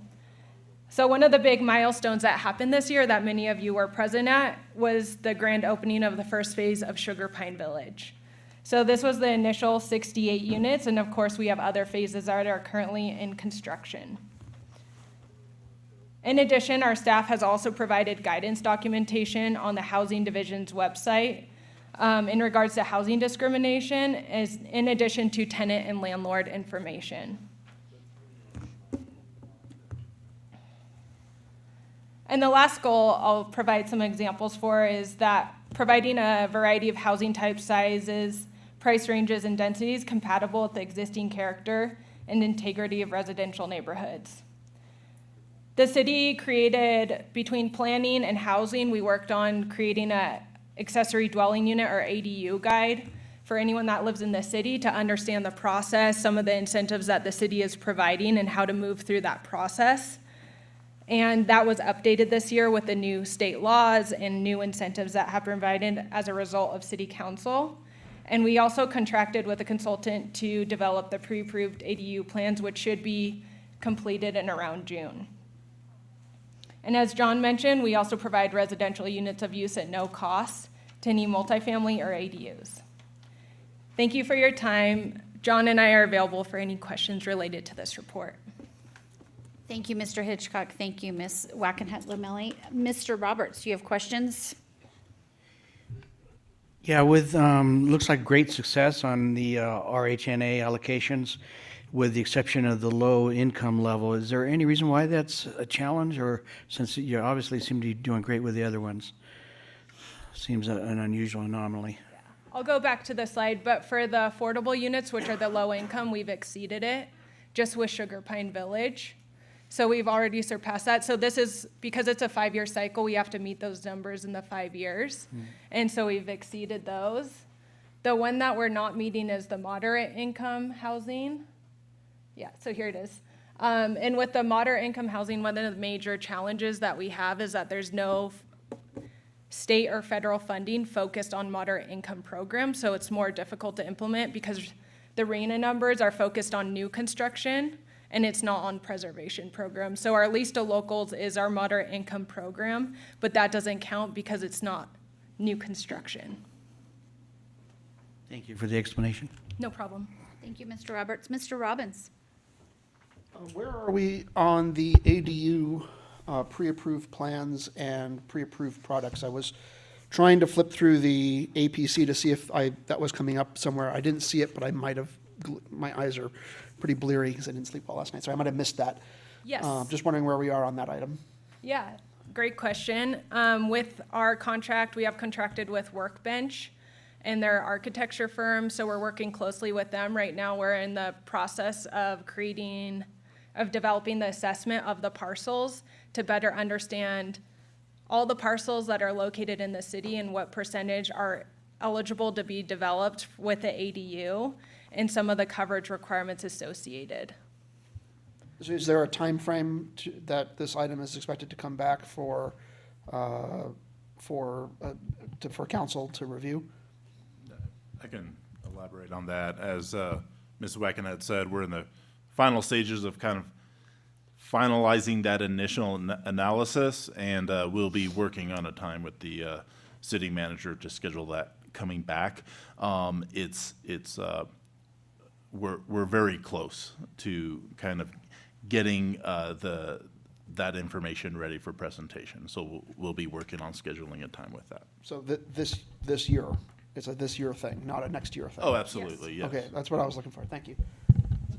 Thank you, Mr. Robbins. Mr. Jenkins? First of all, thank you for a fine report to all those who participated in the preparation of the report. You are dealing with the conditions as they're given, that is with law as it's interpreted and so on. My question relates to RENA. I'll try not to put bias in my comment on this, but it'll probably pop up anyway. When you talk about regional housing needs, the region, is it not, is made up of the Tahoe Basin. The region involves the counties and the city of South Lake Tahoe that are in California and the Nevada side. But where do we find what the region's share, not just South Lake Tahoe's, share of affordable housing? Where is that information available, or is it available? Currently, there is not a region-wide across both states, but every jurisdiction on the California side does have a housing element that has their own RENA numbers that they must achieve. So if I may, thank you. While we are doing the most, it seems to me, there's the other counties in our own county, El Dorado, and Placer and others are doing, I don't know what they're doing, but they're doing something, I guess. But then the regional need is not really regional, it's a sub-regional need that relates only to California. And would it be useful in your view if the Tahoe Regional Planning Agency were to become more engaged and to collaborate and bring together to define what is a regional need, so that we are not the only ones to say, this is the obviously arguable comment, that we are not the only ones meeting affordable housing needs in this basin. Is that fair to add? I mean, would it be of value if they did that? Well, what I will add is that the city participates on the Tahoe Living Working Group, which is a TRPA project to advance housing solutions across the entire region. And so they are looking at various pieces of the puzzle for housing in the different jurisdictions. And so that's part of the quest, is to understand what's going on throughout the region. And so TRP is looking at, are we going to create another needs assessment for the entire region? So for a point of clarity, you're saying that TRPA is looking at establishing or identifying a regional assessment, which I suspect would reduce what the impact is on us, because it seems to me the city of South Lake Tahoe is doing a lot in terms of, and to the credit of all, is doing a lot in affordable housing, while other members of the region are doing less than that. Yeah, I would say they would just look at what is the overall needs assessment for each jurisdiction. Or it could split up by region. It's uncertain at this time. If I may, Mayor, sorry, Ms. Wackenhut-Lomelli, the conversation there made me want to ask a clarifying question. What the TRPA is specifically doing with the Tahoe Living Working Group, this regional needs assessment, is it perhaps an inflated study to what was done 5-6 years ago for the South Shore region? Is that the thought process? Yes, that's correct. So looking at what's actually within the TRPA jurisdiction, because I believe that Tahoe Truckee, I'm going to forget the name, but basically the Tahoe Truckee region is looking at a needs assessment right now for housing, but that incorporates Truckee. And so TRPA wants to take that away because Truckee is not within TRPA's jurisdiction, and so looking more holistically at the entire Tahoe region. Yeah, the reason I want to validate that is because that study that was done by the Tahoe Prosperity Center 6 years ago or so looked at South Shore only from Tahoma to Glenbrook. And, you know, I do like the idea of the TRPA looking at this at the basin area. I think that will help to show what the equal appropriation should be for all the jurisdictions in their territory. And they do have a contract currently with BAE Consulting, who we've worked with in the past as well. And they're the ones that would be conducting the needs assessment, and so it would be coming through them. I actually have a question on sort of that subject. That would be an actual needs assessment for the Lake Tahoe Basin, what you guys are working on with the, but the RENA numbers aren't necessarily reflective of what is actually needed. It's given out by region, and then the regions then distributed among the jurisdictions. For instance, Placer and El Dorado counties can fulfill all of their RENA numbers on the west slope and not in the basin. So although it's legally required, it's not an actual assessment of what the need is, whereas what you guys are working on is. And what will be will there be, because TRPA is doing it instead of Tahoe Prosperity, will there be a carrot or stick involved in that needs assessment? That's a great question that hasn't been discussed at this time. It's just in the initial phases of looking at what it would look like to do a needs assessment for the Tahoe Basin. Okay, thank you. Council, do you have any other questions? Is this time for general questions on this topic? Just general questions, and then we'll go to, yes.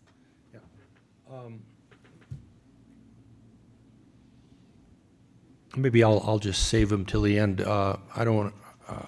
My questions remain pretty similar to what I've asked in the past, but when the RENA numbers were developed by the Tahoe Prosperity Center years ago, I even think I was on that in 2007, was it, or later maybe it was, people have told me who participated, this is not just my opinion, that the numbers for us were inflated. Then those numbers, I was told by the SACOG people, Sacramento Area Council of Government people, that those were then adopted by the state. The state said, okay, those are your numbers because we'll accept the study. Is that how you understand it? So a point of clarification is the Tahoe Prosperity Center, they completed the South Shore Housing Needs Assessment, which is entirely different from the RENA numbers that are distributed by the state. But those are two different numbers. Yeah, but the state takes I've talked to the HCD. The state takes the numbers that we give them essentially and say, these are the numbers. That's what I was told.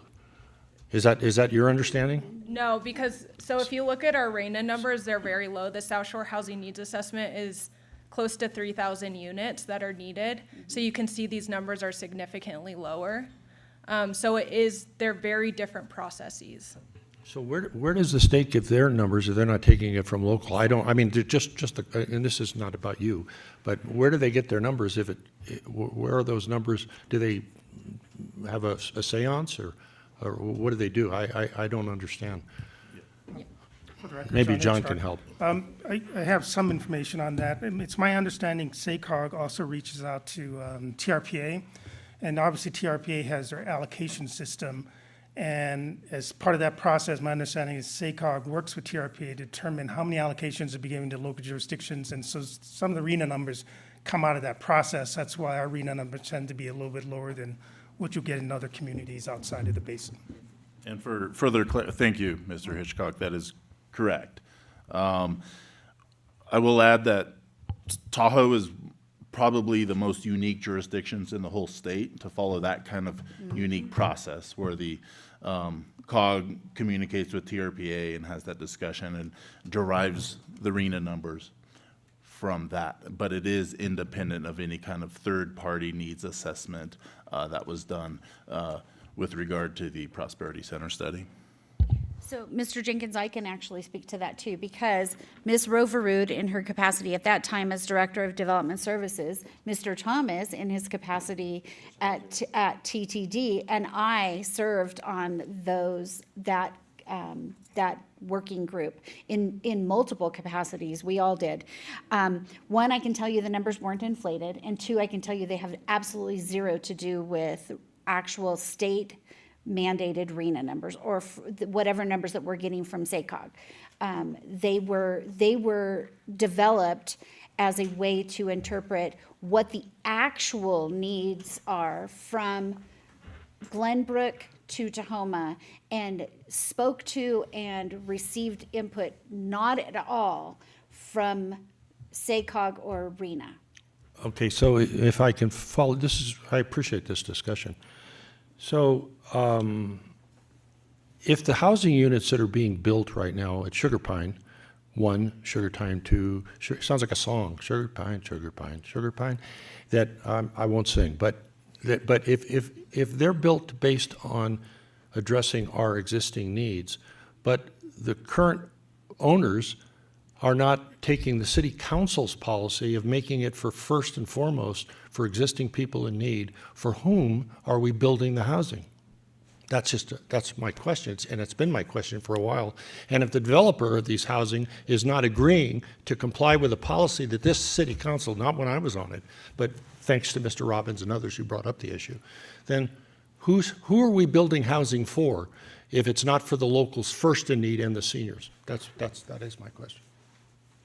I can And I'm not answer upset, I'm just trying to be emphatic, remember, thank you. that with the lease-up process for the initial 68 units of the first phase of Sugar Pine Village, as was presented during the local preference policy discussion, over 90% of the tenants that are living in the first phase of Sugar Pine are local residents.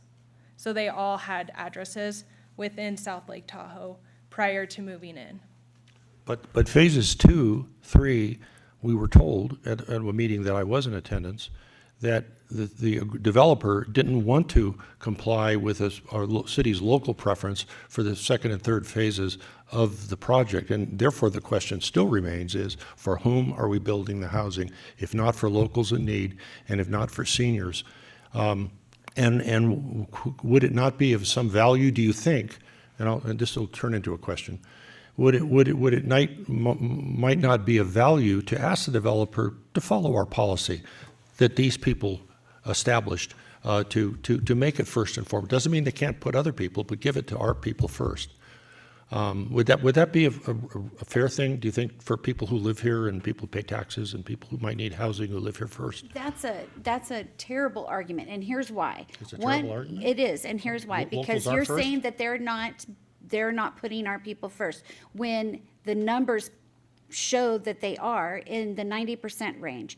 And their funding, their grant funding came from out of the area, which my understanding precludes them from legally turning people away, especially when they're already in the 90% range. And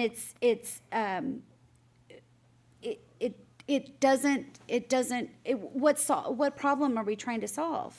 We're trying to let the community know, based on a policy that this council set, that in making selections for affordable housing that's being built, that people here, first and foremost, that's not your term, but it's the term I've used, will be given first choice. Not that if there's not enough of those people or seniors in need, that it could go to other people, but but we were told, the last meeting, city attorney brought this up, that the developer didn't want to agree to those terms. Well, if you don't want to agree to serve the people who live here first and foremost, then don't build here and let someone else build here.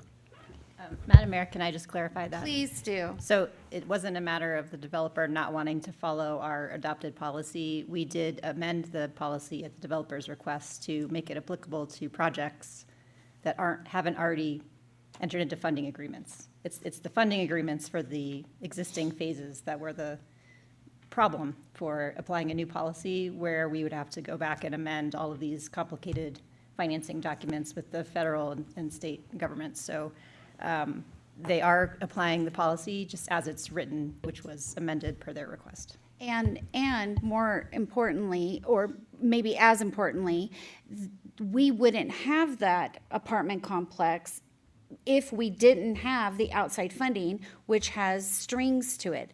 I see you nodding your head. We weren't having a huge amount of people wanting to come here and build 248 units at below market rate that could pencil out without that funding that gives us limitations. Yeah, That's correct. I'm not sure what I'm missing here, because I thought we covered this topic pretty thoroughly when we did the locals preference for affordable housing topic, a few months ago, right? Yeah. I've lost Not track. even That was January. Yeah, okay. So the issue is that it couldn't apply retroactively to projects that had already undergone construction and applying it to a project that hadn't started building but had gone through most of its financing. Applying it then would have required redoing all of the financing, which would have caused delays. We don't want that also. Right. But what we adopted applies to all the new projects going forward, which includes the last phase of Sugar Pines, because that hasn't been the fourth phase, because for reasons I can't possibly fathom, we named them like 1, 2A, 2B, QR, whatever, something. There's four of them, and we couldn't just go 1 through 3, 4 for some reason. I don't know why. Someone will tell me that at some point. But the last phase, which hasn't gone through financing yet, will adopt the new rules, as will future projects like what's the 3900? It's a number I'm never remembering right. As will the 3900 project, because that one is still getting off the drawing board. And other projects in the future will also have this, because we adopted it as an ordinance, or as a regulation, I guess. Policy, yeah. So yes, it would have been, in a sense, better if this was done 8 years ago, and then it would have applied ahead of time to all the phases of Sugar Pines. But if you've got a time machine, I will totally use it to do that. I could use it for other purposes. Yeah, I'm just saying. I can think of some other things I might use it for. So we can't go back and do it in the past, but we did it when we could, as soon as we could. There were no, if I when it may, came because up. this is a good, and I appreciate Councilmember Robbins' comments, but well in advance of this construction on Sugar Pine, with at least 6 months, maybe 7, if I recall a memo, this topic was raised right after the council, in its wisdom, brought up the whole thing about a locals preference policy. And so the developer of this project had plenty of time to work out, if they wish to, this local question. Again, it's not saying they can't only rent to them, but to give preference. And I think people who vote here, people who live here, would like to know that affordable housing being built is for them and not for people to come up and ski board from Los Angeles. And I agree. And point blank, that was one of the items I campaigned on. But I couldn't I couldn't bring an issue to council before I got on the council. So it got brought up when we could. And it went through the staff process, and it came to council when staff was able to bring it. But it was put in with the strategic plan.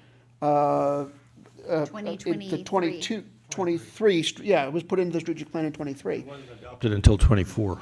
Well, it came back, but yeah, it took about a year for it to get put together. Because in order to do that, you had to have the disparate impact study.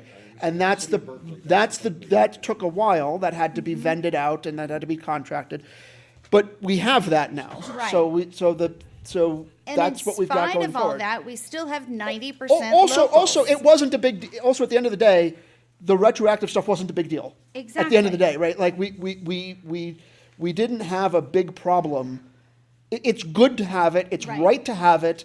It prevents things that might have been problems like you're discussing in future projects as it happened, coincidentally, or, you know, as it actually transpired, this wasn't a big deal.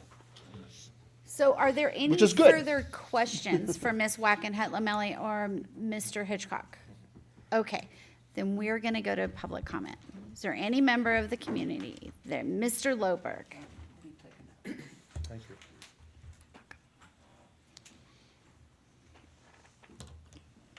Yeah, I've got a couple questions. If 90% of this first phase are locals, who exactly are these other 10%? Are they vacation rentals? Are they part-time residents? Are they full-time residents? Okay, and the plans for these ADUs, is it just one style of ADU, or how many? Now, can we do a brief response? I just At the wondered. end of your Okay, questions, yeah, I we'll just do wondered a how many, brief- and, because I don't want it to look like you buy a house and then now you got a track fill in your backyard. Yeah. Yes.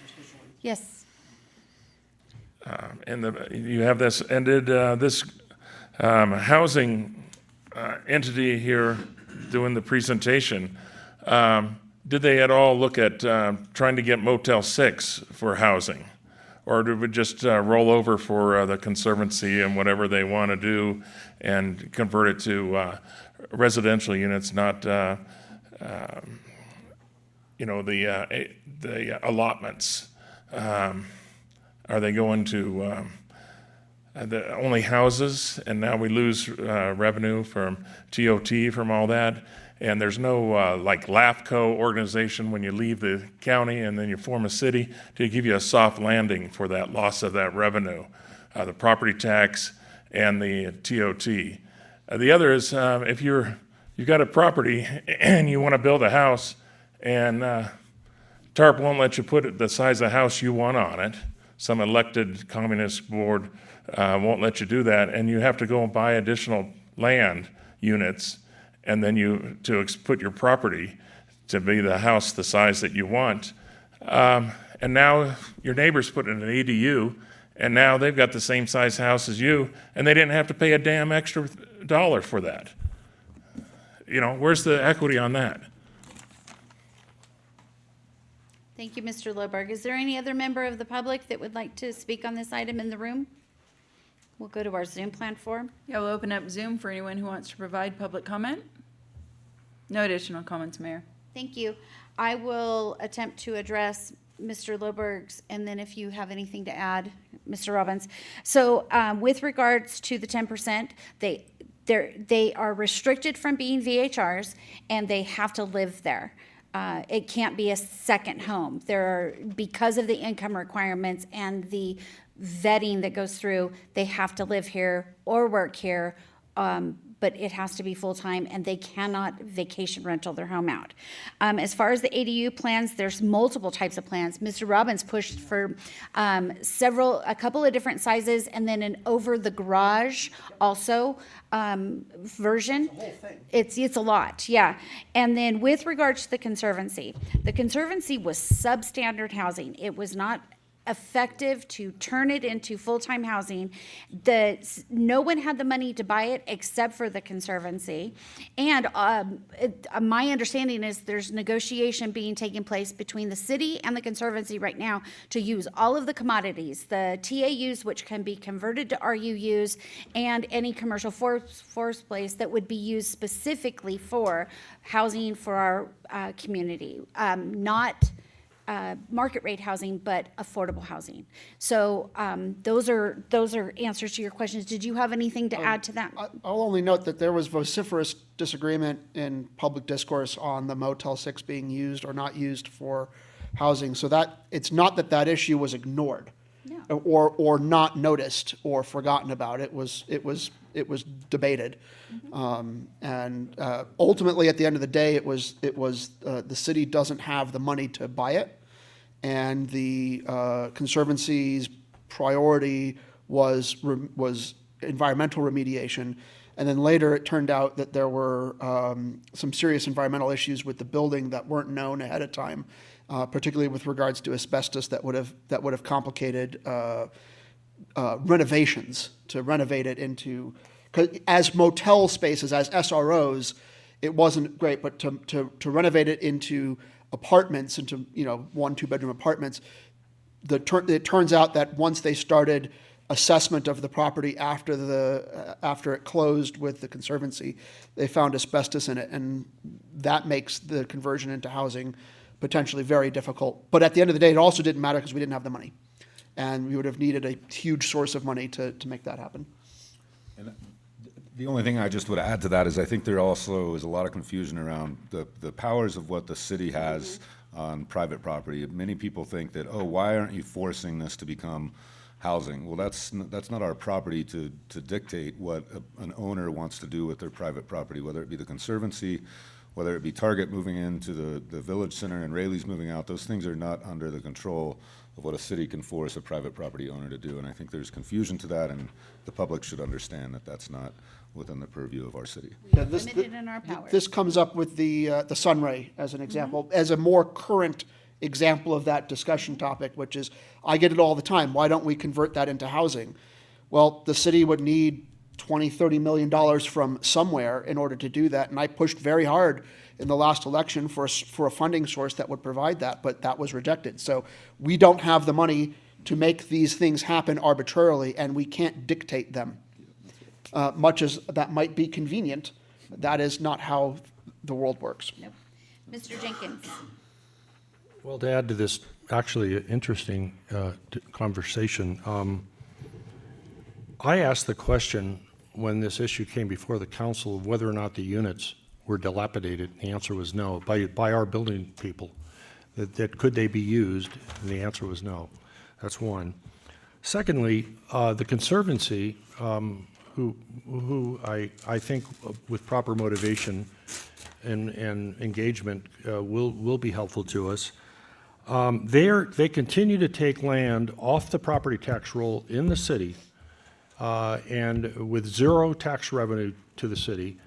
And then I was pleased when I talked to Mr. Vasquez, their ED, Executive Director, that he said that they would be willing, or they would support an effort but we would need to be engaged in, not sit back and say this is in our purview, but be engaged in to tell TRPA to keep those commodities inside the city limits for our benefit, that they would do that.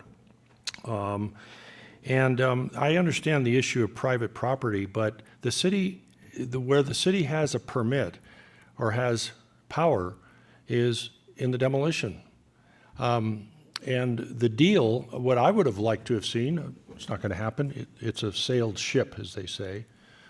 Hopefully not the Titanic, but is that all of those, that the CTC would have had to do what a private developer or a private owner would have to do if they're destroying affordable housing, is replace the units in kind. To rehab those units, I was told by a contractor, and a couple contractors, would cost about $100,000 per unit. To build new units like they're building at Sugar Pine is $800,000 per unit. So we talk about being supportive for affordable housing, and yet our actions might suggest that that more effort would be made to keep existing.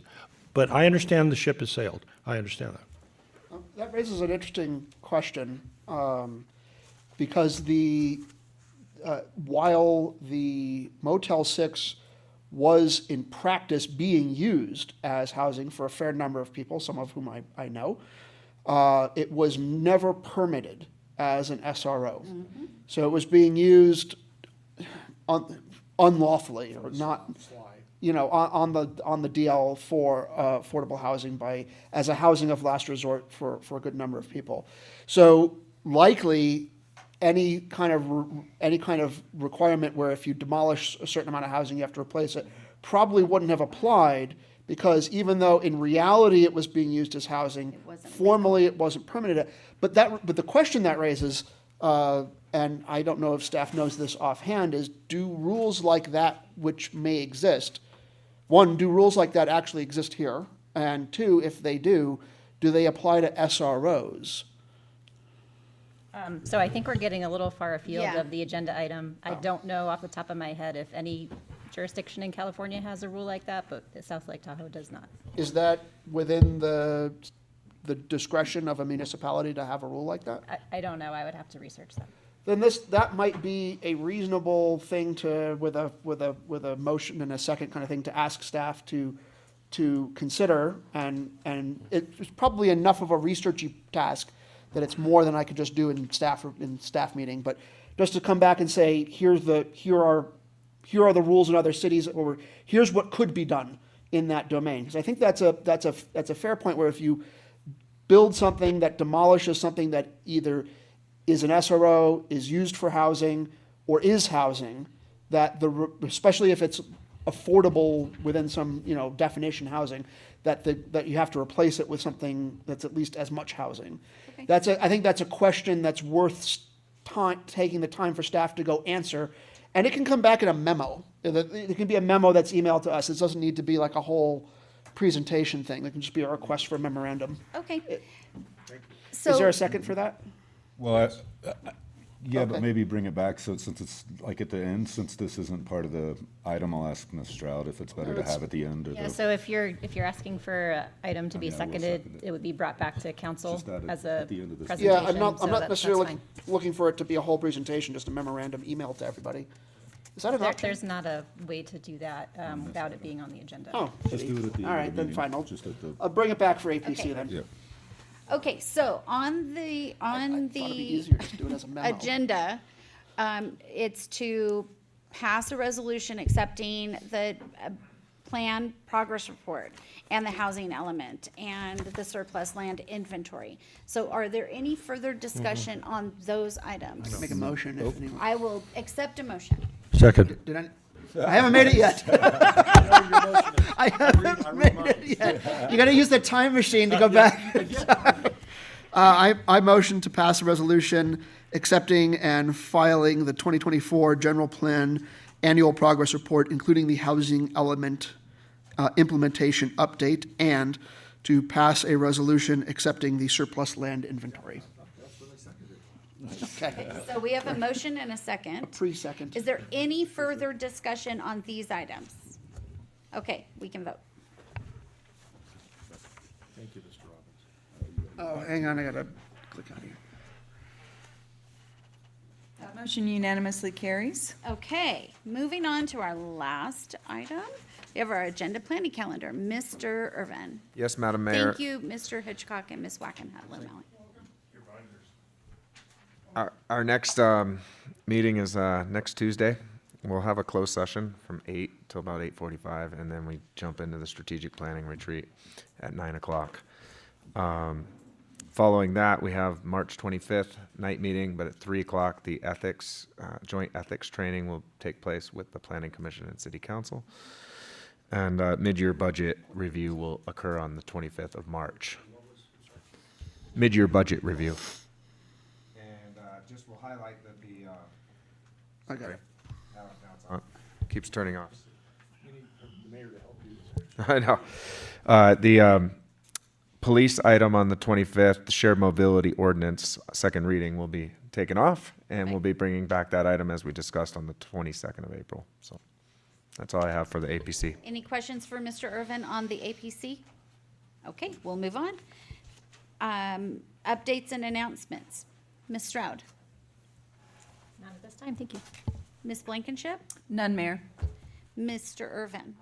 Yeah, I have a few. Earlier at the beginning of the meeting, there was a comment made. I just want to make sure the record's clear that the city obtained $10 million from the Project Home Key to purchase the 3 motels. That was not true. The Tahoe Coalition obtained that money, and the TRPA signed off as the governing body to support that application request. Second of all, the Community Academy is out and about. If you have friends and family or colleagues that are interested in learning more about the interworkings of our local government, the application deadline is valid until March 26th. So get them involved in that. And finally, this Thursday, Ms. Roverud and I will be presenting a partner update at the Lake Tahoe Unified School District Board of Trustees meeting on kind of city action activities that have been taking place, and also promoting the Community Academy with our student advisors. We've been working on that with that. So that's all I have. Thank you, Mr. Irvin. Go to council member reports and comments. I will start with Mr. Jenkins. None, Mayor. Mr. Roberts, Nothing. Mr. Robbins, I'll raise a motion to bring back. I was rooting for a memo, but an agenda report would be fine to discuss whether or not there's the potential for the city to have a ordinance that requires a developer who is demolishing buildings that are used for housing to, in their place, build at least as much housing as has been lost. And to research that, since that's an unknown, and bring back a set of options. I am not looking for an ordinance at that time. I'm not looking for a statute. I'm looking for some research and a discussion, and to bring that back at a time that is appropriate and reasonably convenient. Question on the motion. Would you, when you say a developer, would you say any property? Both, and I would hope that would look at both state and private. I'll use, I mean to use developer to construe that concept broadly. I second it. Thank you. Mr. Bass. Yeah, I'll just give a quick update. We had a TRPA meeting since our last meeting. Really happy to report that we were actually able to get amendments to the event center permit, which I think are going to really help the event center's success, which will move away from 130 events per year, or event days, I should say. That will now be related to a total number of attendees through an entire year of 250,000 people. Why this is a great benefit for the event center and really our overall community is we won't get into elements where we're competing for these event days and we're deciding to go with only large events and not smaller events that are approaching our event center. So it really will allow the event center to open up. It'll also allow us to have 4 maximum capacity events through the months of May to September, which was previously only allowed to happen at half capacity. This was really the TDVA with TRPA working together to make sure that the initial intent of the event center permit is still being fulfilled, that the monitoring is happening. But again, I think this is a great change, as we've realized over this little more than a year of the event center being realized, that it has great benefits for the community. So really happy to see that change. And yeah, I think it was a great thing. So Thank you with for that. your hard work on that, Mr. Bass. I have nothing either, so we will adjourn.